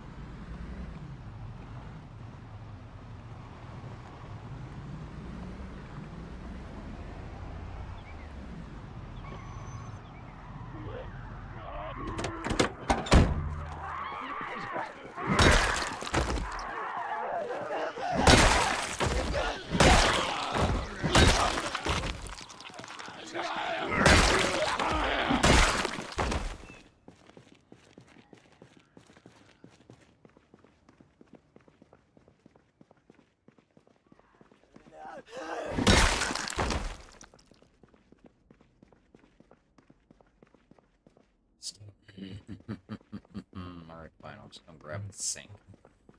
I gotta remember to dump my books off when I get home.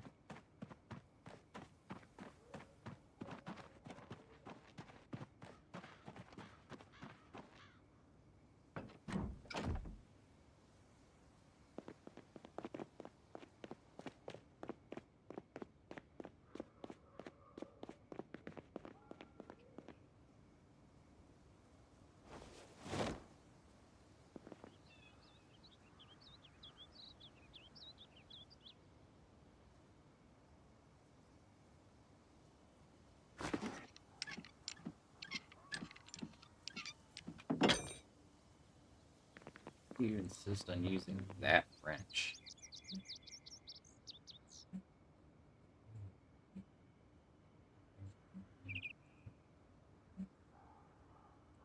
Drop.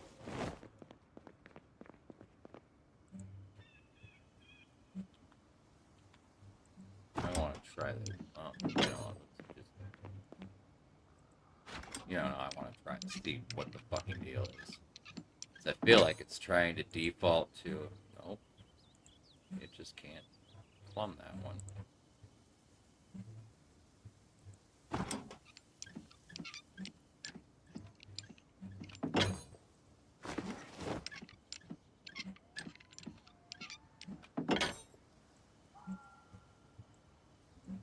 Why can I not plumb sinks?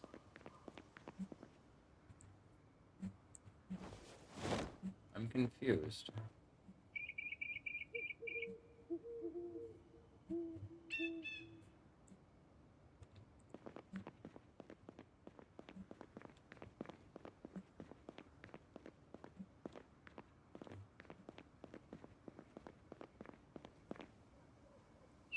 Let's throw that in there for now. I'm so... What the fuck?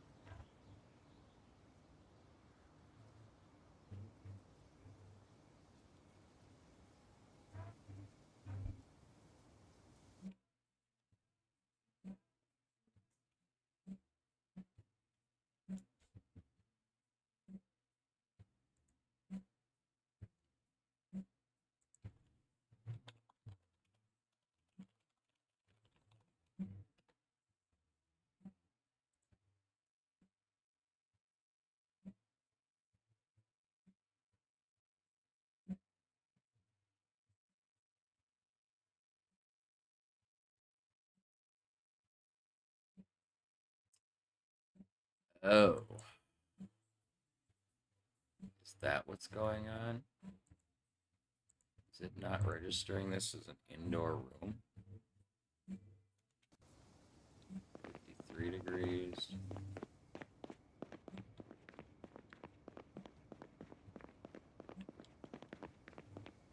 Oh yeah, it's totally not registering my indoor area as indoor. Why is that?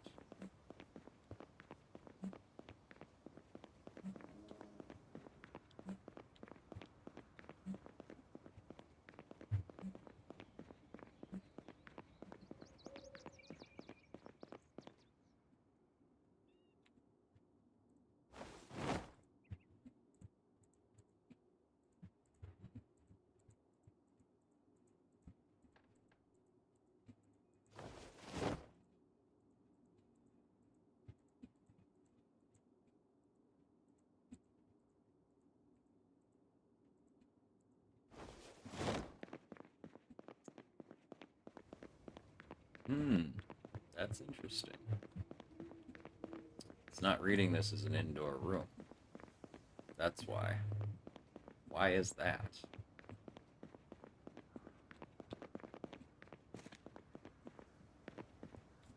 Do I all of a sudden need doors?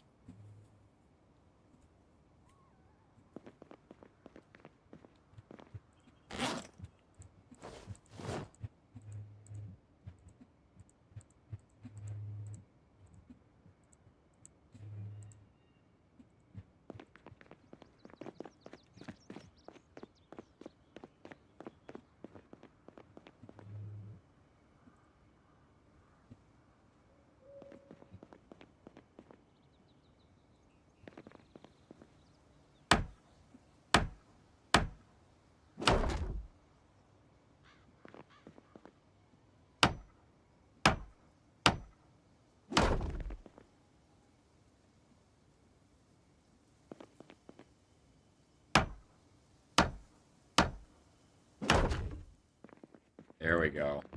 That did it.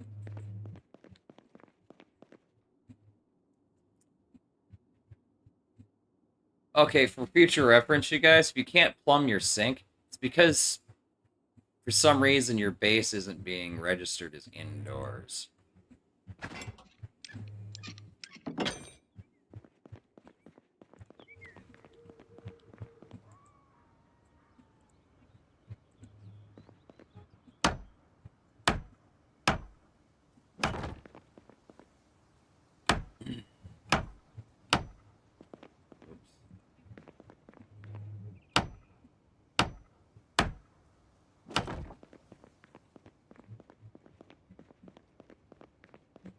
Do I not have a door? I don't.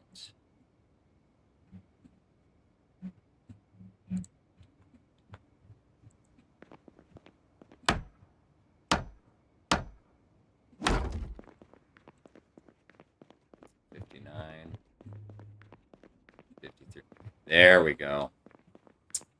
I didn't have a door on this, or a door frame on this fucking wall, so it was reading it as a whole, because evidently you have to completely enclose now.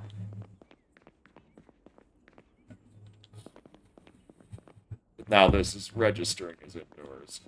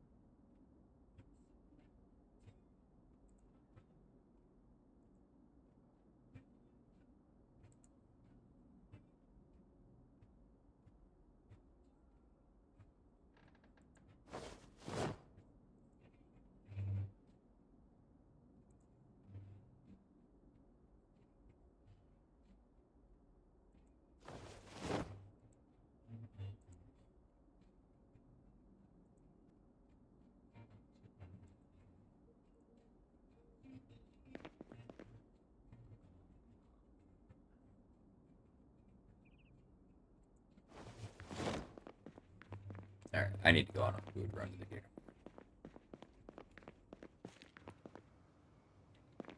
Just gonna throw these boxes of nails on the floor.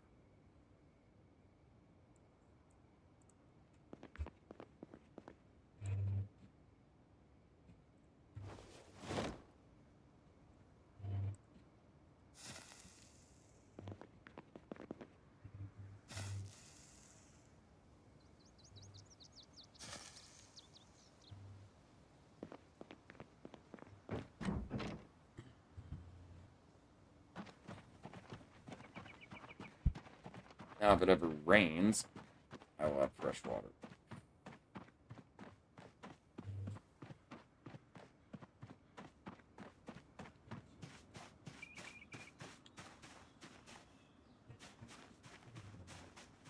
Bunch of shit in the trunk, but I really don't care.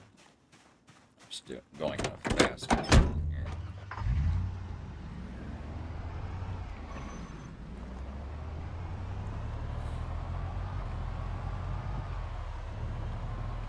What's up, B? What the fuck, what?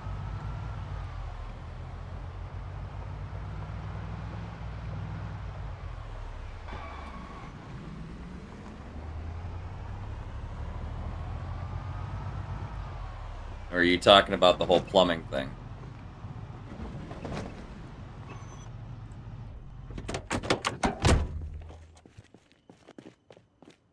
Yeah, it's pretty fucking weird. I don't understand why that has to be a dependency, but okay. I'll go with it.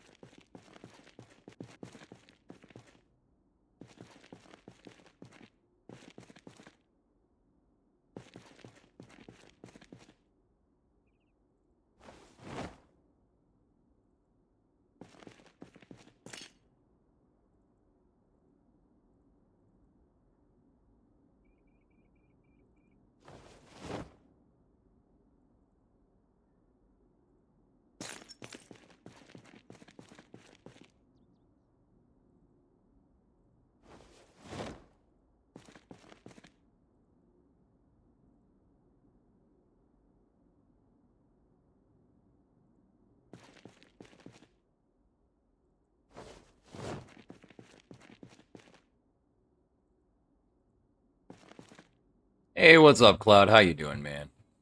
It's good to see you, dude.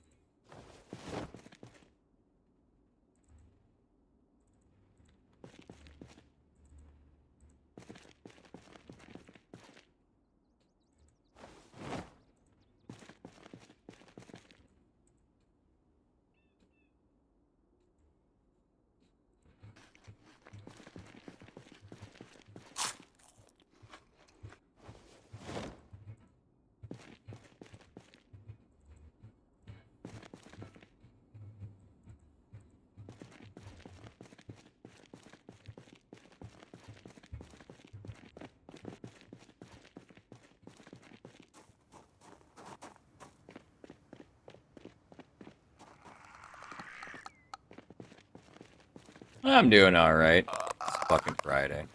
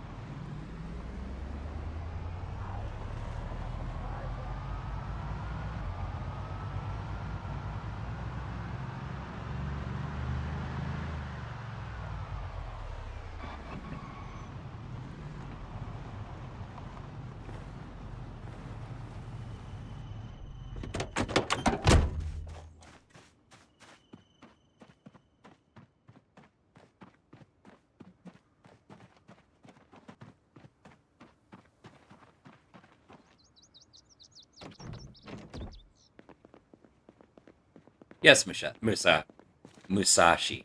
Bleh. I can't talk. Sorry.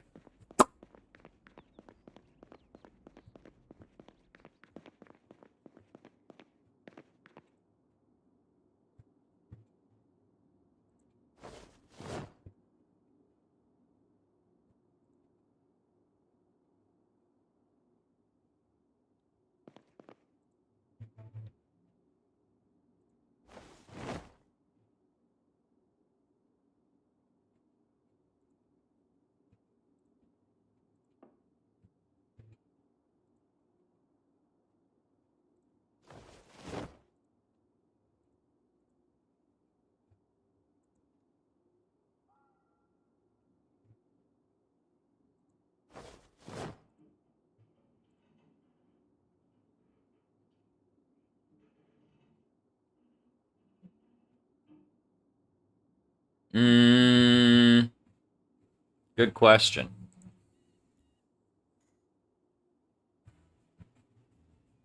Because it should show up in the right-click context menu, just like carpentry.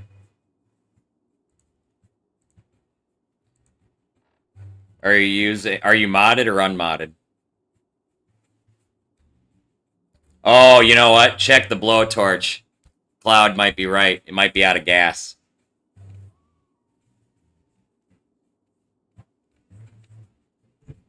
There's no gas in it. Your metalworking context option won't show up.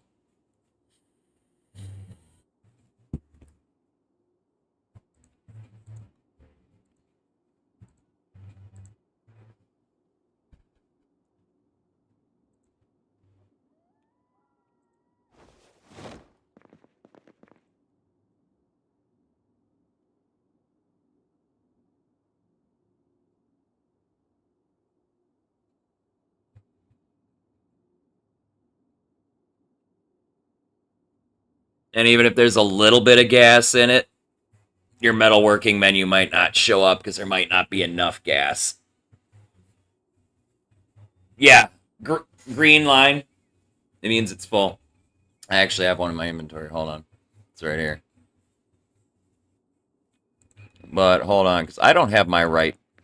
But I don't have it. Hold on. Let me move everything into my main bag real quick.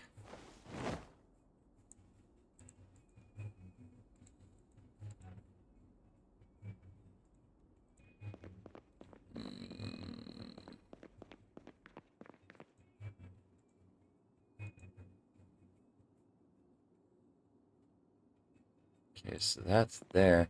You might have to have the materials in your inventory, maybe?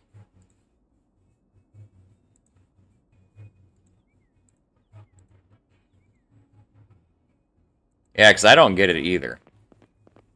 You might have to have mats in your inventory? I don't know.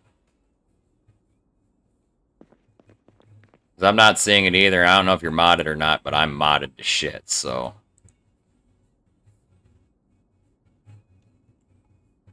I don't use metalworking very often.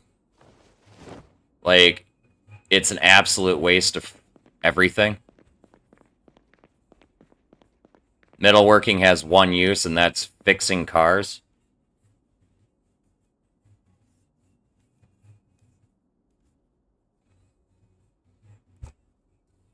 Yeah, find like a sink or a bathtub or a fence, and try it with your propane torch. See if the disassemble option shows up. That I'm not sure, honestly. Again, I don't use metalworking. Everything I do... Yeah, it should auto-equip. Cloud uses metalworking, apparently. I don't. Literally, all I ever use it for is repairing car parts. Which doesn't require the right-click context menu. I'm not sure about fences and stuff like that, honestly. Building stuff.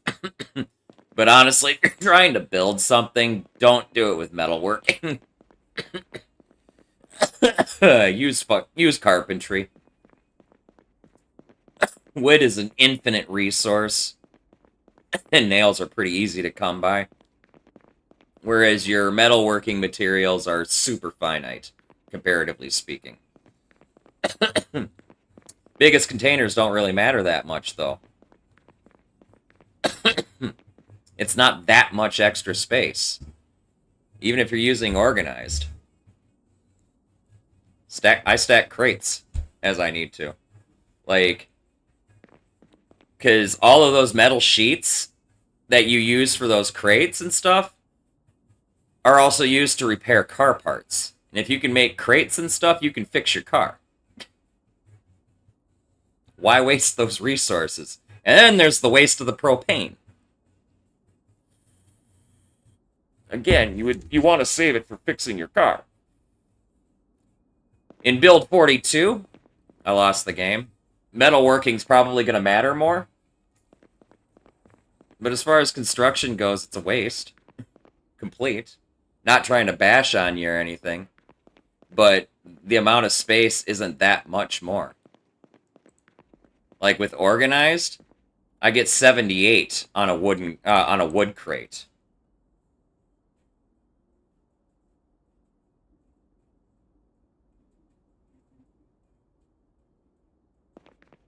With a mod, you can.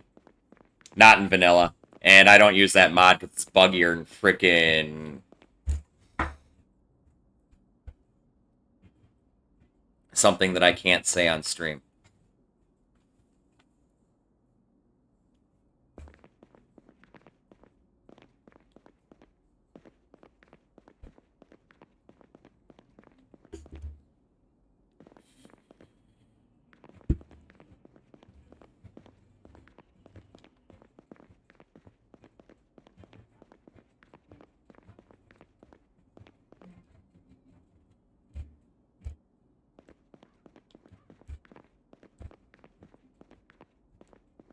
Yeah, and again, like I said, the durability difference isn't that huge.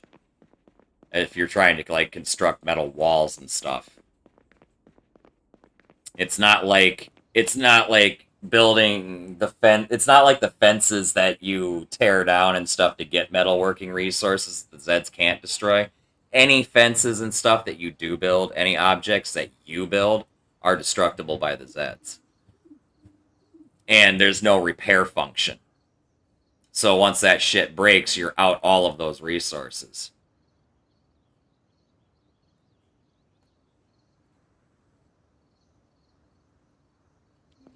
Like, there's so many negatives to using metalworking for construction.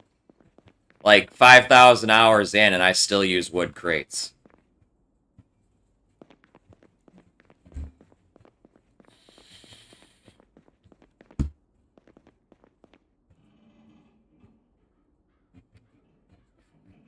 Now, additionally, there's another thing to note is I do stupid shit like, where is it? I play on extremely rare loot settings and stuff. So the vast majority of my metalworking crafting materials is going to be from dismantling like cars and stuff and not so much from loot. So I have a very severe lack of metalworking materials. And to further compound that even more, things like welding rods and shit, those can only be found as loot. And if that resource is set to extremely rare, well, you're not going to find a lot. Making weapons is kind of one thing, but storage containers and walls and anything else is a waste.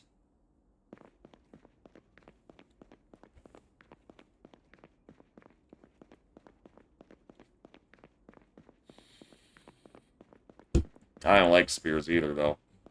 Honestly, I've got 15 kills with a spear in this playthrough just because it was a weapon I grabbed and went with till it broke and threw it away.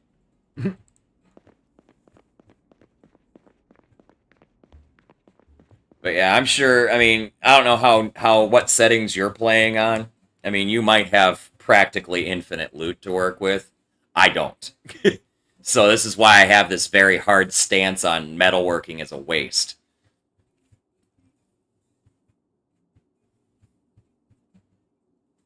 You're on an MP server? Gotcha. If you're trying to level metalworking, if you're trying to build shit just to metal levelworking, go dismantle car wrecks instead. The blackened, burned out cars and the cars that have bashed in doors and shit that are like total wrecks, those give huge amounts of metalworking XP. Like serious huge amounts. Just find a car pile up somewhere.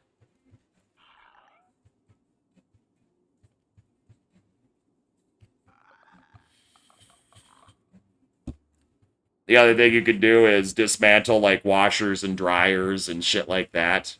Try to avoid dismantling loot containers. That's pretty frowned upon.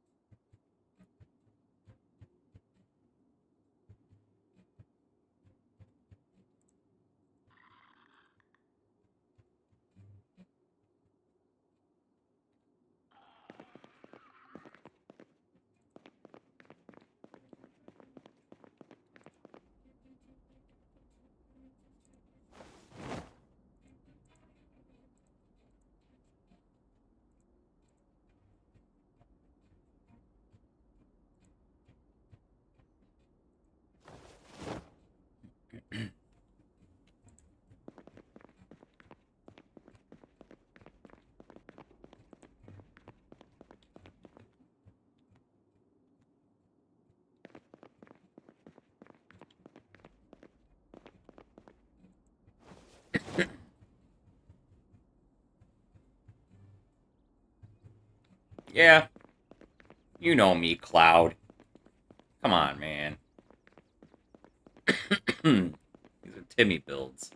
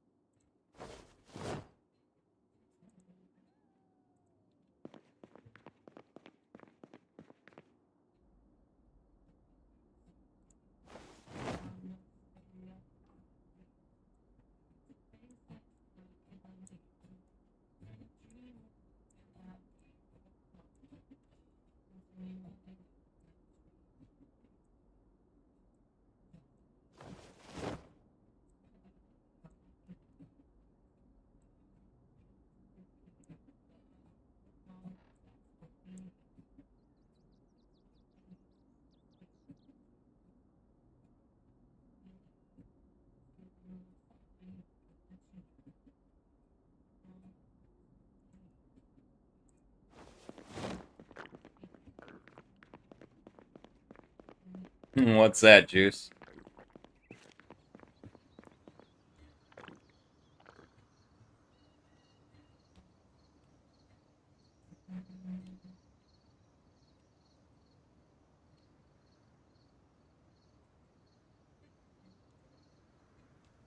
Nice.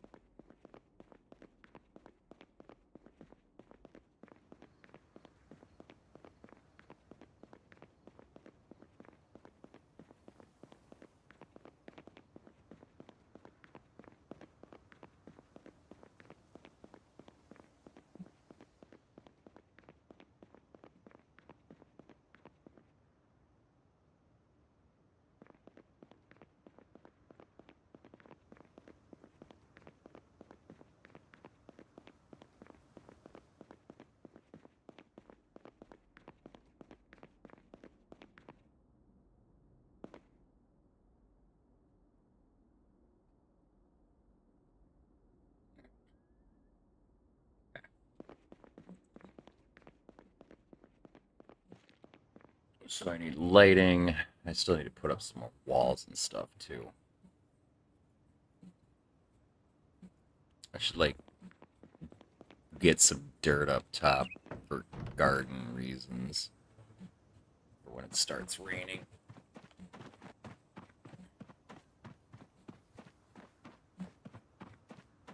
I know this one has a sack in the back of it.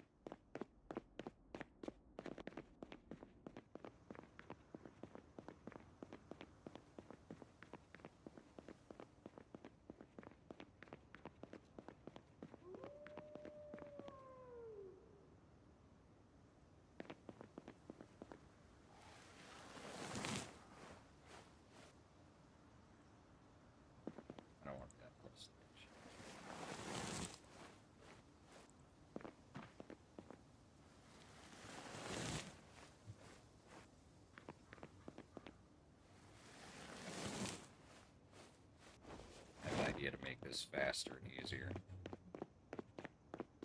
It's safer.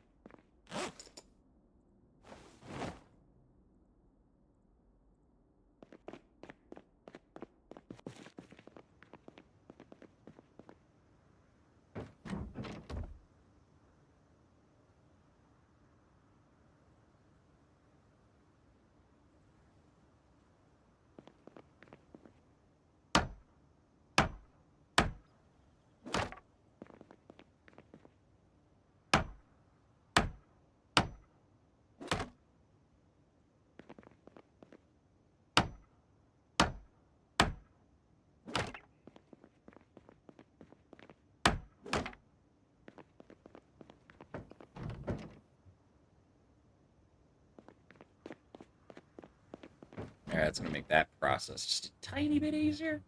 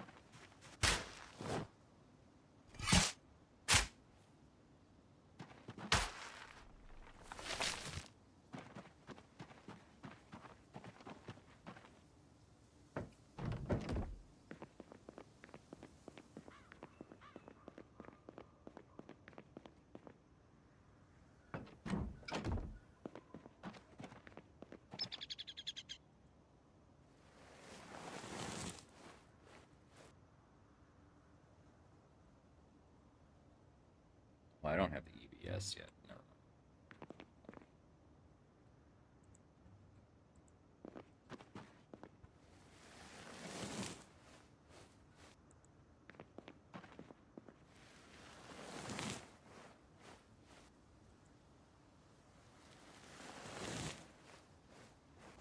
At least I'm pretty sure I don't have it yet. Yeah, no, I don't.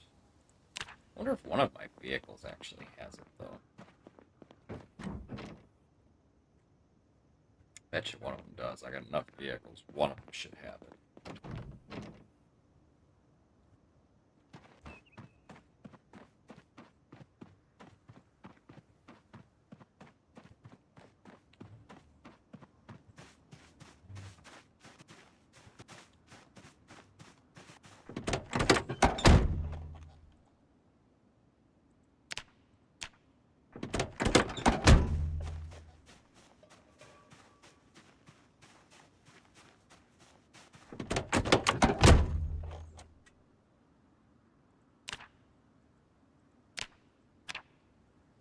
$99 flat. Nice.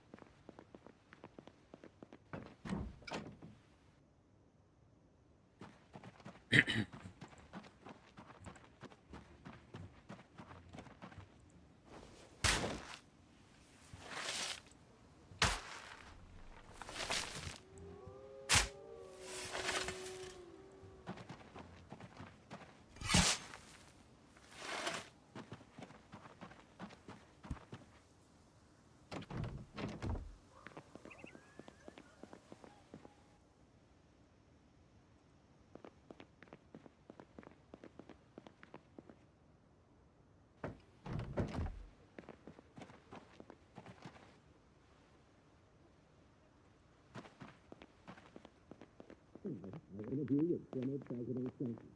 This week, he hosted his second annual Global Initiative Forum in New York.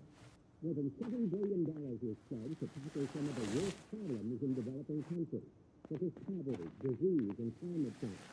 As part of the conference, Mr. Clinton agreed to his first one-on-one interview ever. Oh, I couldn't have timed this fucking perfect. Any more perfect. We got a thunderstorm coming.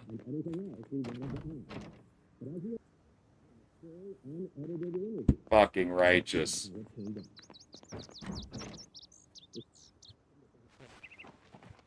Farmer scramble enabled.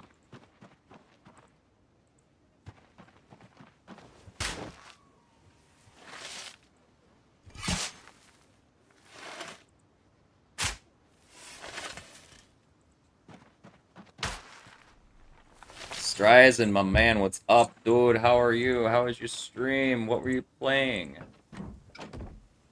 Welcome, Raiders. Welcome to the Church of the Lead Pipe. For those of you who partake in the greenery, please feel free to have a seat in our rotation and take a puff. Those who do not, never fear, we always pass the douchey to the left, but most importantly, do have a good time. What's up, my dude?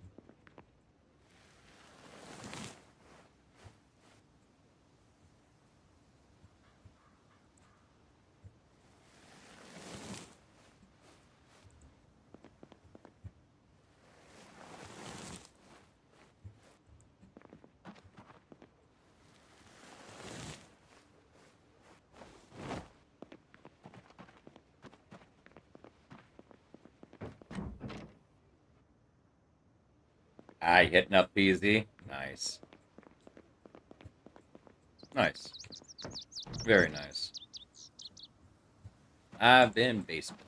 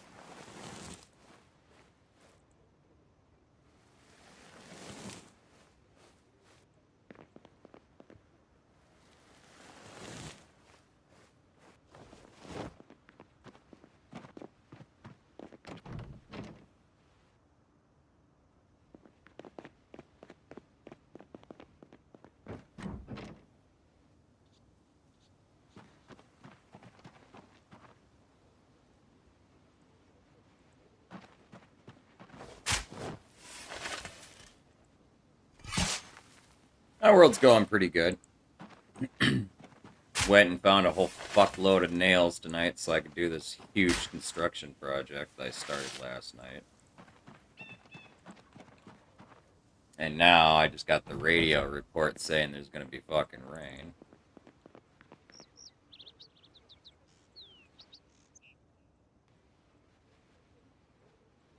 Turn this off. So I'm gonna get my first round of crops up.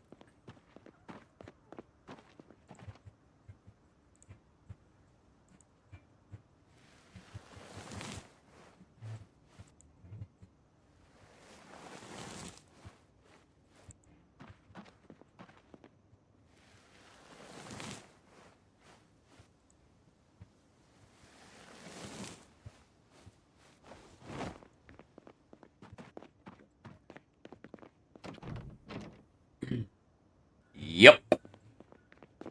Hence the base is like half built and all of a sudden I'm building the farm up there and I've got this quick fucking rig of sheet ropes.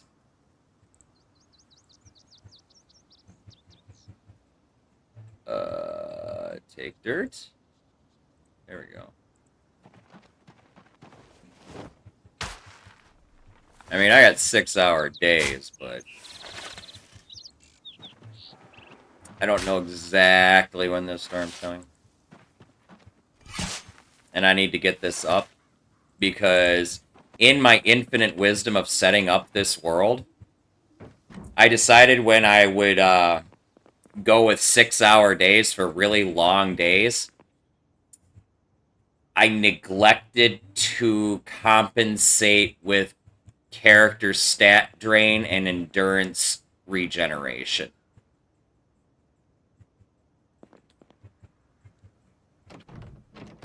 The stat drain is the big thing, because now I have to technically eat like fucking 12 times a day, and food is running out, and I'm only on day 7. To further compound this, I have slow farming, but high plant resilience, but low yield. Long story short, Timmy regrets everything.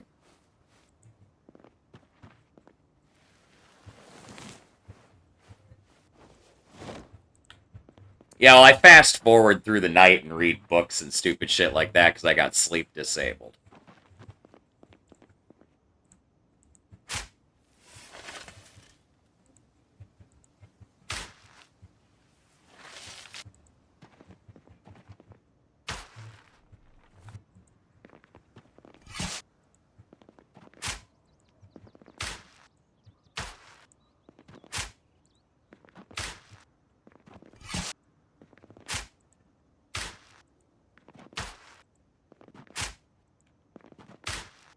And believe you me, I plan to fast forward through the storms.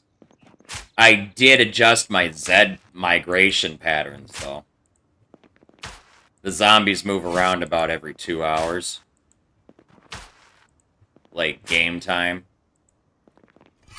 To compensate for the really long days, so they don't just stand around and do nothing.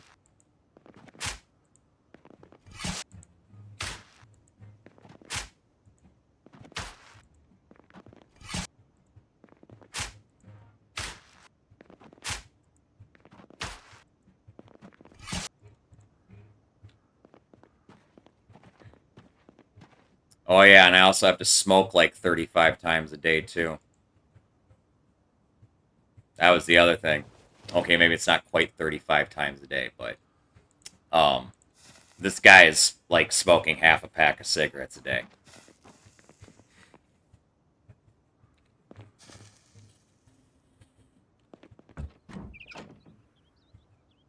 So let this be a lesson to all of you guys who happen to play with, like, really long days and shit.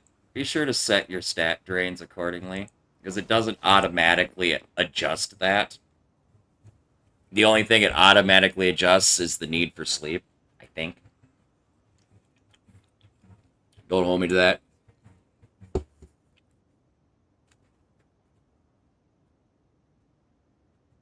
But yeah, I got tons of daylight to go do shit. What was I? Oh yeah, working on my garden. I need seeds.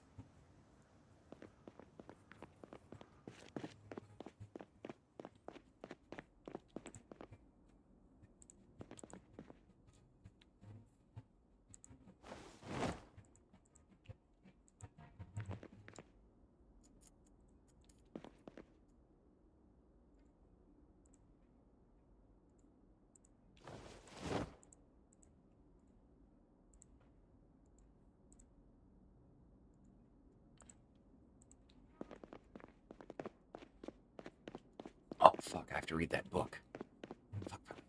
Fuck. Where is it? Oh, it's Cannabis Creations. No.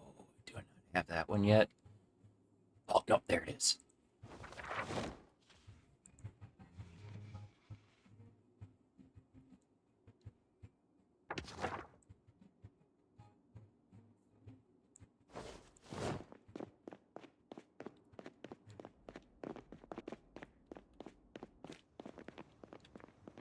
Oh, and fun fact. Reading is slower on longer days, too. Because the way the game does reading is it's X number of pages per minute, and that refers to the minute on this timer. So if you do like 5 pages per minute, every time the clock ticks 10 minutes, that's fucking 50 pages of a book. Makes for some really brutal long read times when you're fucking slow reader and don't take Cat's reading mod.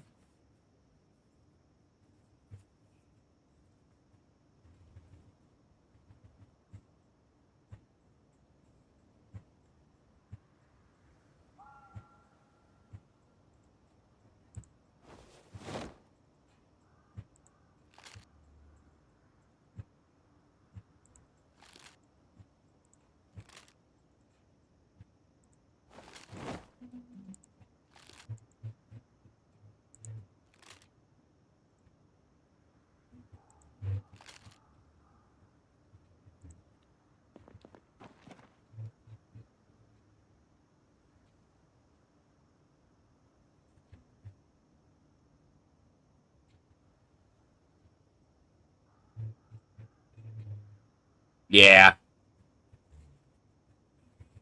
I get that. Why did you drop that? Open.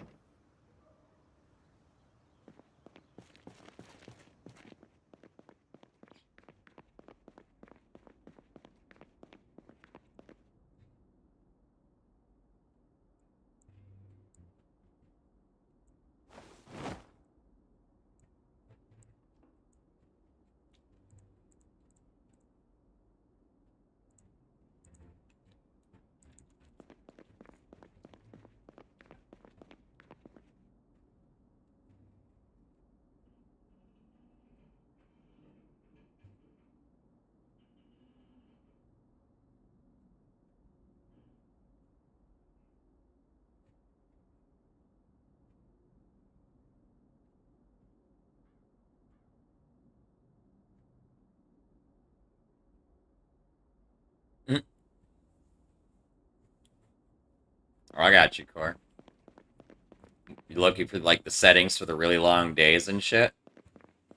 Or are you looking for like the settings to like reduce like damage and stuff or whatever?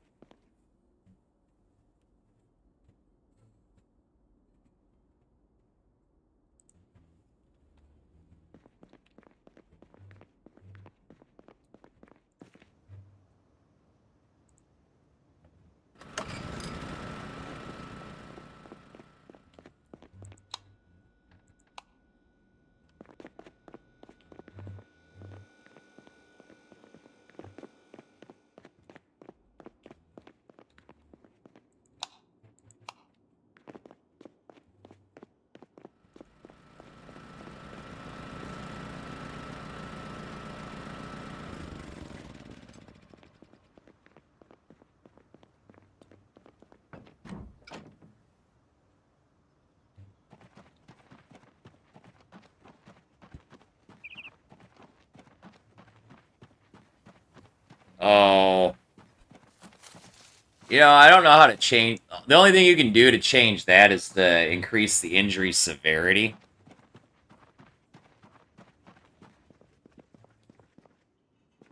But that typically gets canceled out really quick by any level of first aid, truth be told.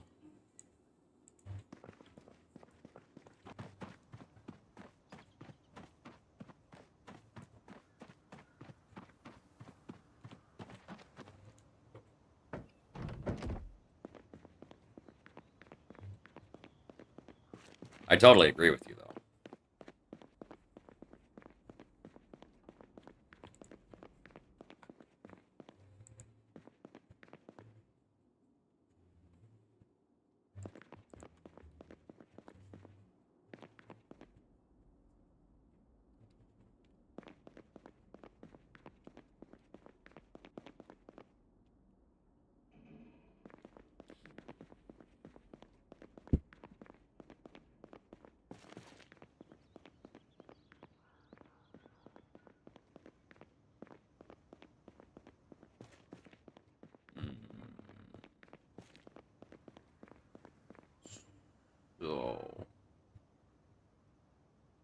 I need to go get a popsicle freezer now, I guess. While it's not raining.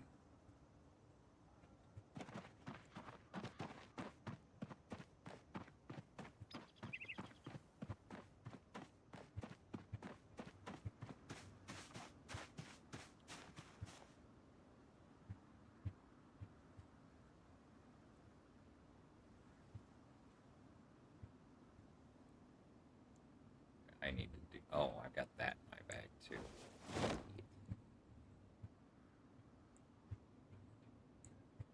Take those out. Grab that, grab that.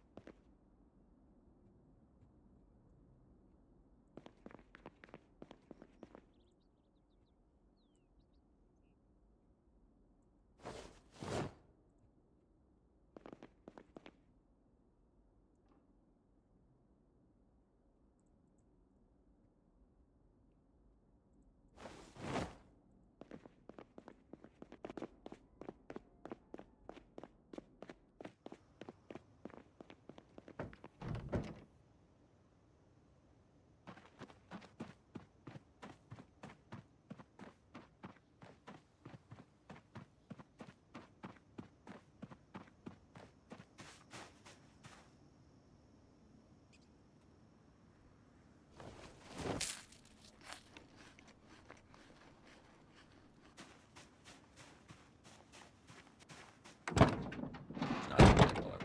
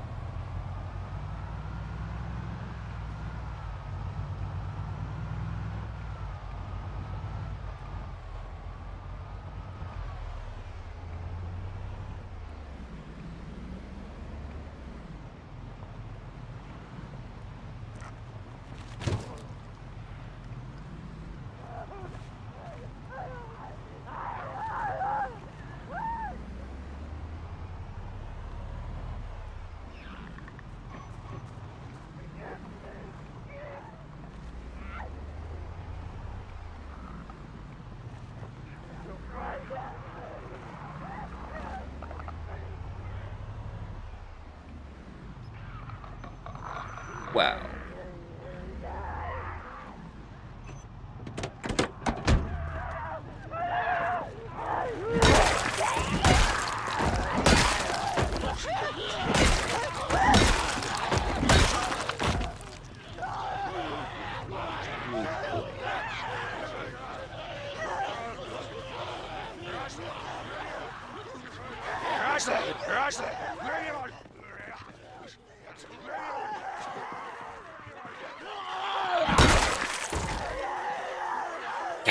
I lost the game.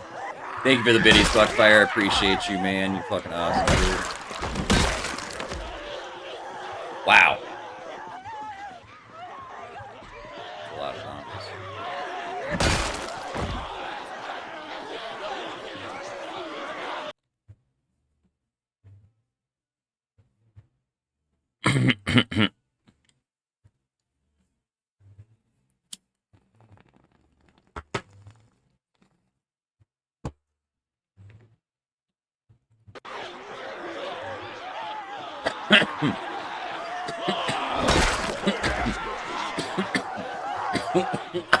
Oh.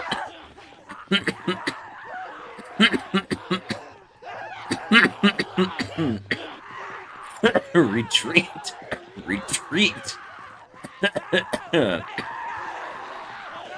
Strategic repositioning.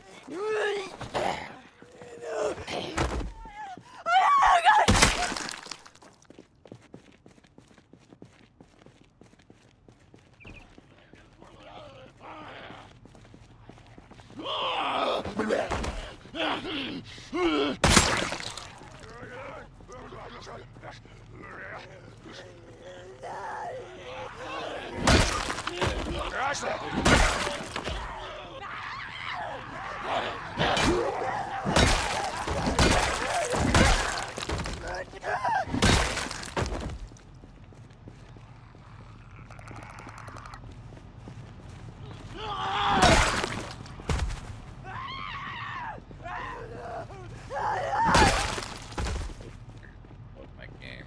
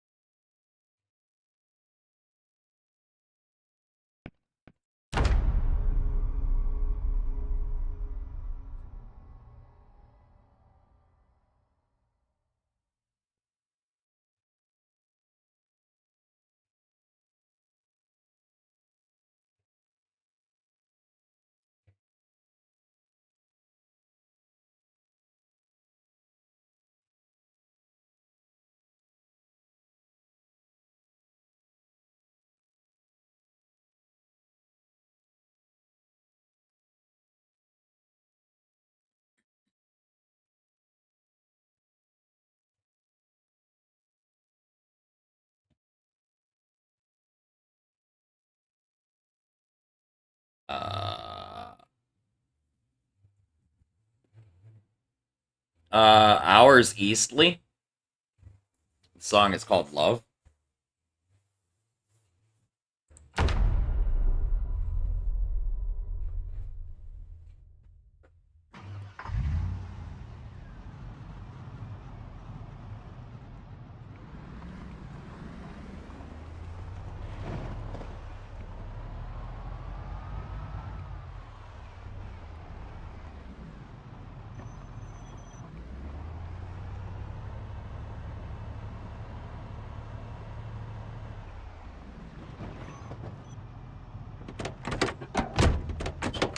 This off, so I'm gonna have to walk the rest of the way till I can clear all this fucking mess.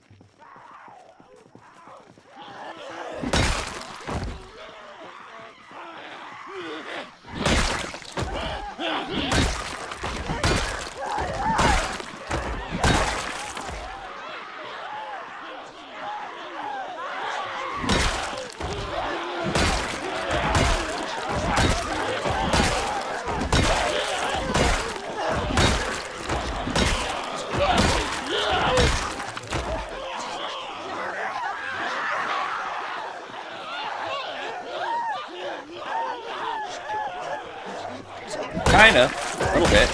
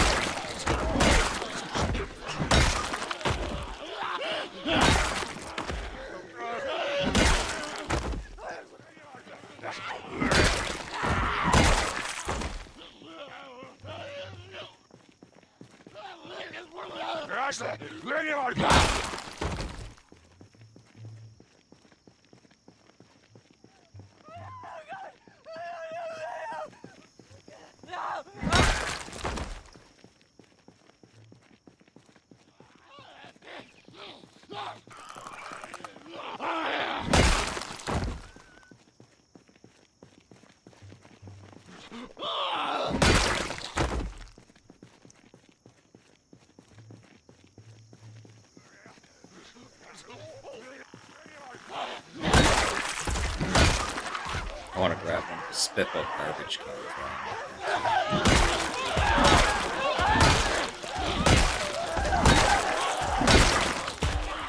Hi, guys.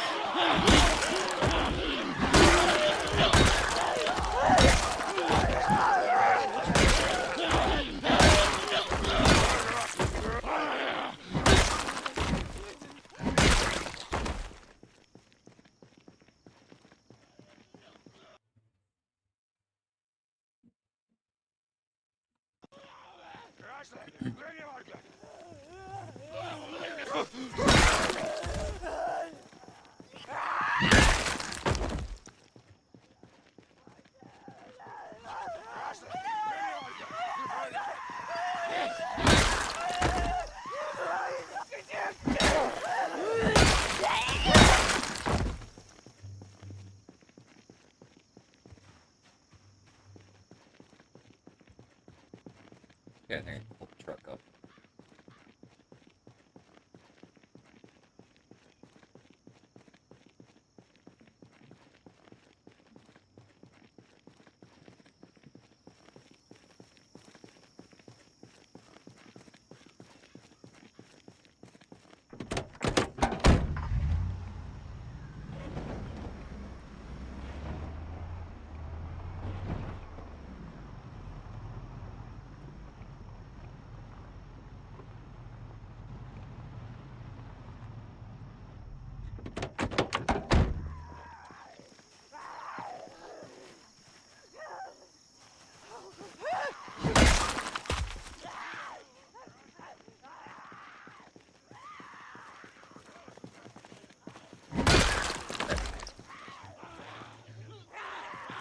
It's totally there.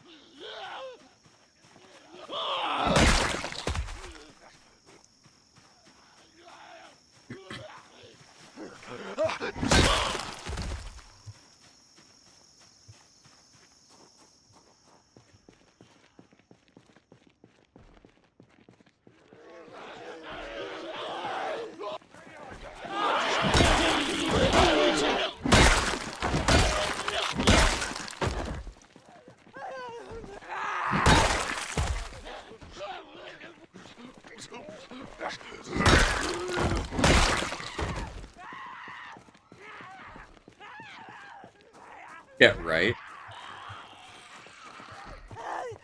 I'll eventually deal with removing that animation, but it requires me to manually reinstall a bunch of mods.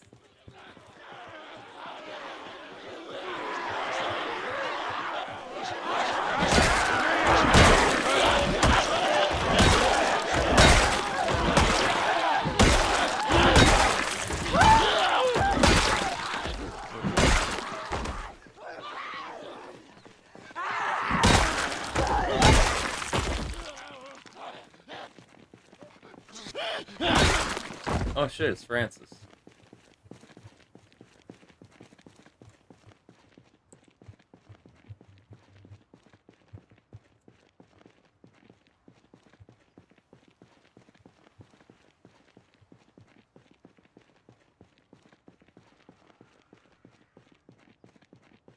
Welcome back, friend.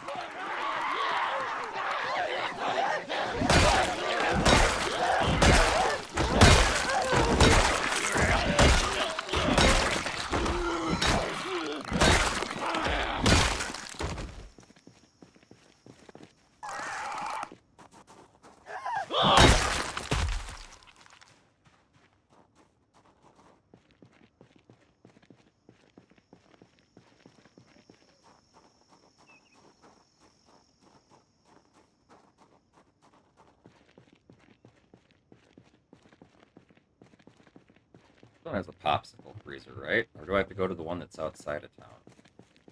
Oh, that's gonna suck if I have to go to the one outside of town. Pretty sure this one has a popsicle freezer, right? Yeah, there it is.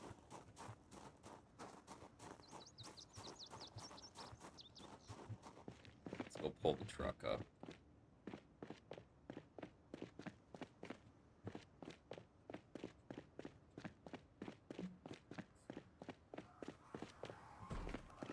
And fun fact, best garbage can in the game.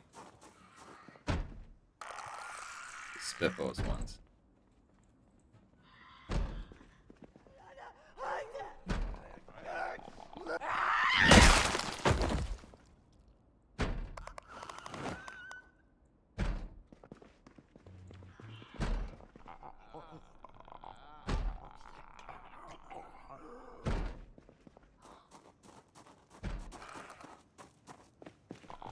No, no sprinters this time. I wanted to have a few more zombies and still be able to survive.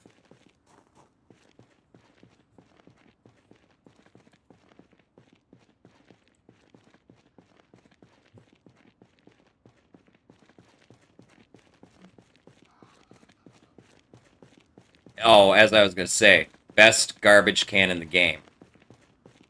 It has, like, a capacity of, like, fucking huge. So you can fit literally anything in it. Plus, it only weighs encumbrance 10. So it'll fit into most fucking bags and fucking whatever.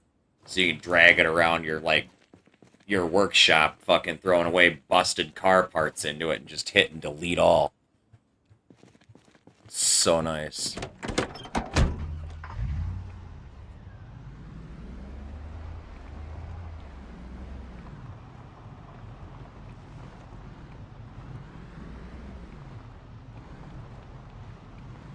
I totally should have brought the other car up here for this.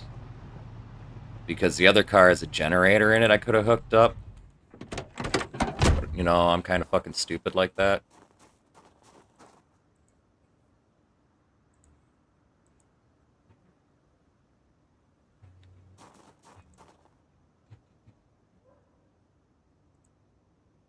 Yep. I don't use the big green roller dumpsters. Fuck that.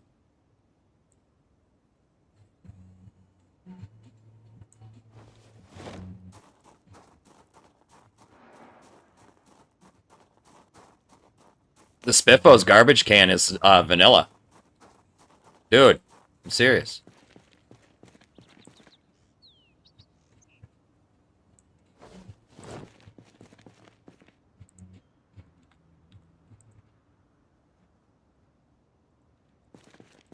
This thing has a capacity of, with organized, 65. I think it's 50 or something without organized, but it only weighs 10.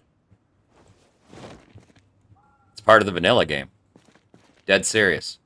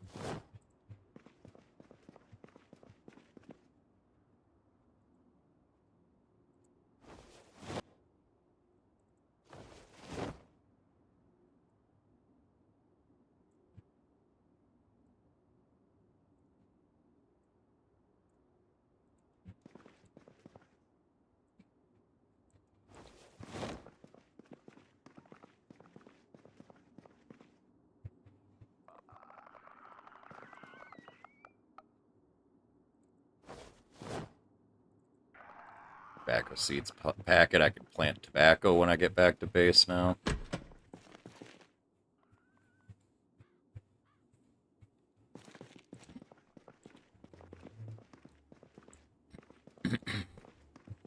I really need to keep an eye out for these doorknobs and hinges so I can build a couple of doors too.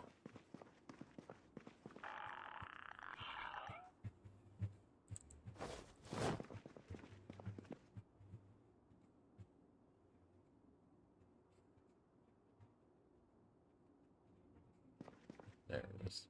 Oh, water bottles, fine.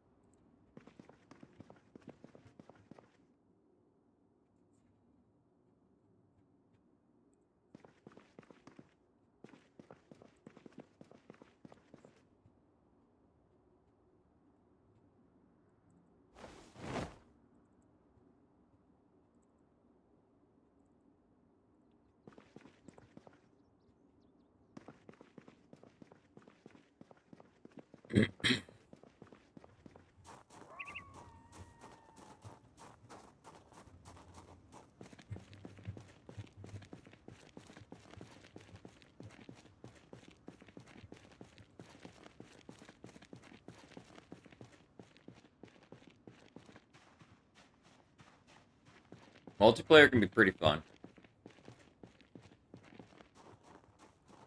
My problem, I just run out of things to do, which I run out of things to do in vanilla. But in vanilla, it's just me doing it, so it just takes longer.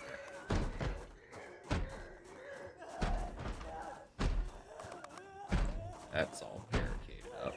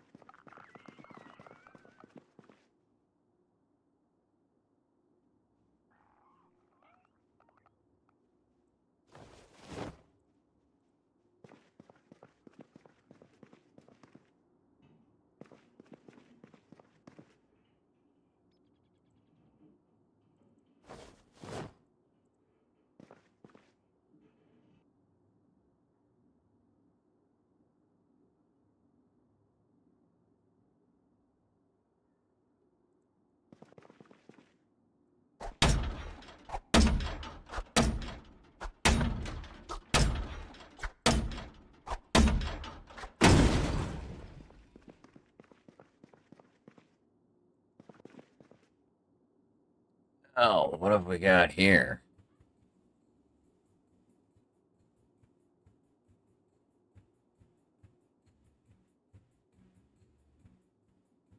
Heavy winter jacket.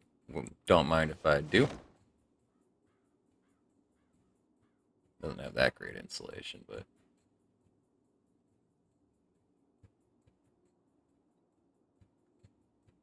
interesting. We're just gonna grab that for funsies. We're gonna grab that for funsies. What's this? Go ahead and just grab that for funsies.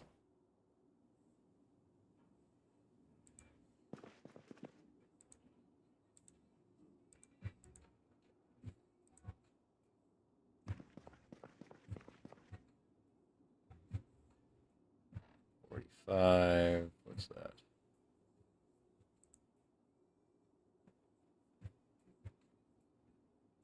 Might as well just grab that too.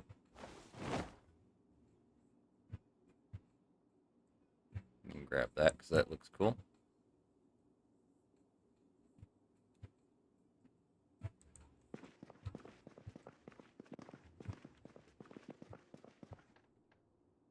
Annotated map goes there.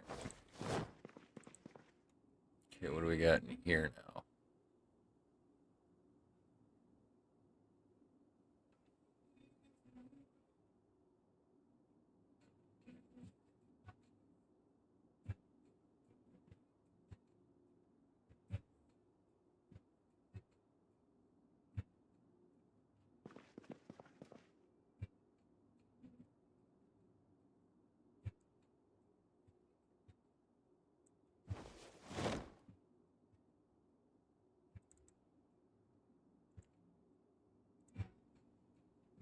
It's 99, right? Yeah.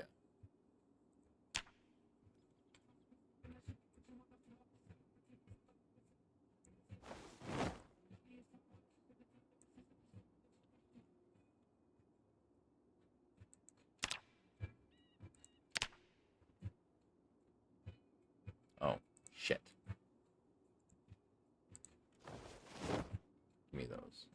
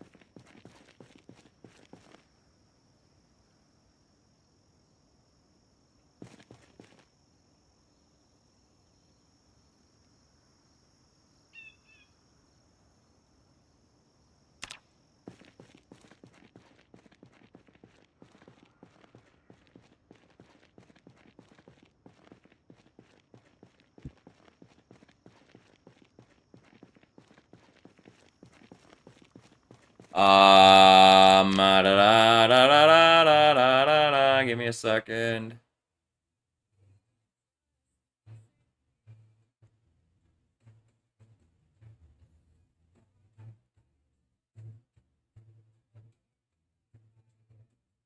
It'd be under fonts.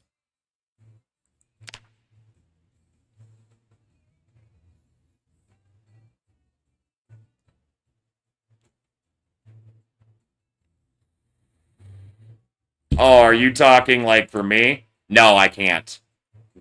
I'm using the inventory whatever. Inventory Tetris. And if I scale this up, it takes up so much fucking space.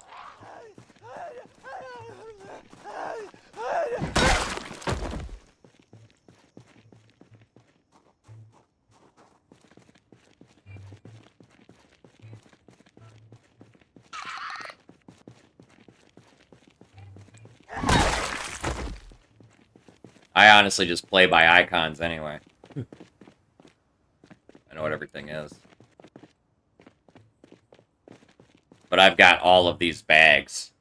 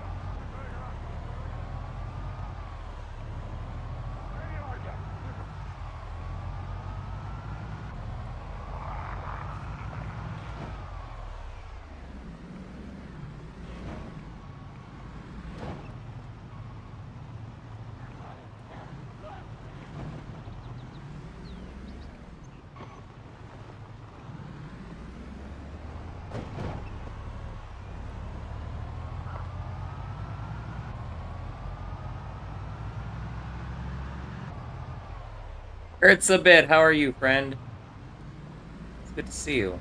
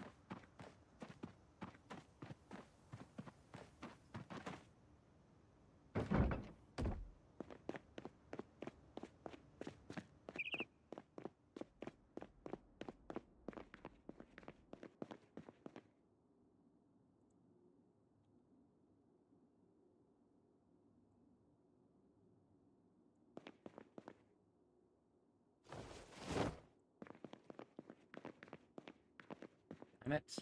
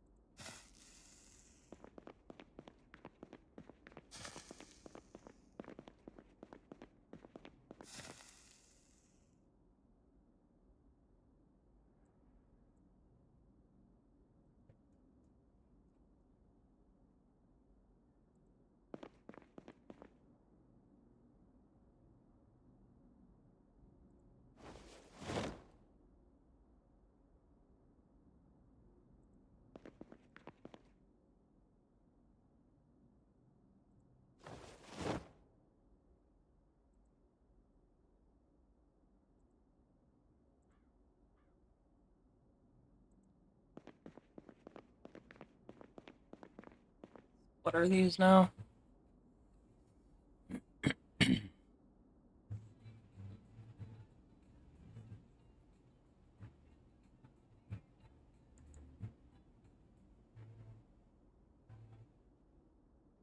What do they replace?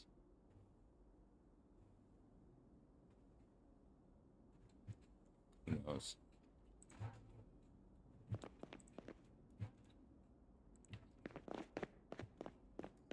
Just take me through all these in here.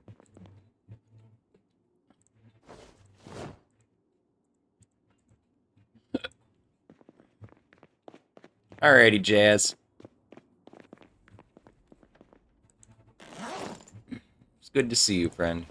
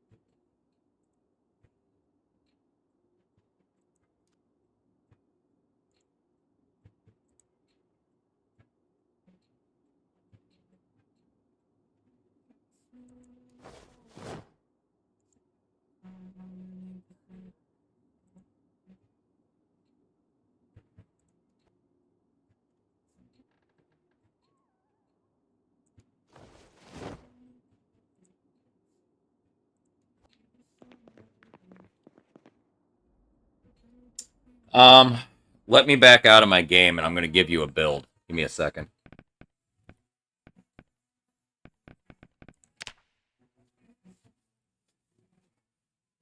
If you start as a burglar, keep in mind it's one of the most it is the most expensive class to pick. The burglar, you get the ability to hotwire cars right away, which is really kind of nice when you're starting out. But if you want a survivable Chad character that can beat zombies up and shit, so you can get used to the game's mechanics, I got a build for you.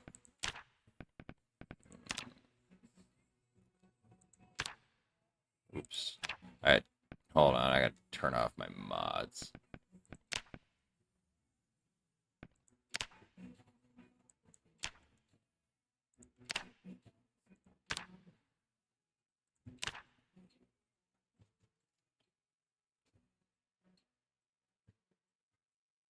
Yeah, build.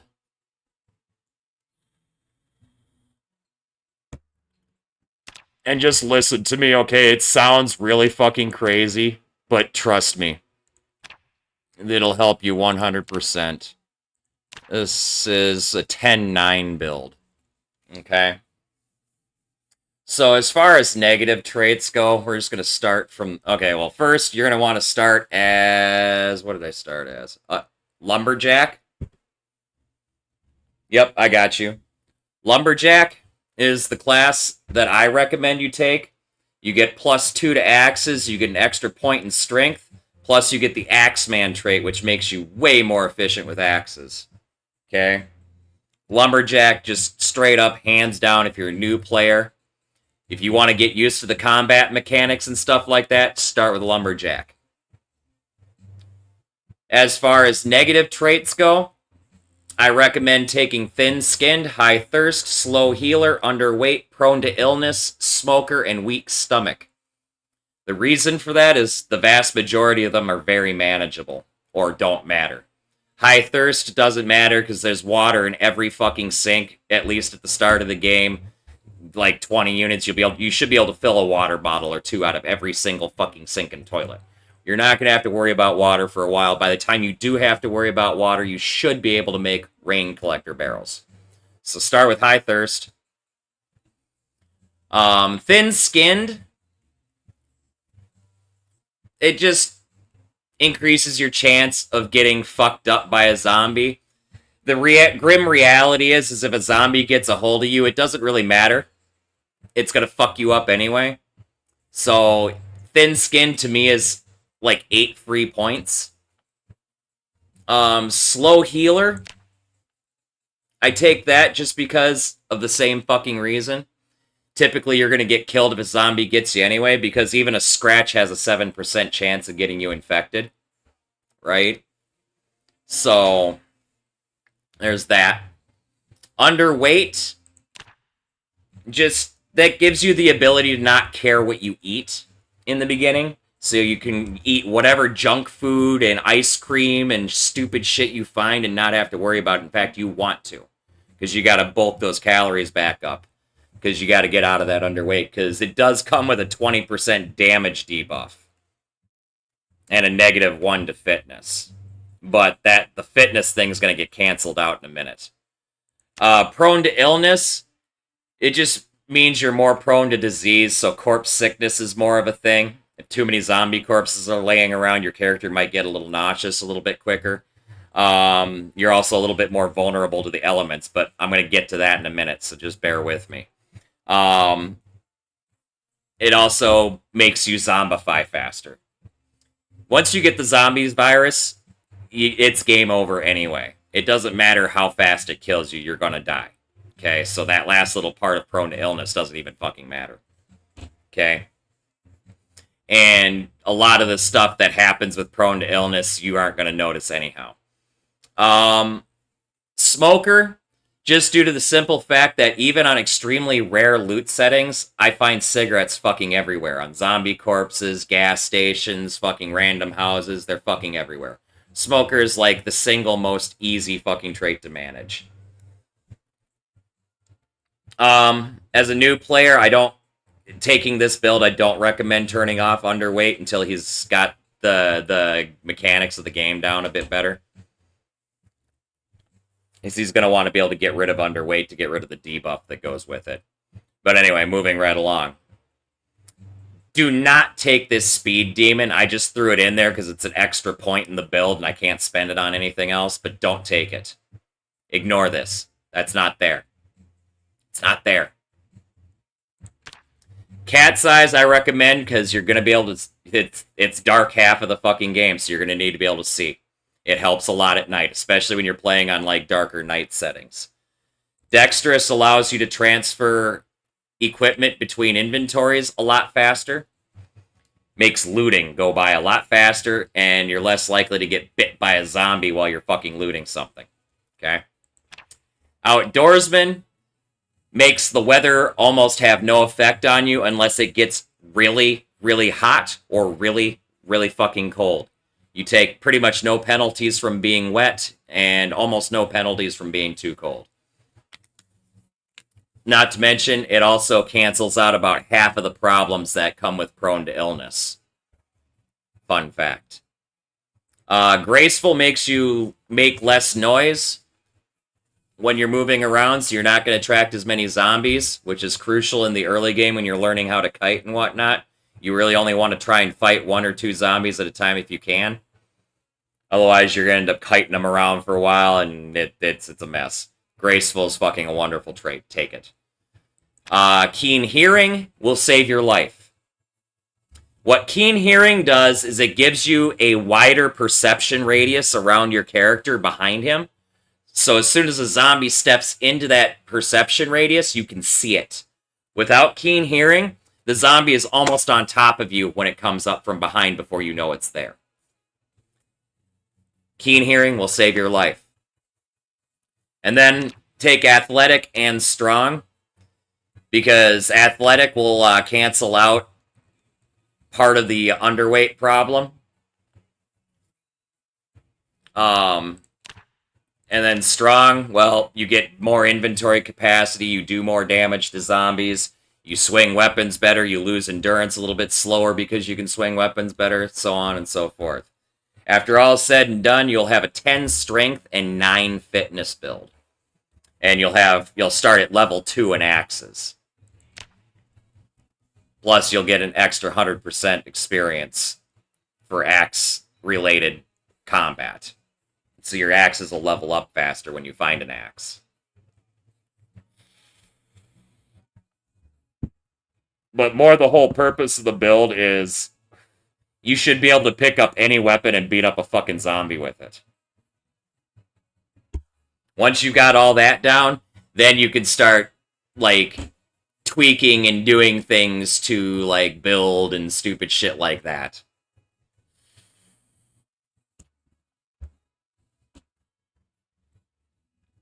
But that's the build that I recommend to new players. There's another streamer, Royale with Cheese TV. He has a build that's similar to this one that he recommends. If you want to check out his build, check his channel out too. Ask him what his recommended Zomboid build for a new player is, and he'll hook you up. He probably has a what's it called? He probably has a Nightbot command for it too.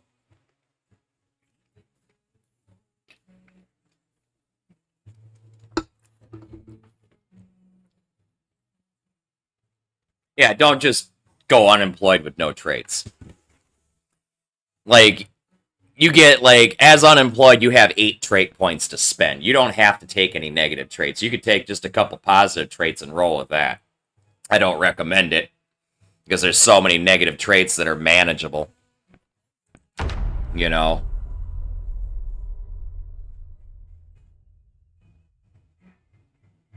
Anyway, I'll be right back. Well, let this game reload.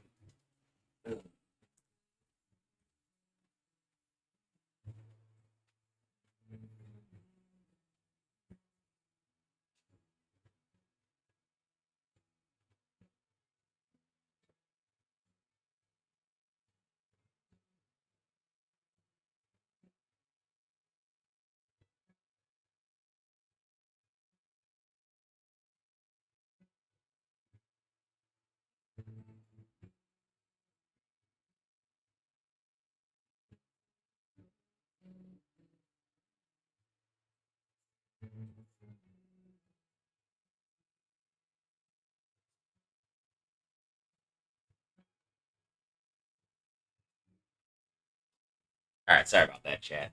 I drank way too much Monster tonight.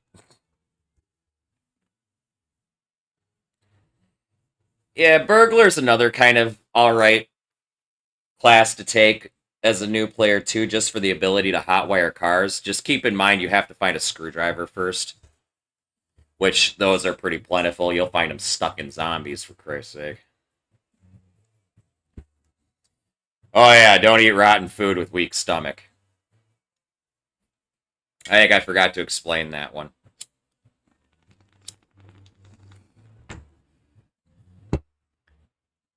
In all my time of using weak stomach in every single build ever, I've never once gotten fucking food poisoning. So...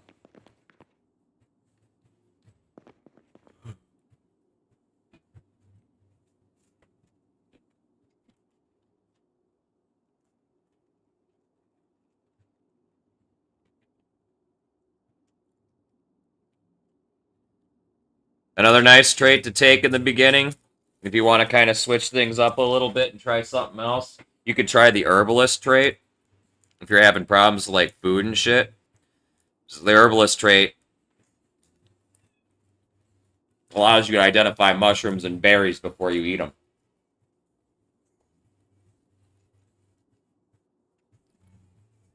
Foraging gets super, super OP once it gets over, like, level 3, 4, 5.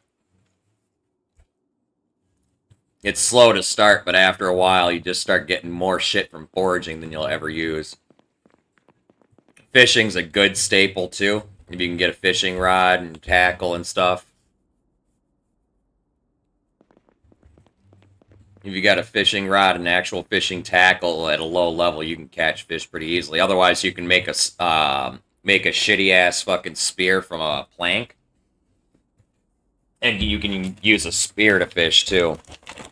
I personally have never managed to catch a fish with a spear though, but I've seen like Varian and a couple other people do it. You people have more patience than I do.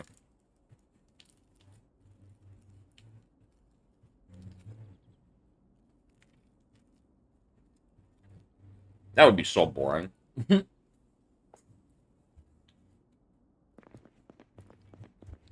Like, admittedly, I spent a lot of time in my base, but...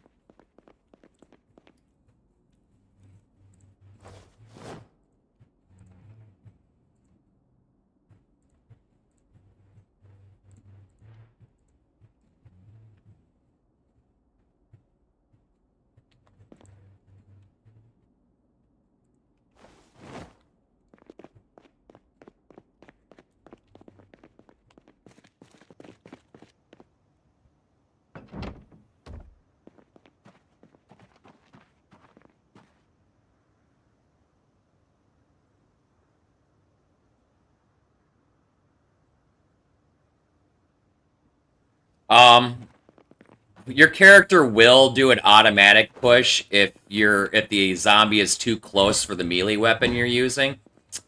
Otherwise, you just hit spacebar by default.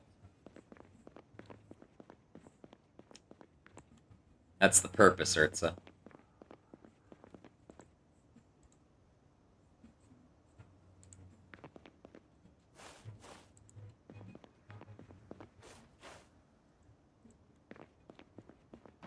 Just a fair warning, Boojan.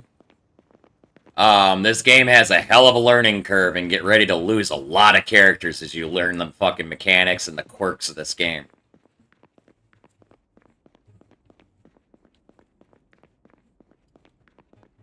I love the grayscale. I love the gloomy environment it puts off.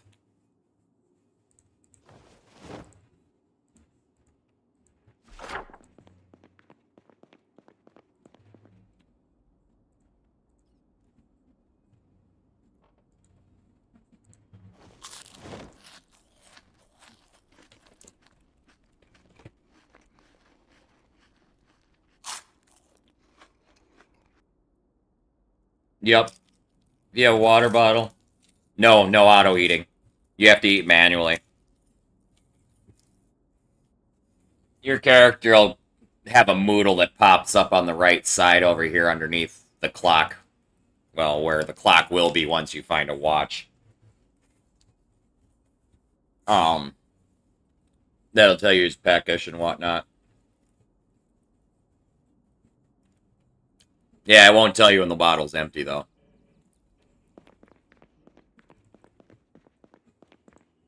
Just all of a sudden, your character will be fucking thirsty, and you'll be like, what?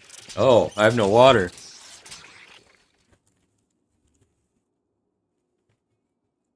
I guess you could call it that.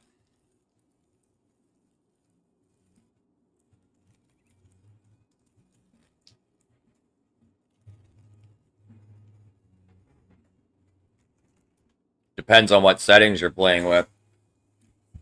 The thing about this game is it has a sandbox mode. Or a sandbox. Yeah, sandbox mode as one of the game types that you can pick. And you can tweak everything right down to the how fast the zombies are, how strong they are, whether they can hear or see very well, or a whole number of things. Yeah, the moodles that pop up over here, they'll don't let them get out of control. At least the bad ones, anyway.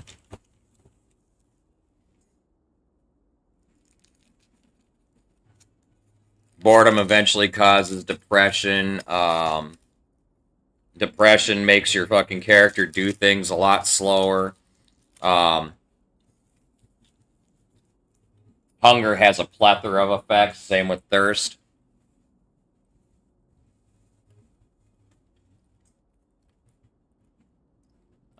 I don't have sleep enabled in my game right now because I use a mod to turn it off because I got too used to playing multiplayer. Just about. Actually, no. Walking Dead's way older than PC. Because I remember watching the pilot episodes for The Walking Dead with my ex-fiance back when we lived in the frickin' shit-tacular apartment. And that would have been like 2000. We lived there from like 2006 to like 2008 or 9.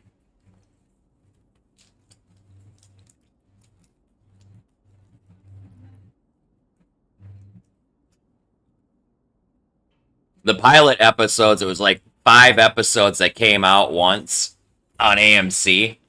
And then there was no other episodes forever and ever and ever and ever and ever.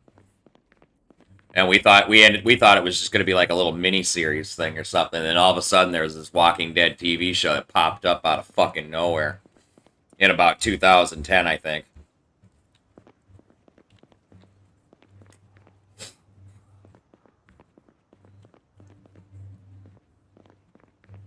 I don't know what the fuck I was just doing.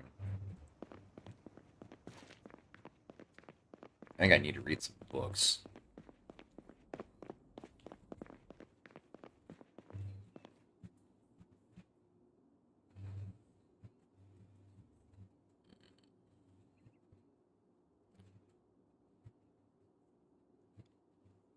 Okay. Well, I need to read that.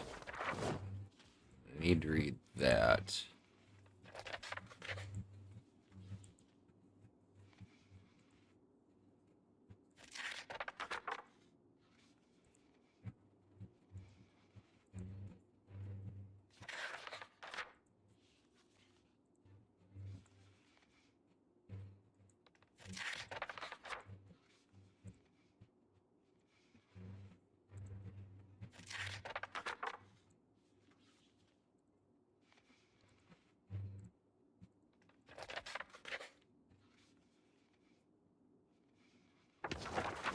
Yes, by default, in single-player vanilla, you have to sleep. Your character has a sleep cycle and everything, blah, blah, blah. And you can fuck it up pretty bad by keeping him awake too late, or putting him to bed too early. That's a whole fucking thing. That's kind of why I was like, you can call it that, I guess, when you compare it to The Walking Dead. Compare it to more like The Sims with zombies and lots of them.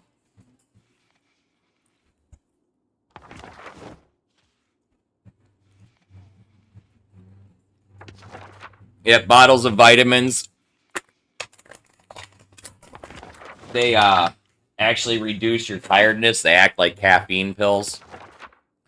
They remove 2 points of fatigue for each one you take.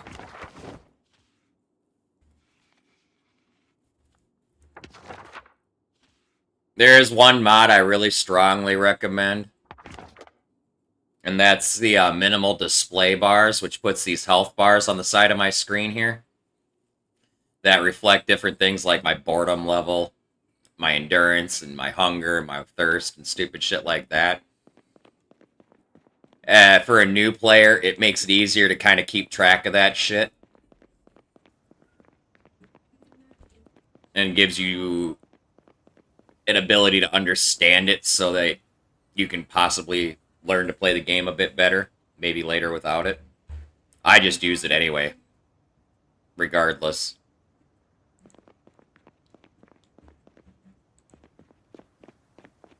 I forgot to put these books away.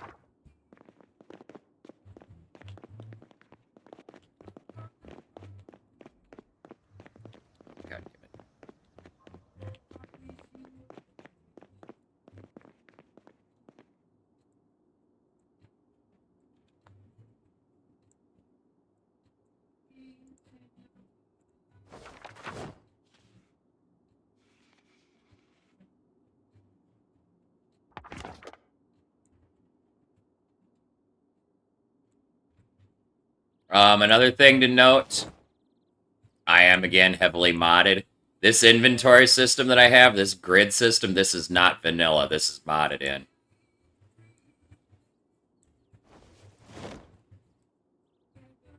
Or you get into the game and go, what the fuck is with this inventory system? You'll learn exactly why I use this inventory system. This does admittedly make certain things like this tedious task a lot more difficult. So with the vanilla system, it's all a list, and you just throw shit from one container to another. There's no packing things in and stuff like that. Sushi Cat? How are you? It's good to see you. How are the kitties?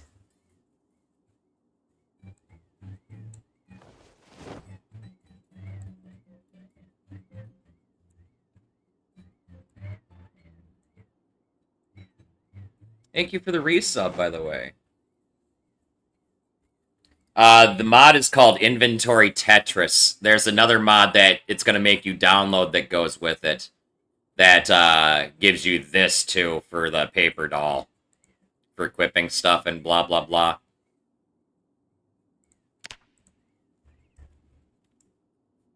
Kitties are sleeping? Oh. Wait. It's Friday. Why are you here? Shouldn't you be asleep right now?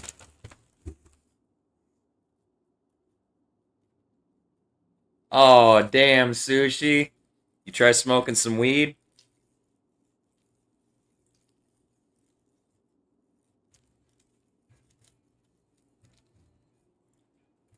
I mean, it doesn't help me much because I don't get high, but other people it does. It broke. How the fuck you break it?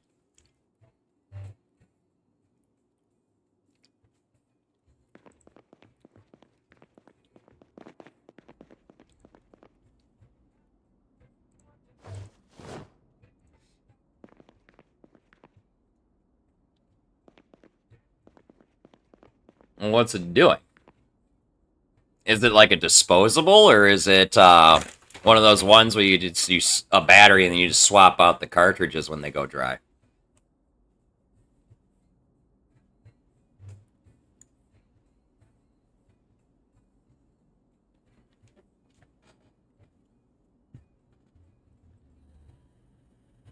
My guy is like dying of boredom here.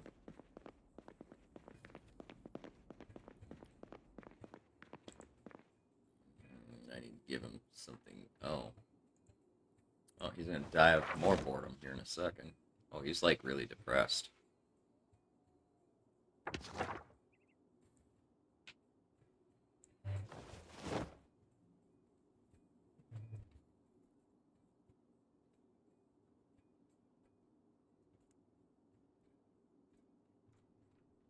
Oh no! It leaked out. Is it like one of those cylinder ones where you literally just screw it on? I always had all sorts of problems with those fuckers. Fucking leak everywhere. Eventually, when I finally get over to the vape shop to buy some vegetable glycer, I'm gonna make my fucking own. Fuck those guys. Fucking selling defective fucking ass fucking devices and shit. At least if I make it and it fucking leaks all over, that's on me. You know? And yes, I know how to make this shit now.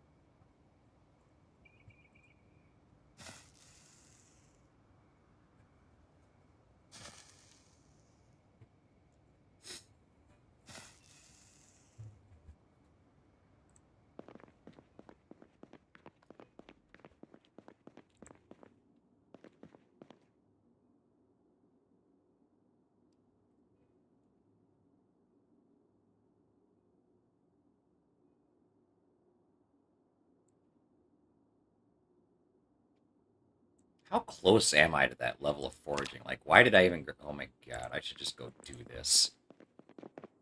Since it's supposed to fucking, like, rain and shit anyway.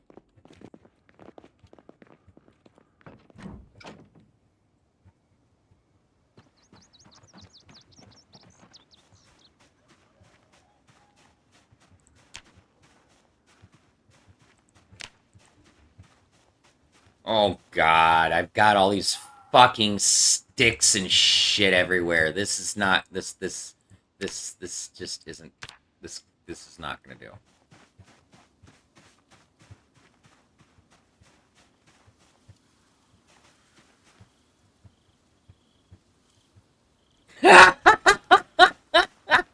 I'm not in Michigan, I'm in Minnesota, and I don't sell the shit.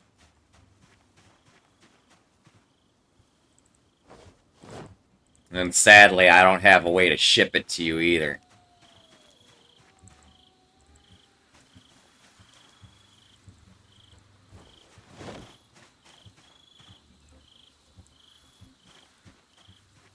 Okay, you know what? You know what? This is actually going to be useful for this. Enable searching mode, blah. So now I can, like, see all the fucking things.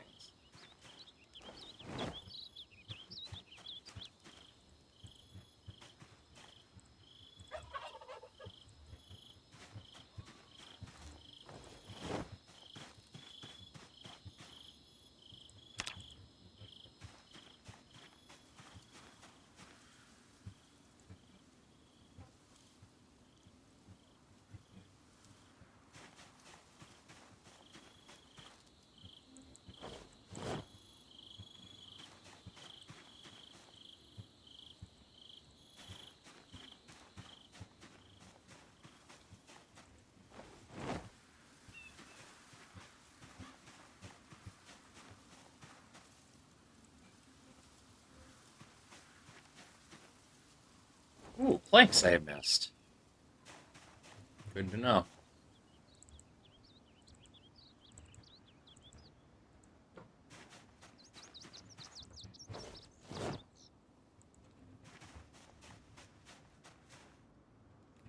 Oh.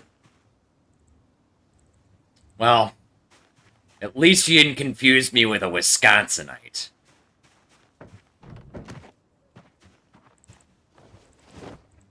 I don't wear cheese on my head.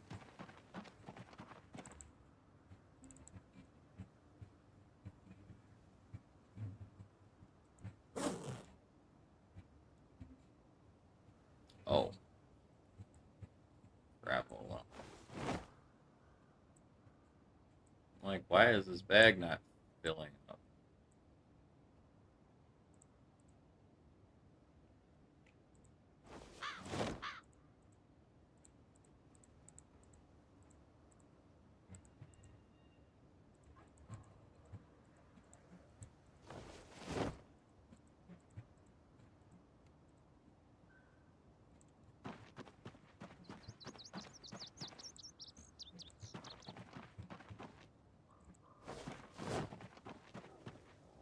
Oh, more planks.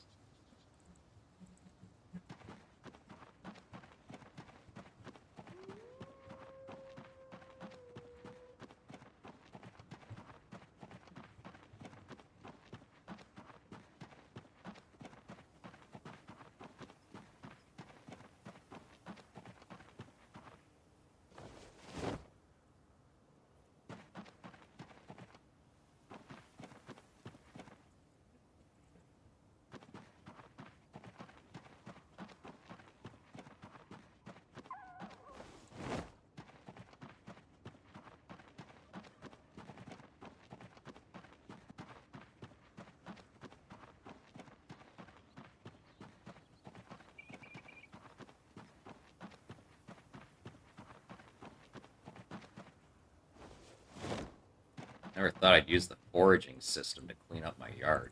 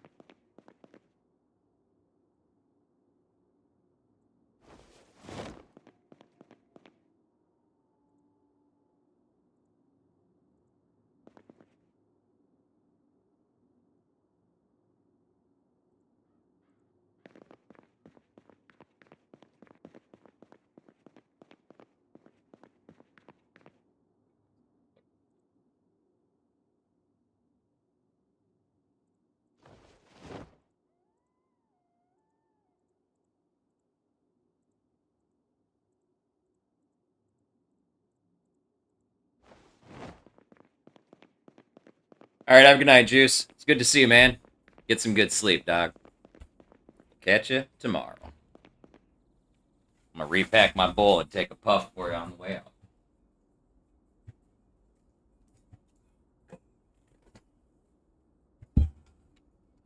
Boojangles. Thank you very much for the follow, my friend. Welcome to the Church of the Lead Pipe. If you partake in the greenery, please feel free to have a seat in our rotation and take a puff. If not, never fear, we will continue to pass the doocha to the left anyway. But most importantly, do have a good time.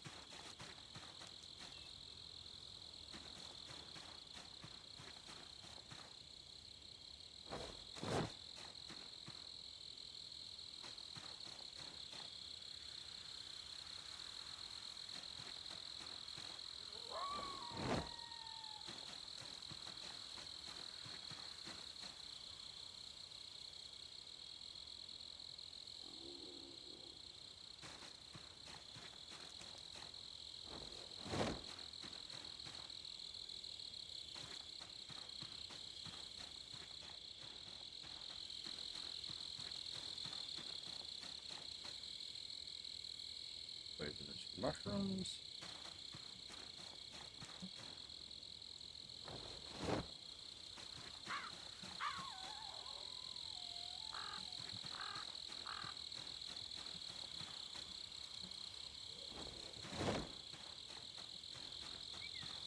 Couple logs I missed.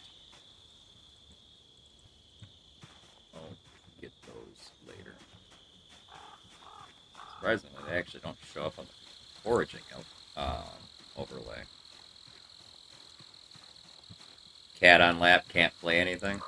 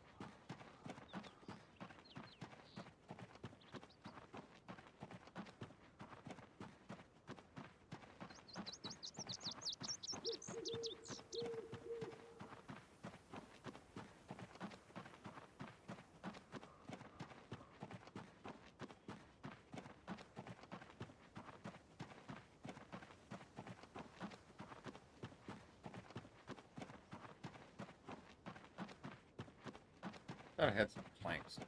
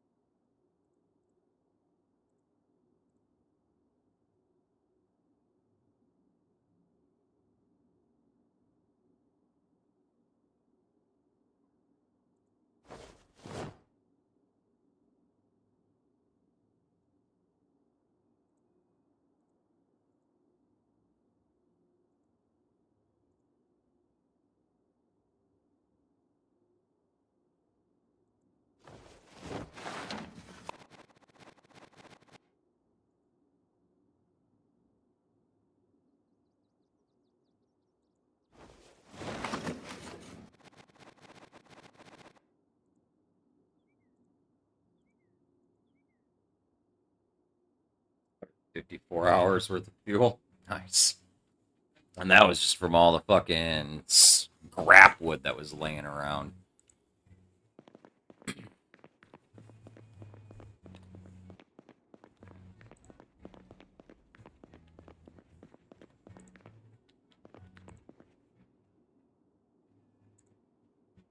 Oh, did I accidentally put those there? God damn it.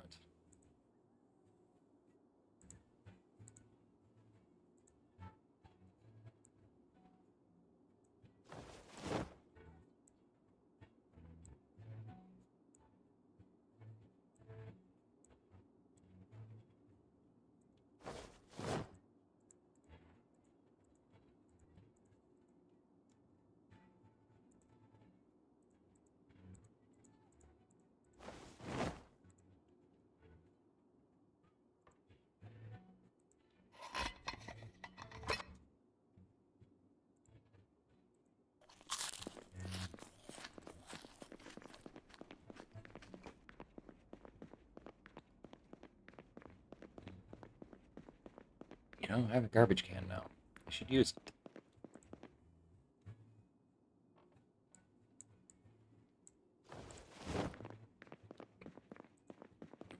Okay. Now we can Read the next foraging book.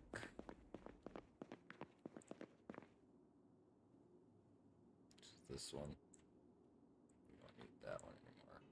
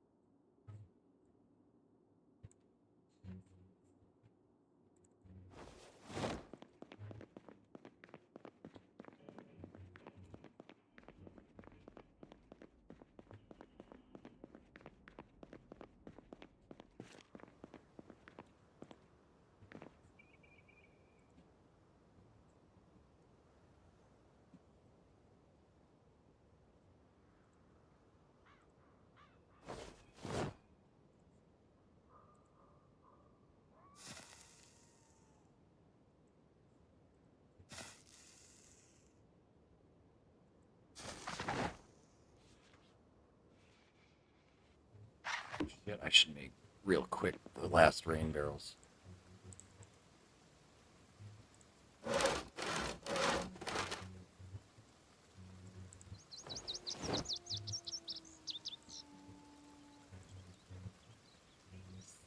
Three.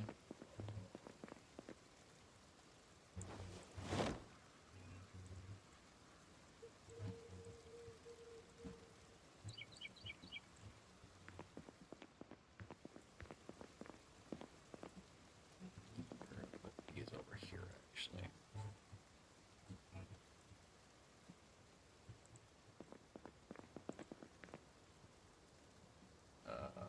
Rain barrel.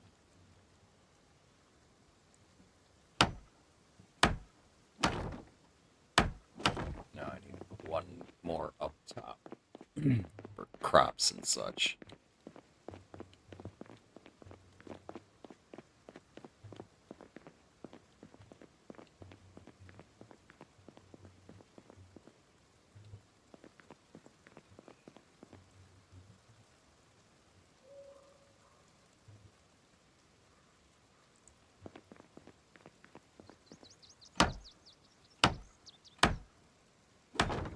It does.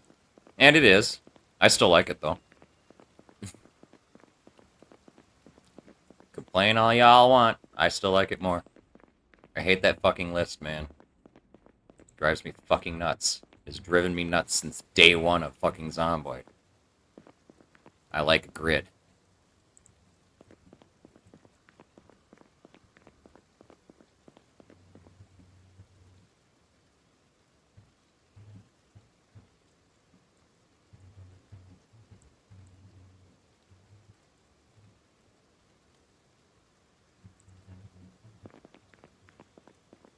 It's different. I found ways of using it more or less effectively.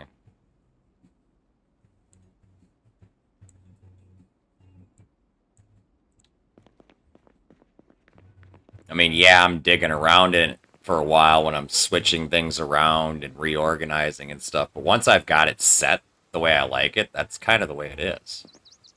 You know, it doesn't fucking move. Why is that there? Oh, that's right. That's whoops. Whatever. I forgot about that.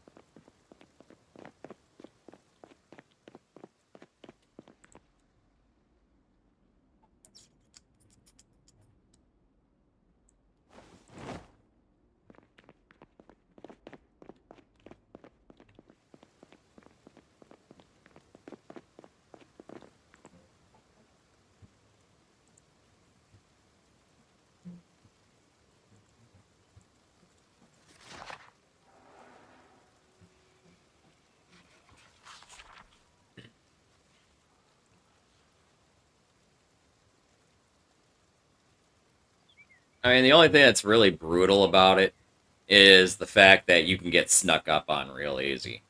But the reality is, you know, you'll get snuck up on real fucking easy when you're digging around in your bags not paying attention anyway. So it just adds to the immersion for me.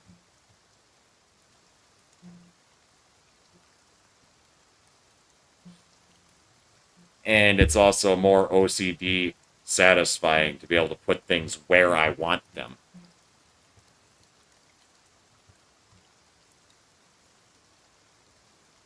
It wouldn't be so bad if I, like, clicked the sorting buttons for fucking Zomboid, and it would, like, switch to weapons, crafting, food, you know? But instead, all it does is it just reverses the list when you click it.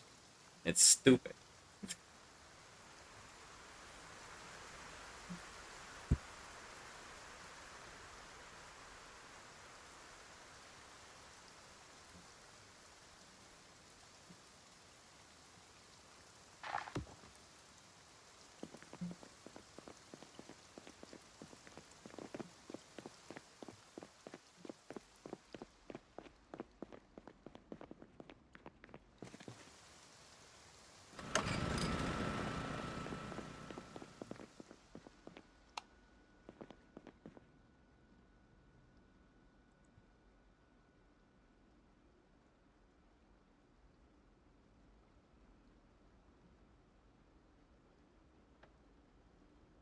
I know the important ones.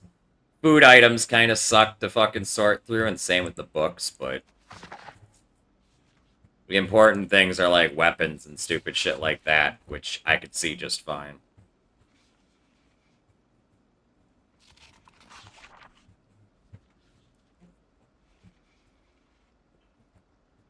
And then just like in Zomboid or in Vanilla Zomboid, you can actually select each of these bags, and then when you double click or control click items to transfer automatically to a bag, whatever bag you have highlighted here is the bag that stuff goes into unless there's no room.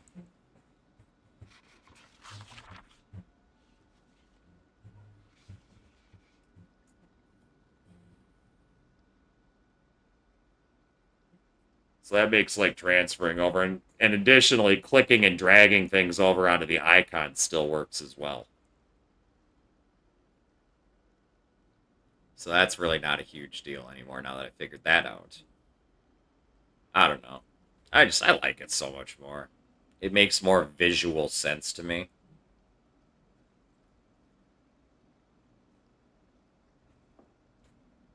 And you can make this grid more restrictive and shit than I currently have it. It gets way smaller. Like these will go all the way down to just 2 slots.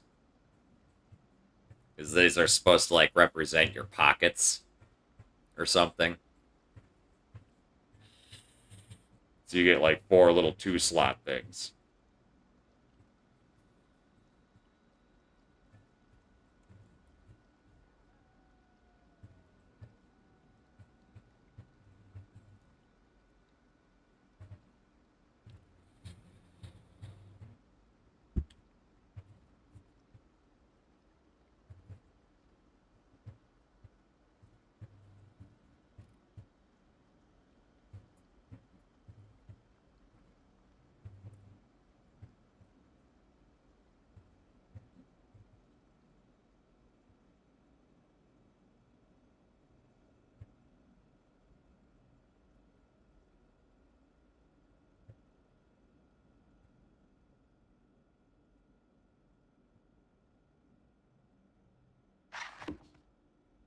Stop raining already?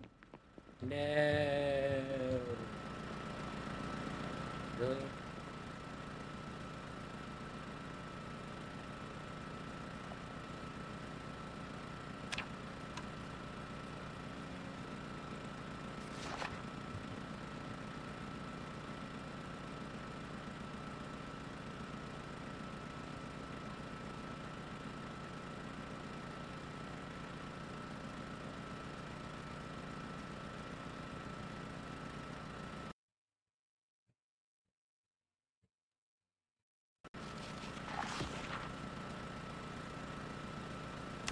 Oh, God damn it.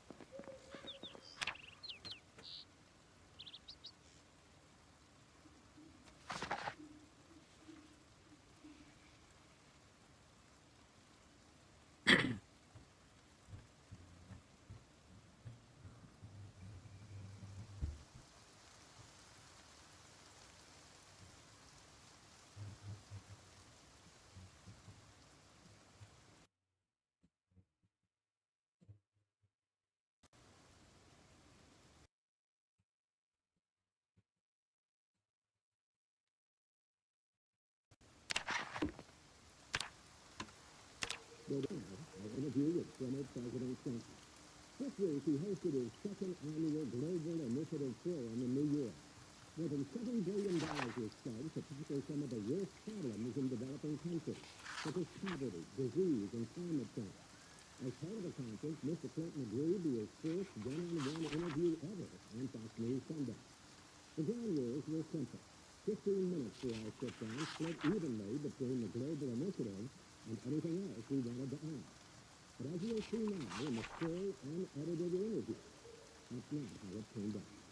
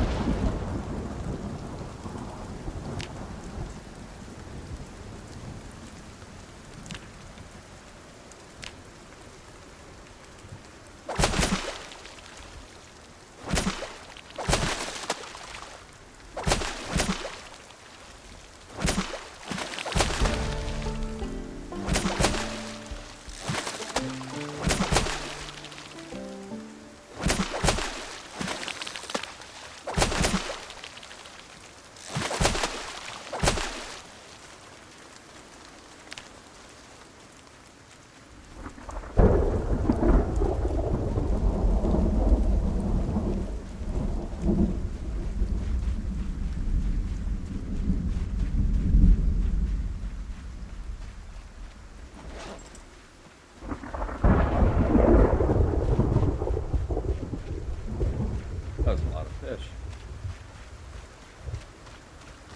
Have a good night, Musashi. Thanks for hanging out with us. Much love, friend. You stay safe.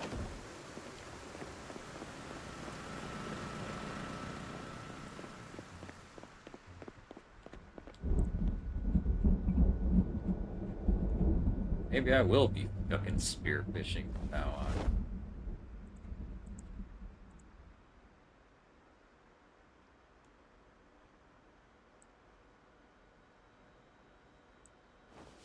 It actually worked pretty good.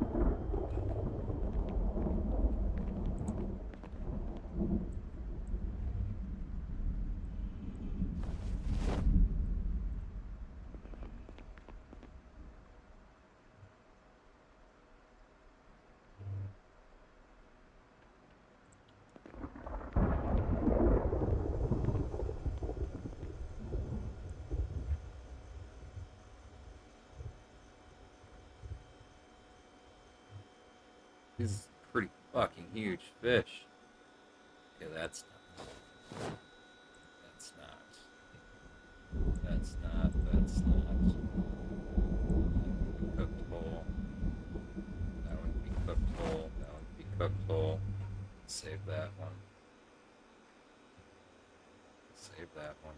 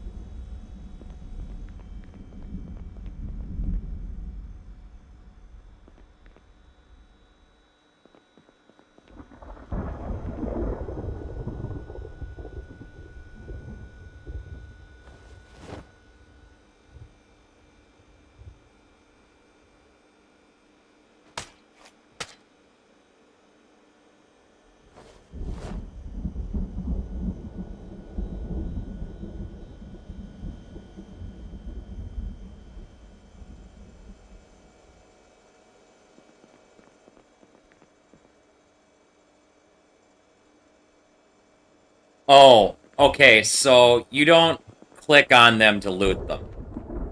Let me see if I have a zombie corpse here. This I can show you with my inventory mod. Hold on.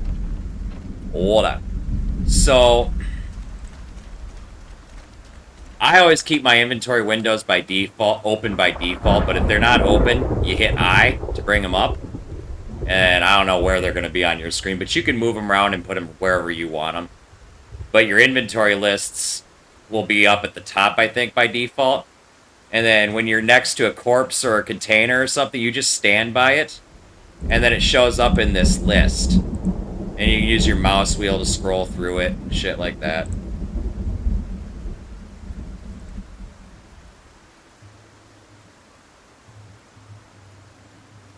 Most of them, unless they're completely butt-ass naked in their underwear, they should have at least shoes and pants and some sort of partial state of being dressed.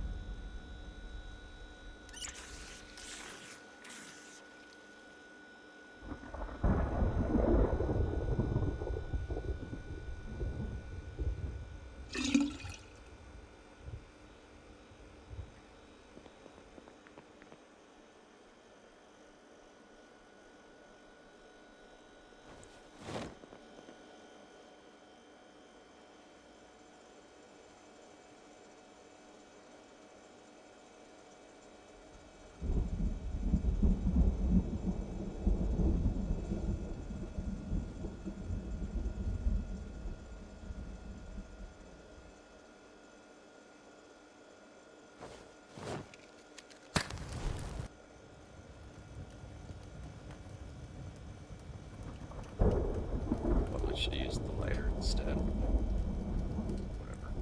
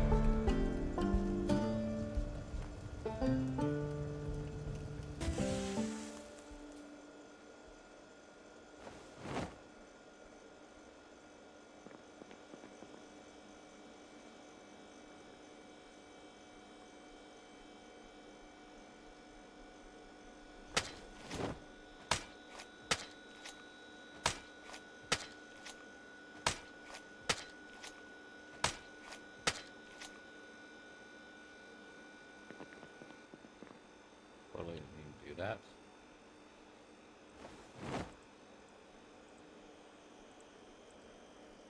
Apparently you can slice the fillets after it's been cooked, damn it.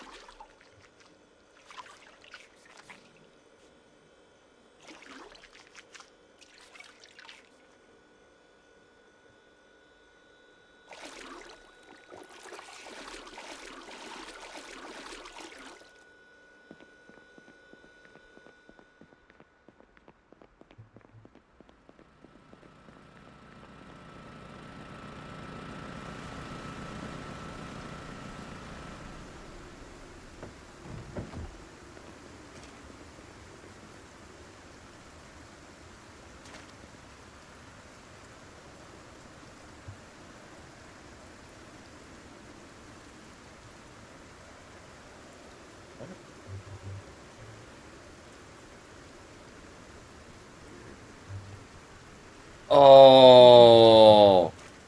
Hey, what's up, noob? Musashi! Fuck, I figured out why your metalworking thing wasn't coming up. You need to read the magazines. That's why. Because now mine's coming up too, because I read a couple of the mags. Fuck. Musashi. I figured it out, but you already left. Fuck. Chat. Somebody remind me to tell Musashi that I figured out the metalworking problem. Tomorrow. Love that.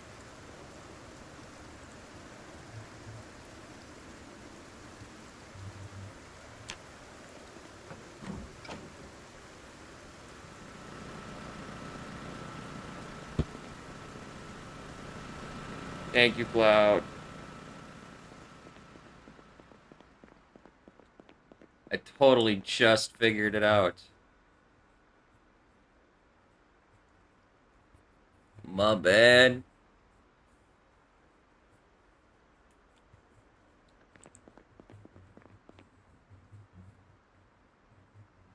Yes. I have to tell that to Musashi.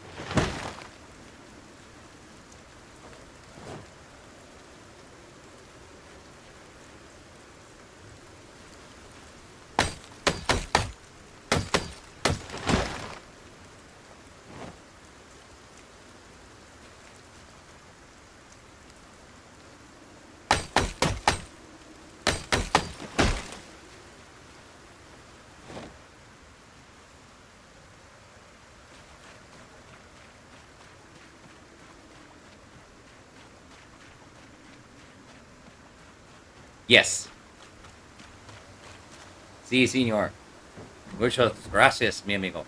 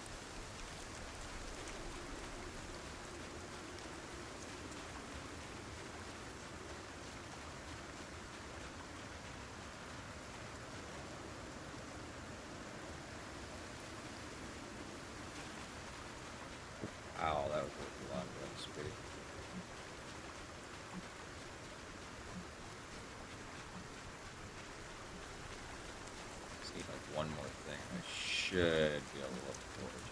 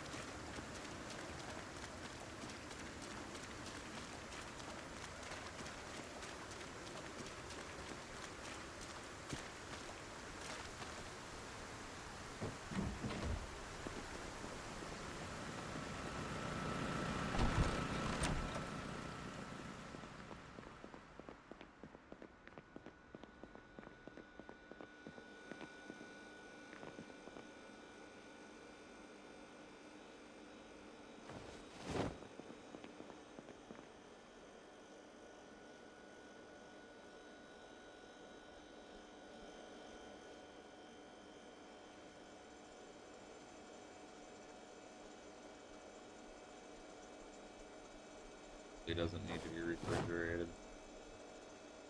From there.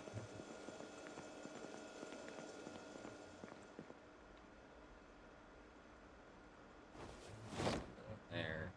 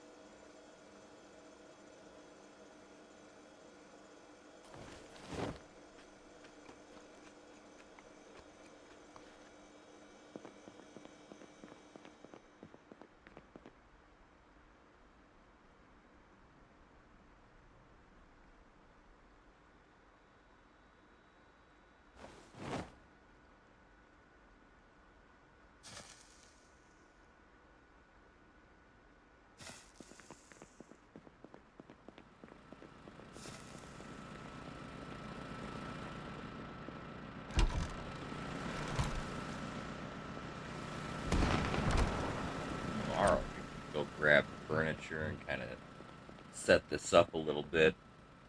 And then once the furniture's down, I could probably put walls up. Like, I'll probably put another partition up, like, right here or something, and stack more, like, crates around here. Just to, like, display weaponry and shit, 'cause I think I'm gonna move weapons and such to these boxes. So, this will be, like, a weapons room here. I'll probably have, like, a living room area right here. Don't know what I'm doing with this yet.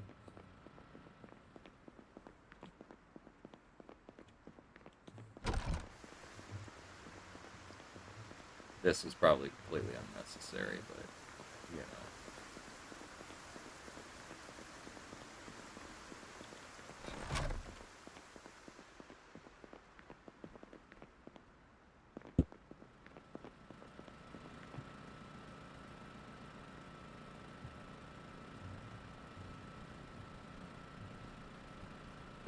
But anyway, we got quite a bit accomplished. We got some plumbing done. We got our walls up. We got a roof up.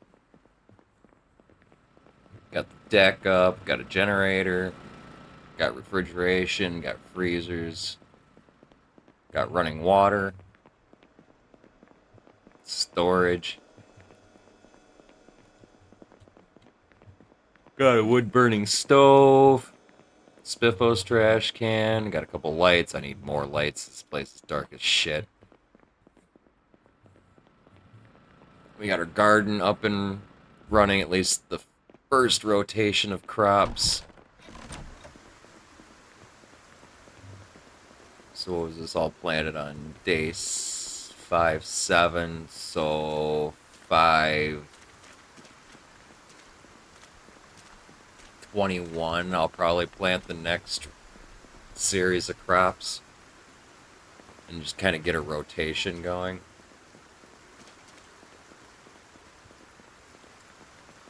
Got our rain collectors up.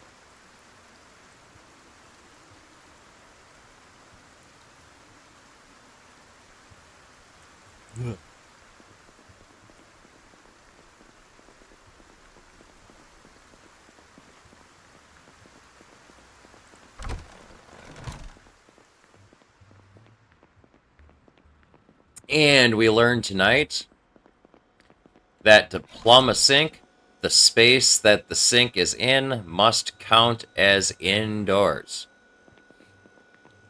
Couldn't figure out why I couldn't fucking plumb this fucking sink.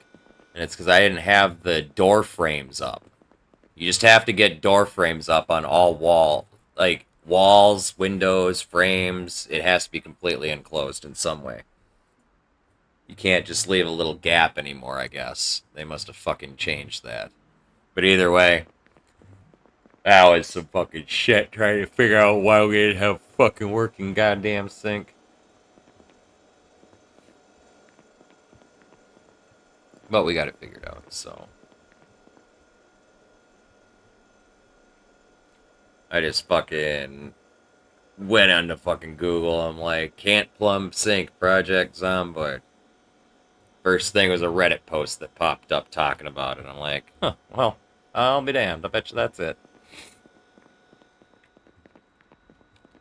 As soon as I put a door frame here, bam, I was able to fucking plumb that sink. At which point I quick put door frames up on the other fucking... Because I might have had door frame here, but I didn't have one here. This is a gap.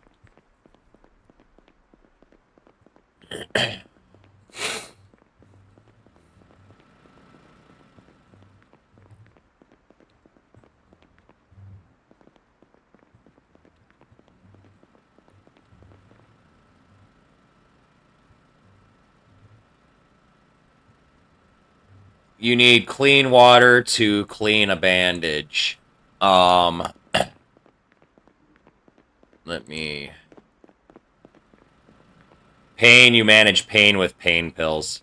You gotta find them. Painkillers.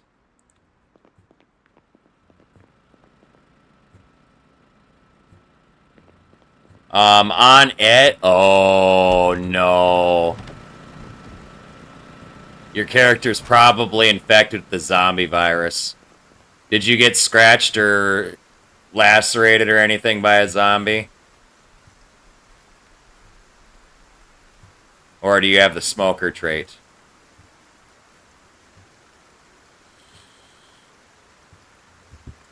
If you have outdoorsmen, yes, it is okay to be outside while it's raining.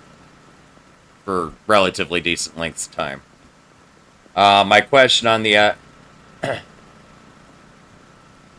Okay, you got the smoker trait? Okay, so that's what the on-edge nervousness moodle's all about. Never mind, forget the zombification thing. He needs a cigarette. I never, ever sterilize bandages. Not with boiling water, anyway. I always just find a bottle of bourbon or disinfectant or something, or I just use alcohol wipes and sterilize the wound and then wrap it in a bandage. But yeah, you don't need to turn rip sheets into bandages. You can just use a rip sheet straight up. You can even use a dirty rag, too. It's just not recommended. Probably get infected.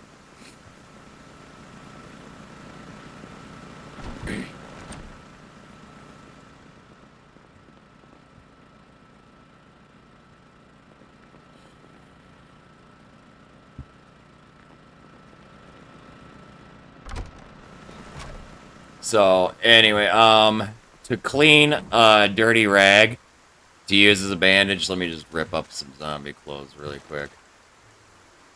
Oh, I can't rip that. Why can't I rip that? I need to find a zombie. Give me a minute. Is this one gonna work? Yeah, this will work. So I have 5 dirty rags. If you have a bottle of water in your inventory, you can just click on the rags and clean rag, and it'll use your fresh water. You cannot use tainted water to clean rags.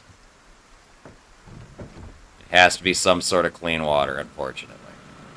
So you can't just do it at your rain barrels. Alright, catch you later, Car. Have a good night, man. But otherwise, if you find a working sink or a working water dispenser, you can also right-click on them while the rags are in your main inventory and choose the clean rag option as well.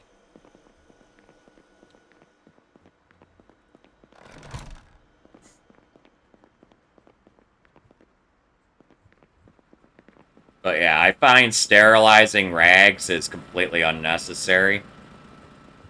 Especially due to the fact that there's little to no penalty for an infected wound. It just makes it take longer to heal.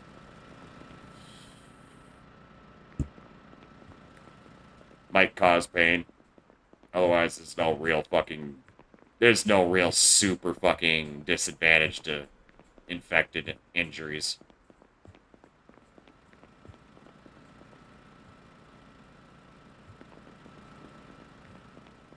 At least not yet.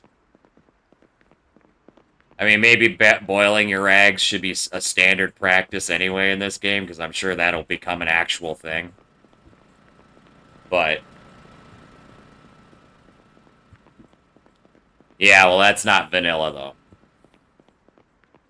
He's playing vanilla, so I'm giving him vanilla answers.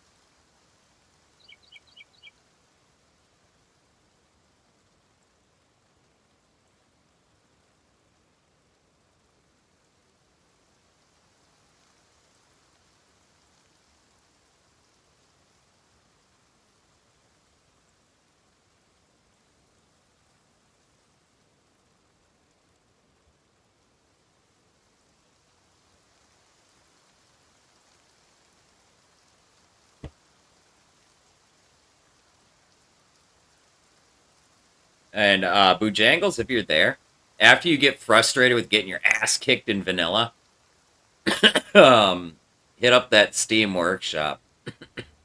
I even have a plethora of mods that I can recommend too. You can also join our Discord and ask questions there. We got a bunch of PZ players there. Kind of a disorganized mess right now, but the general channel is pretty much where everybody chit-chats. You can ask questions there. If I'm not streaming or whatever.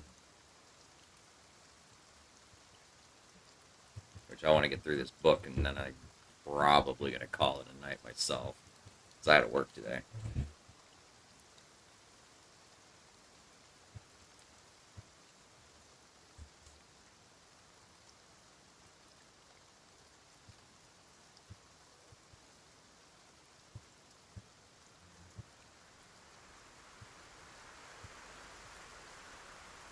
Yeah, no, the game's fucking great, man. Another thing you can do, I mentioned earlier that there's a sandbox game mode too, where you can tweak every little fucking aspect of the game.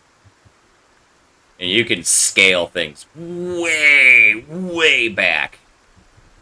And even give yourself even extra trait points to spend so you can fuck around with shit if you wanted. Like, there's so many things you can do in that sandbox.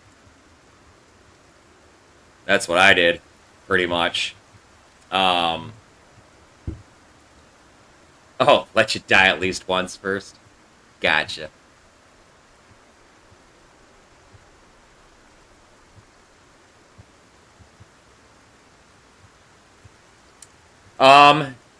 If you create a new character, yes. You can reuse the same world. I very highly ill-advise that, though. The reason is because the world progressively gets worse and worse by the day, and when you create a new character in the same world, that character comes into that world in the state that it was when the previous character died. The zombie count, looted houses, everything. But yes, if you do create a new character in the same world, you can go find your zombie self and murk yourself and get your shit back. You will not get your skills or anything back. It is more or less a permadeath system. There are mods, like there's a skill journal mod that I believe works again, that'll allow you to record your skills in a journal that you can read with a future character if you die and get your skills back. But typically in vanilla,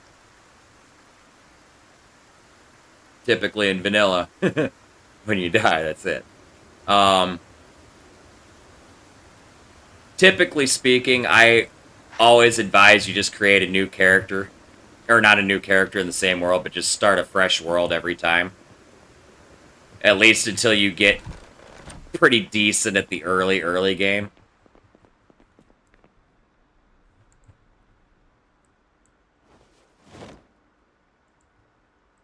I have done worlds where I have had legacy characters, though. I had one world where I had, like, 5 or 6 different characters throughout the course of that world's life. And then, before I go, too, I'm going to show you one more thing, so don't go anywhere just yet, Bojangles. I want to show you something. Once my character's not, like, starving to death here. He eats half the fucking river's worth of fish.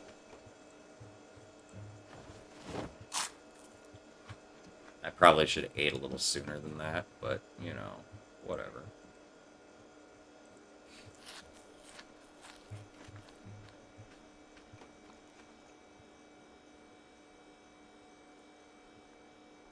Yeah, if you die, like, within the first, like, week, it's not so bad, but if you get, like, 3 weeks in, because typically the game, by default, population peaks out at, like, day 28, I think it is.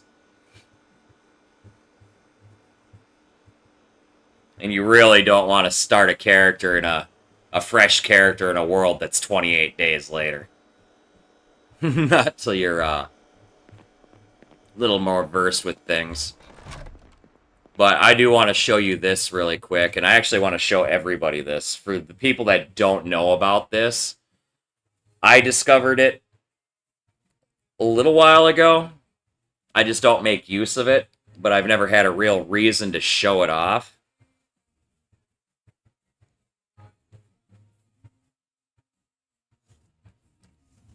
Yeah, if you're injured, eat a bunch of food, till you get that well-fed moodle, and you get a healing bonus, and your health will get back, or come back.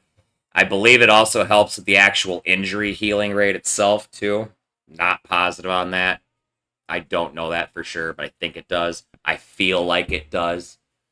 But for sure, your actual health itself will return to okay a lot faster if you've got at least a well-fed or not hungry or whatever.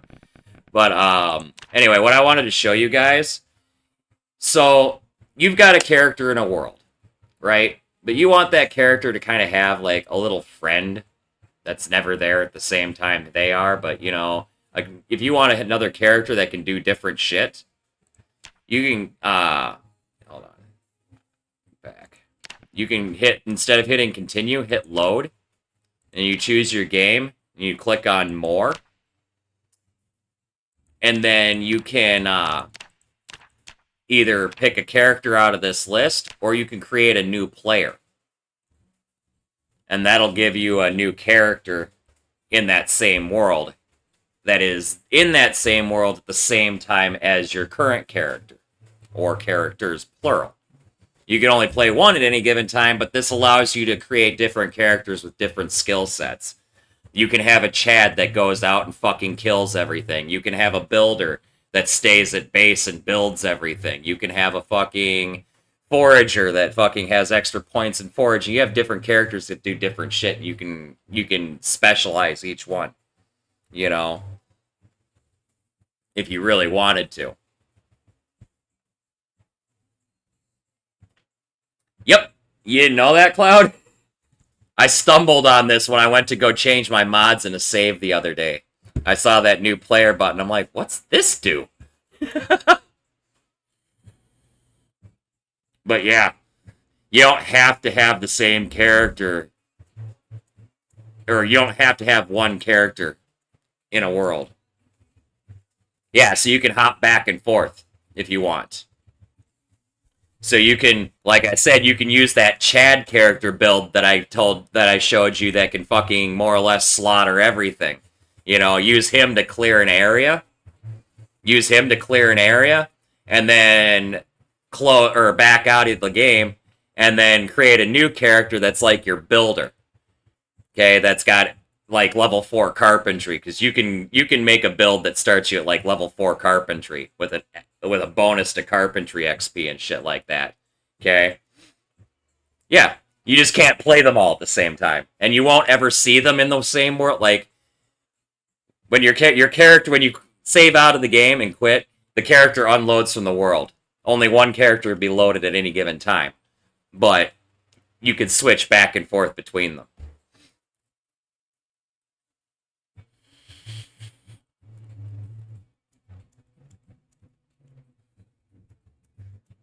I don't ever see anybody take advantage of this feature, but part of that is I feel it's because it's not talked about and nobody knows about it.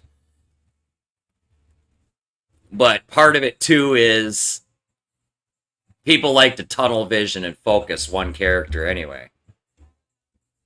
Your character will get a little moodle in the top right side of the screen that says they're tired.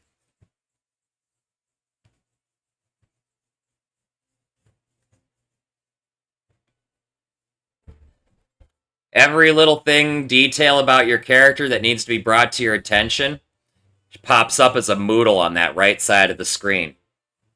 You just keep them managed, and your character's gonna have a lot better time.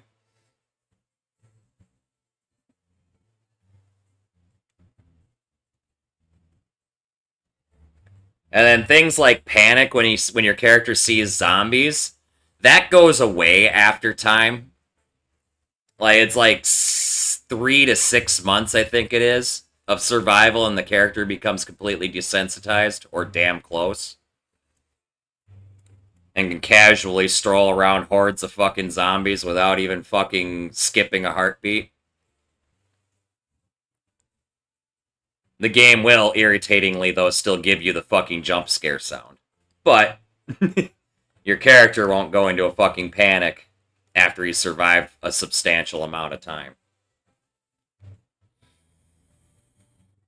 Another thing to note, if you use multiple characters, the time survived is only reflected by the actual time the character has been in the world. Not the world as a whole, but the time that you've actually played as that character. When you log out of that character, the time freezes for that character, and then whatever other character you log in, the ticker starts for them.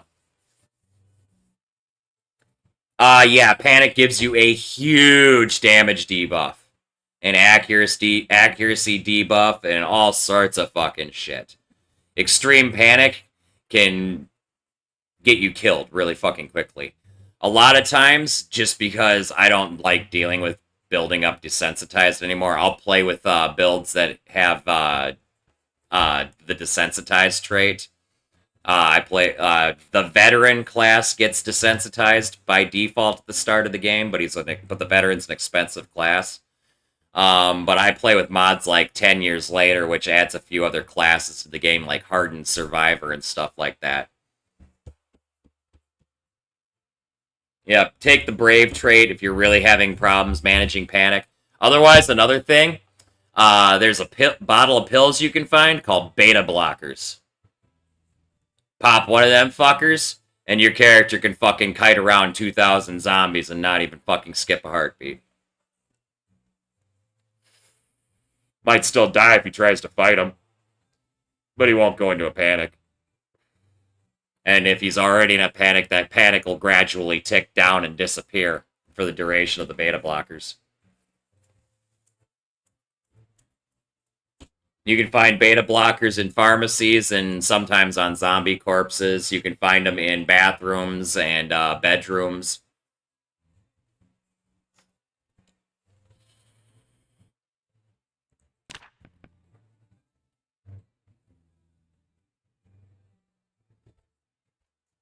If you want to see somebody who's actually really good at this game, Bojangles, I'm going to give you a guy to follow.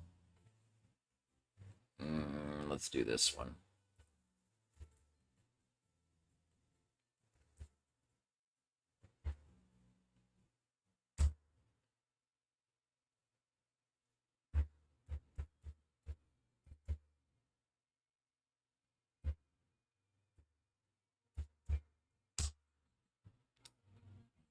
Yep, Nomus. That motherfucker's good. He's really good. He's been playing even longer than I have. Just give him a follow. He streams almost every fucking day, man. Covers a lot of the hours I don't. He's also got a YouTube channel if you want to look him up over there, too. Just look up Nomus Plays.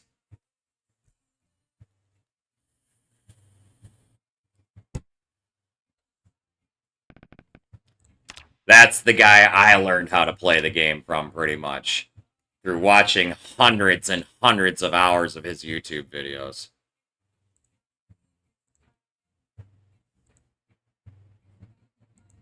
Thank you, Cloud. You have no idea how many hours you save by just coming in here and asking questions first before going and diving into the game.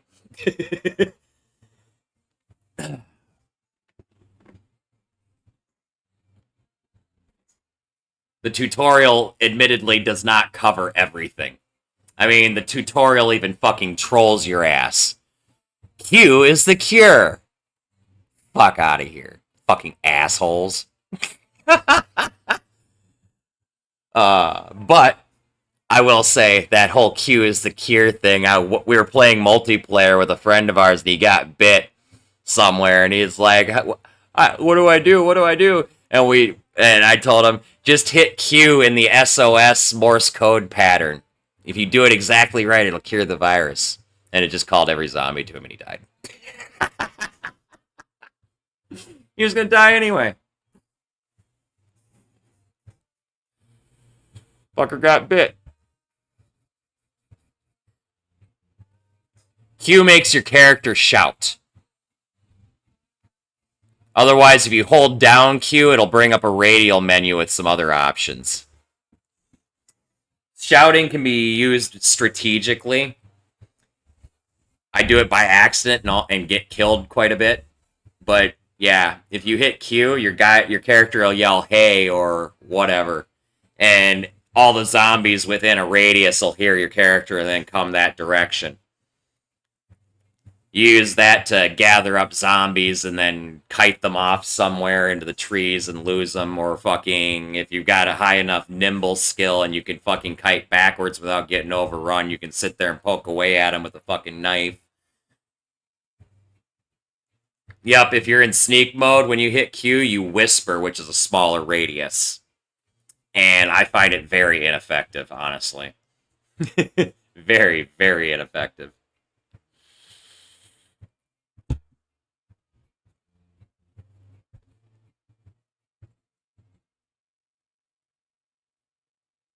By now you've also noticed that your aiming reticle is this weird line with a circle at the bottom of it. If you haven't already figured this out, the zombie you want to hit, if you aim with the circle at their feet, you're gonna more likely hit the right zombie. Don't aim with the circle at the head, aim at the feet. The top of the line should be like in line with the zombie's neck.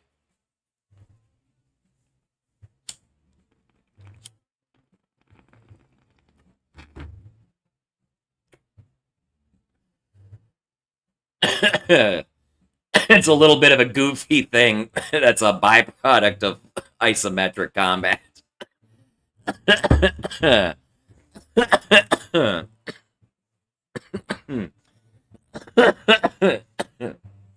Circle, aim at foot.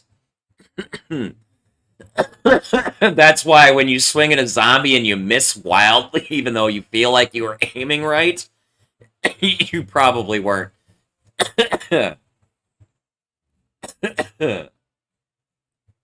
Oh my god, dude, you don't even know, man. This will last me like 2 weeks.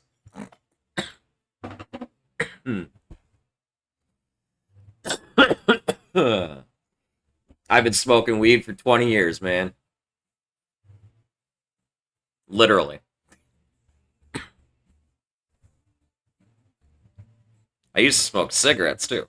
2 packs a day. Oh, hold on. I'm going to go back into the game really quick since I got your attention, too. I want to show you one more thing, Bojangles. Or Boojangles. Actually, a few more things. I want to show you some things in the settings menu, or the options menu, that's going to help your life 1,000,000%.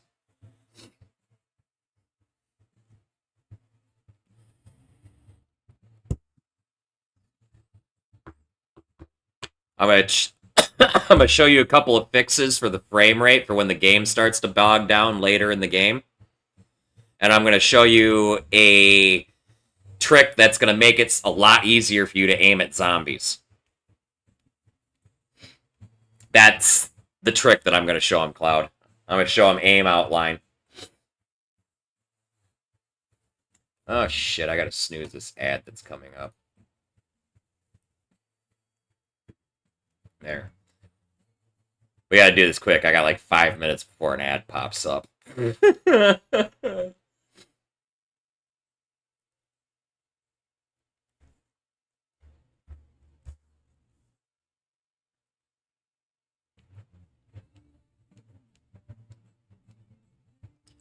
So, if you go into options and into display, first thing you're going to want to do, your cursor, set ISO cursor visibility to 75%. Just max it out. That way you can see your aiming reticle a hell of a lot better. Especially when there's like swarms of shit. It just makes it easier to see. And then aim outline, change that from ranged weapons to any weapon. That way when you're aiming with like melee weapons, the zombie that you're going to hit is the one that lights up green. Or whatever color you choose. So I think you could set a color for that. Maybe. I don't remember. You can set colors for certain things. But that'll help you out with your zombie fighting 1,000,000%. As far as frame rate fixes, I do simple clothing textures on zombies only. What that does is it removes the blood and decals and holes from the clothes on the zombies. I mean, when there's a lot of zombies, every little hole and stupid thing that the game has to render causes issues. So, if you just turn it down to the simple clothing textures on the zombies, that game won't have to process all that excess shit. You can see the state of everything when you mouse over it in the zombie's inventory. The other thing... So, when you get late into the game, and you've got bloods... You have it at none by default. Ah, okay. Wait. Okay, yeah, you want to change that to, like, zombies.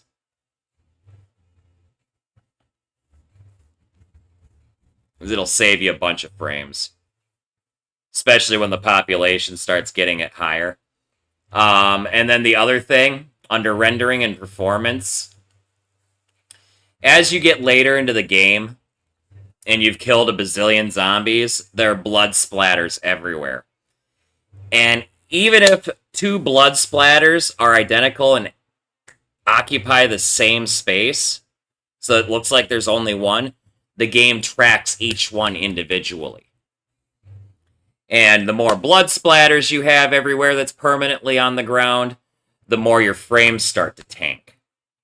This isn't a huge deal when you've only got, like, a dozen zombies that you're fucking killing here and there, and 1 here, 2 there, whatever. But when you're dealing with, like, a horde of, like, 500 zombies, and you're getting to the end of killing them all, and you've got 1,000,000 fucking blood spatters everywhere, you're gonna notice your frames are gonna start to tank, and tank hard. The way to combat that is to turn blood decals off. Additionally, I always tick off corpse shadows as well. All the rest of this is kind of preference, more or less.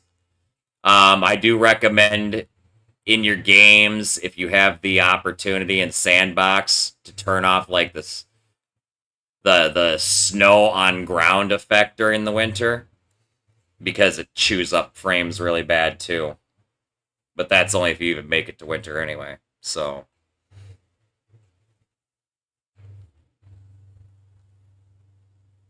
is there anything else in here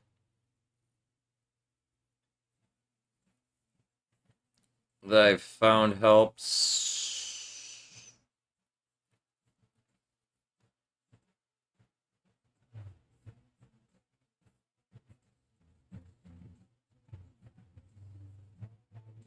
You could try texture compression, that may or may not help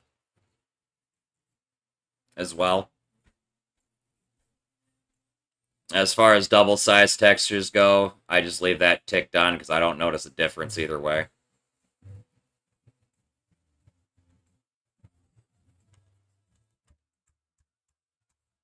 But yeah.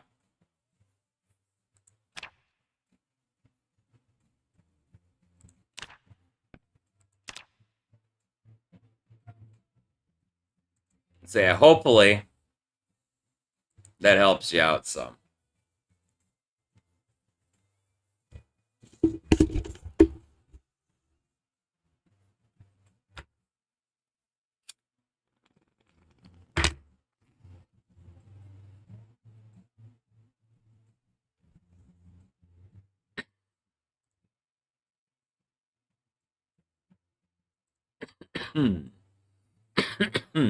Hey, no problem, man.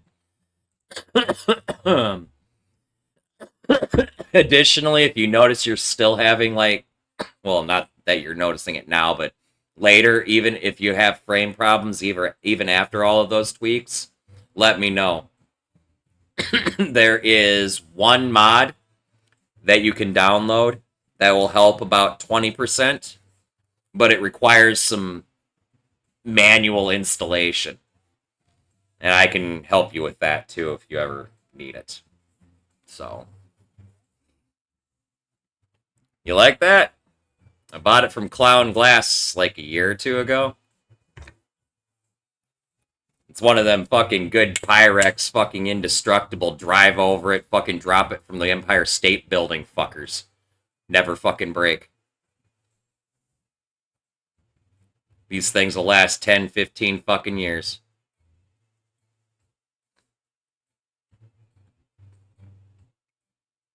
Provided you don't hit them against porcelain. For some reason, porcelain has a very bad effect on these pipes. This particular glass. That's how I broke my last one.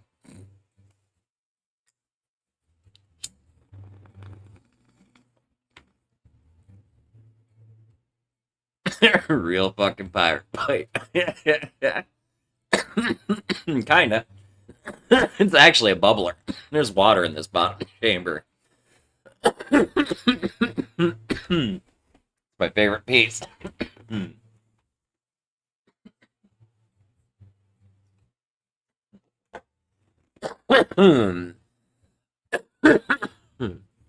Yep. Well, it's because I use it as a part of my handhold. So when I'm holding it, it looks like a Sherlock. Which it technically is. It's just a Sherlock with a really big grip on it. Damn it.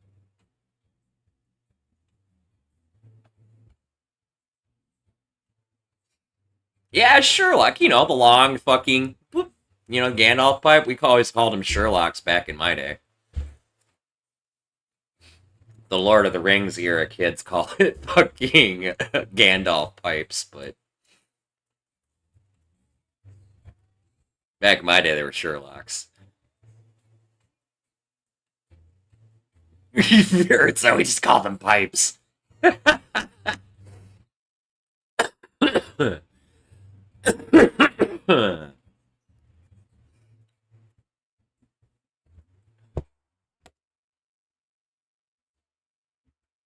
Now, this thing sees a lot of use, man. I put 2 ounces of weed through this fucker every month. Sometimes a little bit more.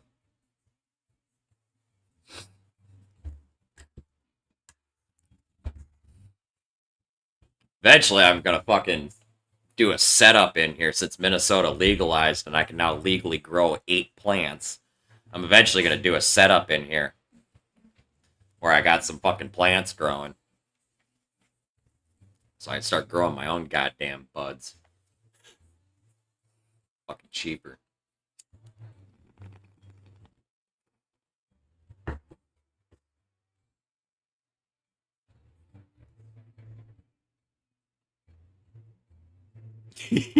Well, it is. It seriously is. It, like, costs nothing to grow weed. Like, literally, I mean, the cost of your setup, maybe the electricity for the grow lights. But otherwise, in the grand scheme of things, when you look at what you get out of a plant versus what you pay for that same amount from a dealer or a dispensary, you're like, what the fuck? You know?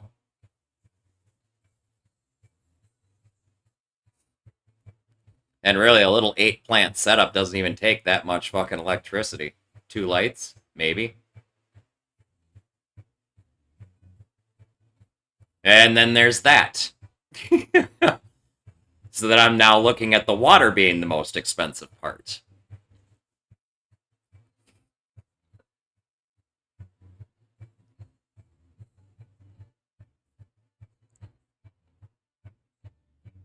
But either way, I plan on growing a few plants here in the next year or so.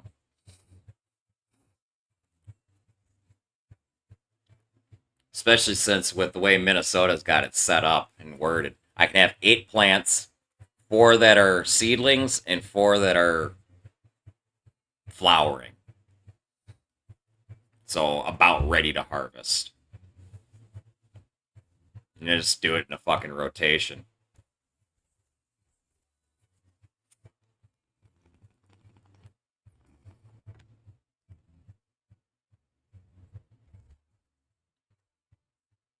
But anyway, we are now an hour past my bedtime. I need to find somebody to raid here. Is nobody playing Project Zomboid? The fuck? Okay.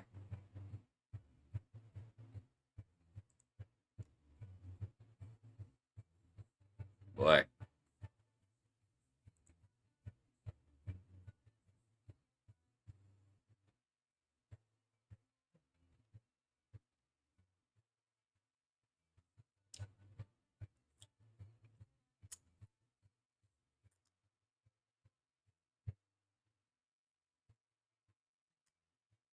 Well.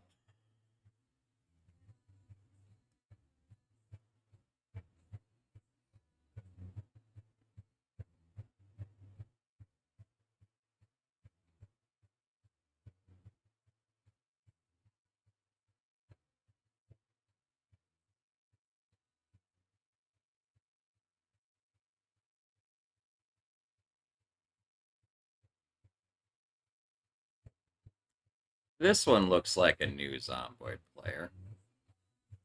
This could be amusing. Oh, you want me to raid Sushi? Okay, we can raid Sushi. We like Sushi. We know Sushi. And she's playing Oxygen is Not Included. Or whatever that game is. So yeah, we'll raid Sushi for you, Jared.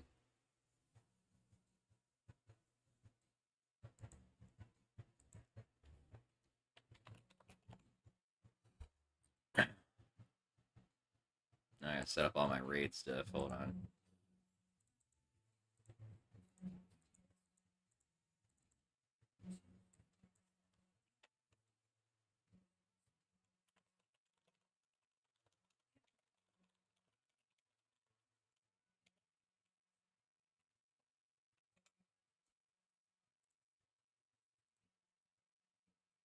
Yeah, no problem, Jared. I was thinking about raiding Sushi, but then I was thinking, you know, maybe we should raid a Project Zomboid streamer, since most everybody here is Zomboid. But that's okay. We can raid Sushi. Besides that, it looks like Coaster's already over there, and Cloud's already over there, and Grizz is already over there. Half our crew is already over there anyway, so what the fuck?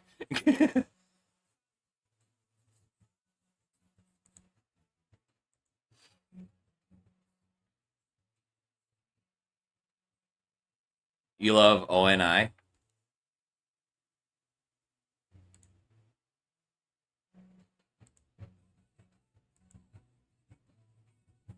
Question mark?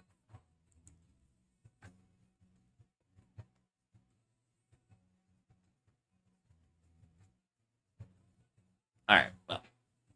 So, raid target. Sushi Cat Yum. She is a variety streamer. She plays Project Zomboid, RimWorld, and a plethora of other games, including games that I've never even heard of. When we get over there, you guys, I want you all to give her a follow. She has cats. She has kitties. She has kitty cams. She's worth following just because of that. But anyway, give her a follow. Show her love and support from our community. Let her know that the Church of the Lead Pipe is always with her. As for me, taking another puff, I'm getting ready to get out of here.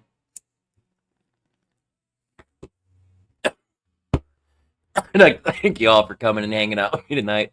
I love and appreciate all y'all. If you like my content, click that follow button so you get notifications as to when I go live. I'm here Monday through Thursday nights. from 6 p.m. Central Standard Time until at least 4 a.m. And Saturday through Monday mornings from 1 a.m. Central Standard Time until 4 a.m. That means I'll be back again tonight when I get off work. I'll be back for some more projects on Zomboid. And Urtza trying to help out, reminding me about the YouTube channel.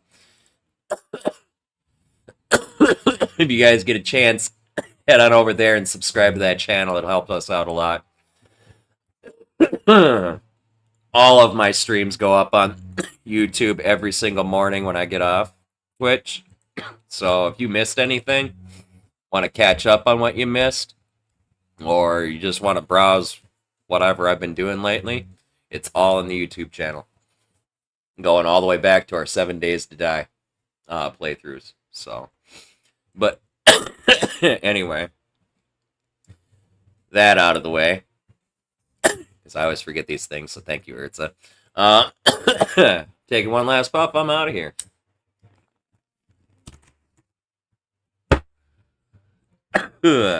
Yep, that puff just did me in. With that last puff, I'm out of here, you guys. Thanks again for coming and hanging out. I'll be back again tonight after I get off work. But until then, don't do anything I wouldn't do. Stay safe. Stay high. I love y'all. Peace.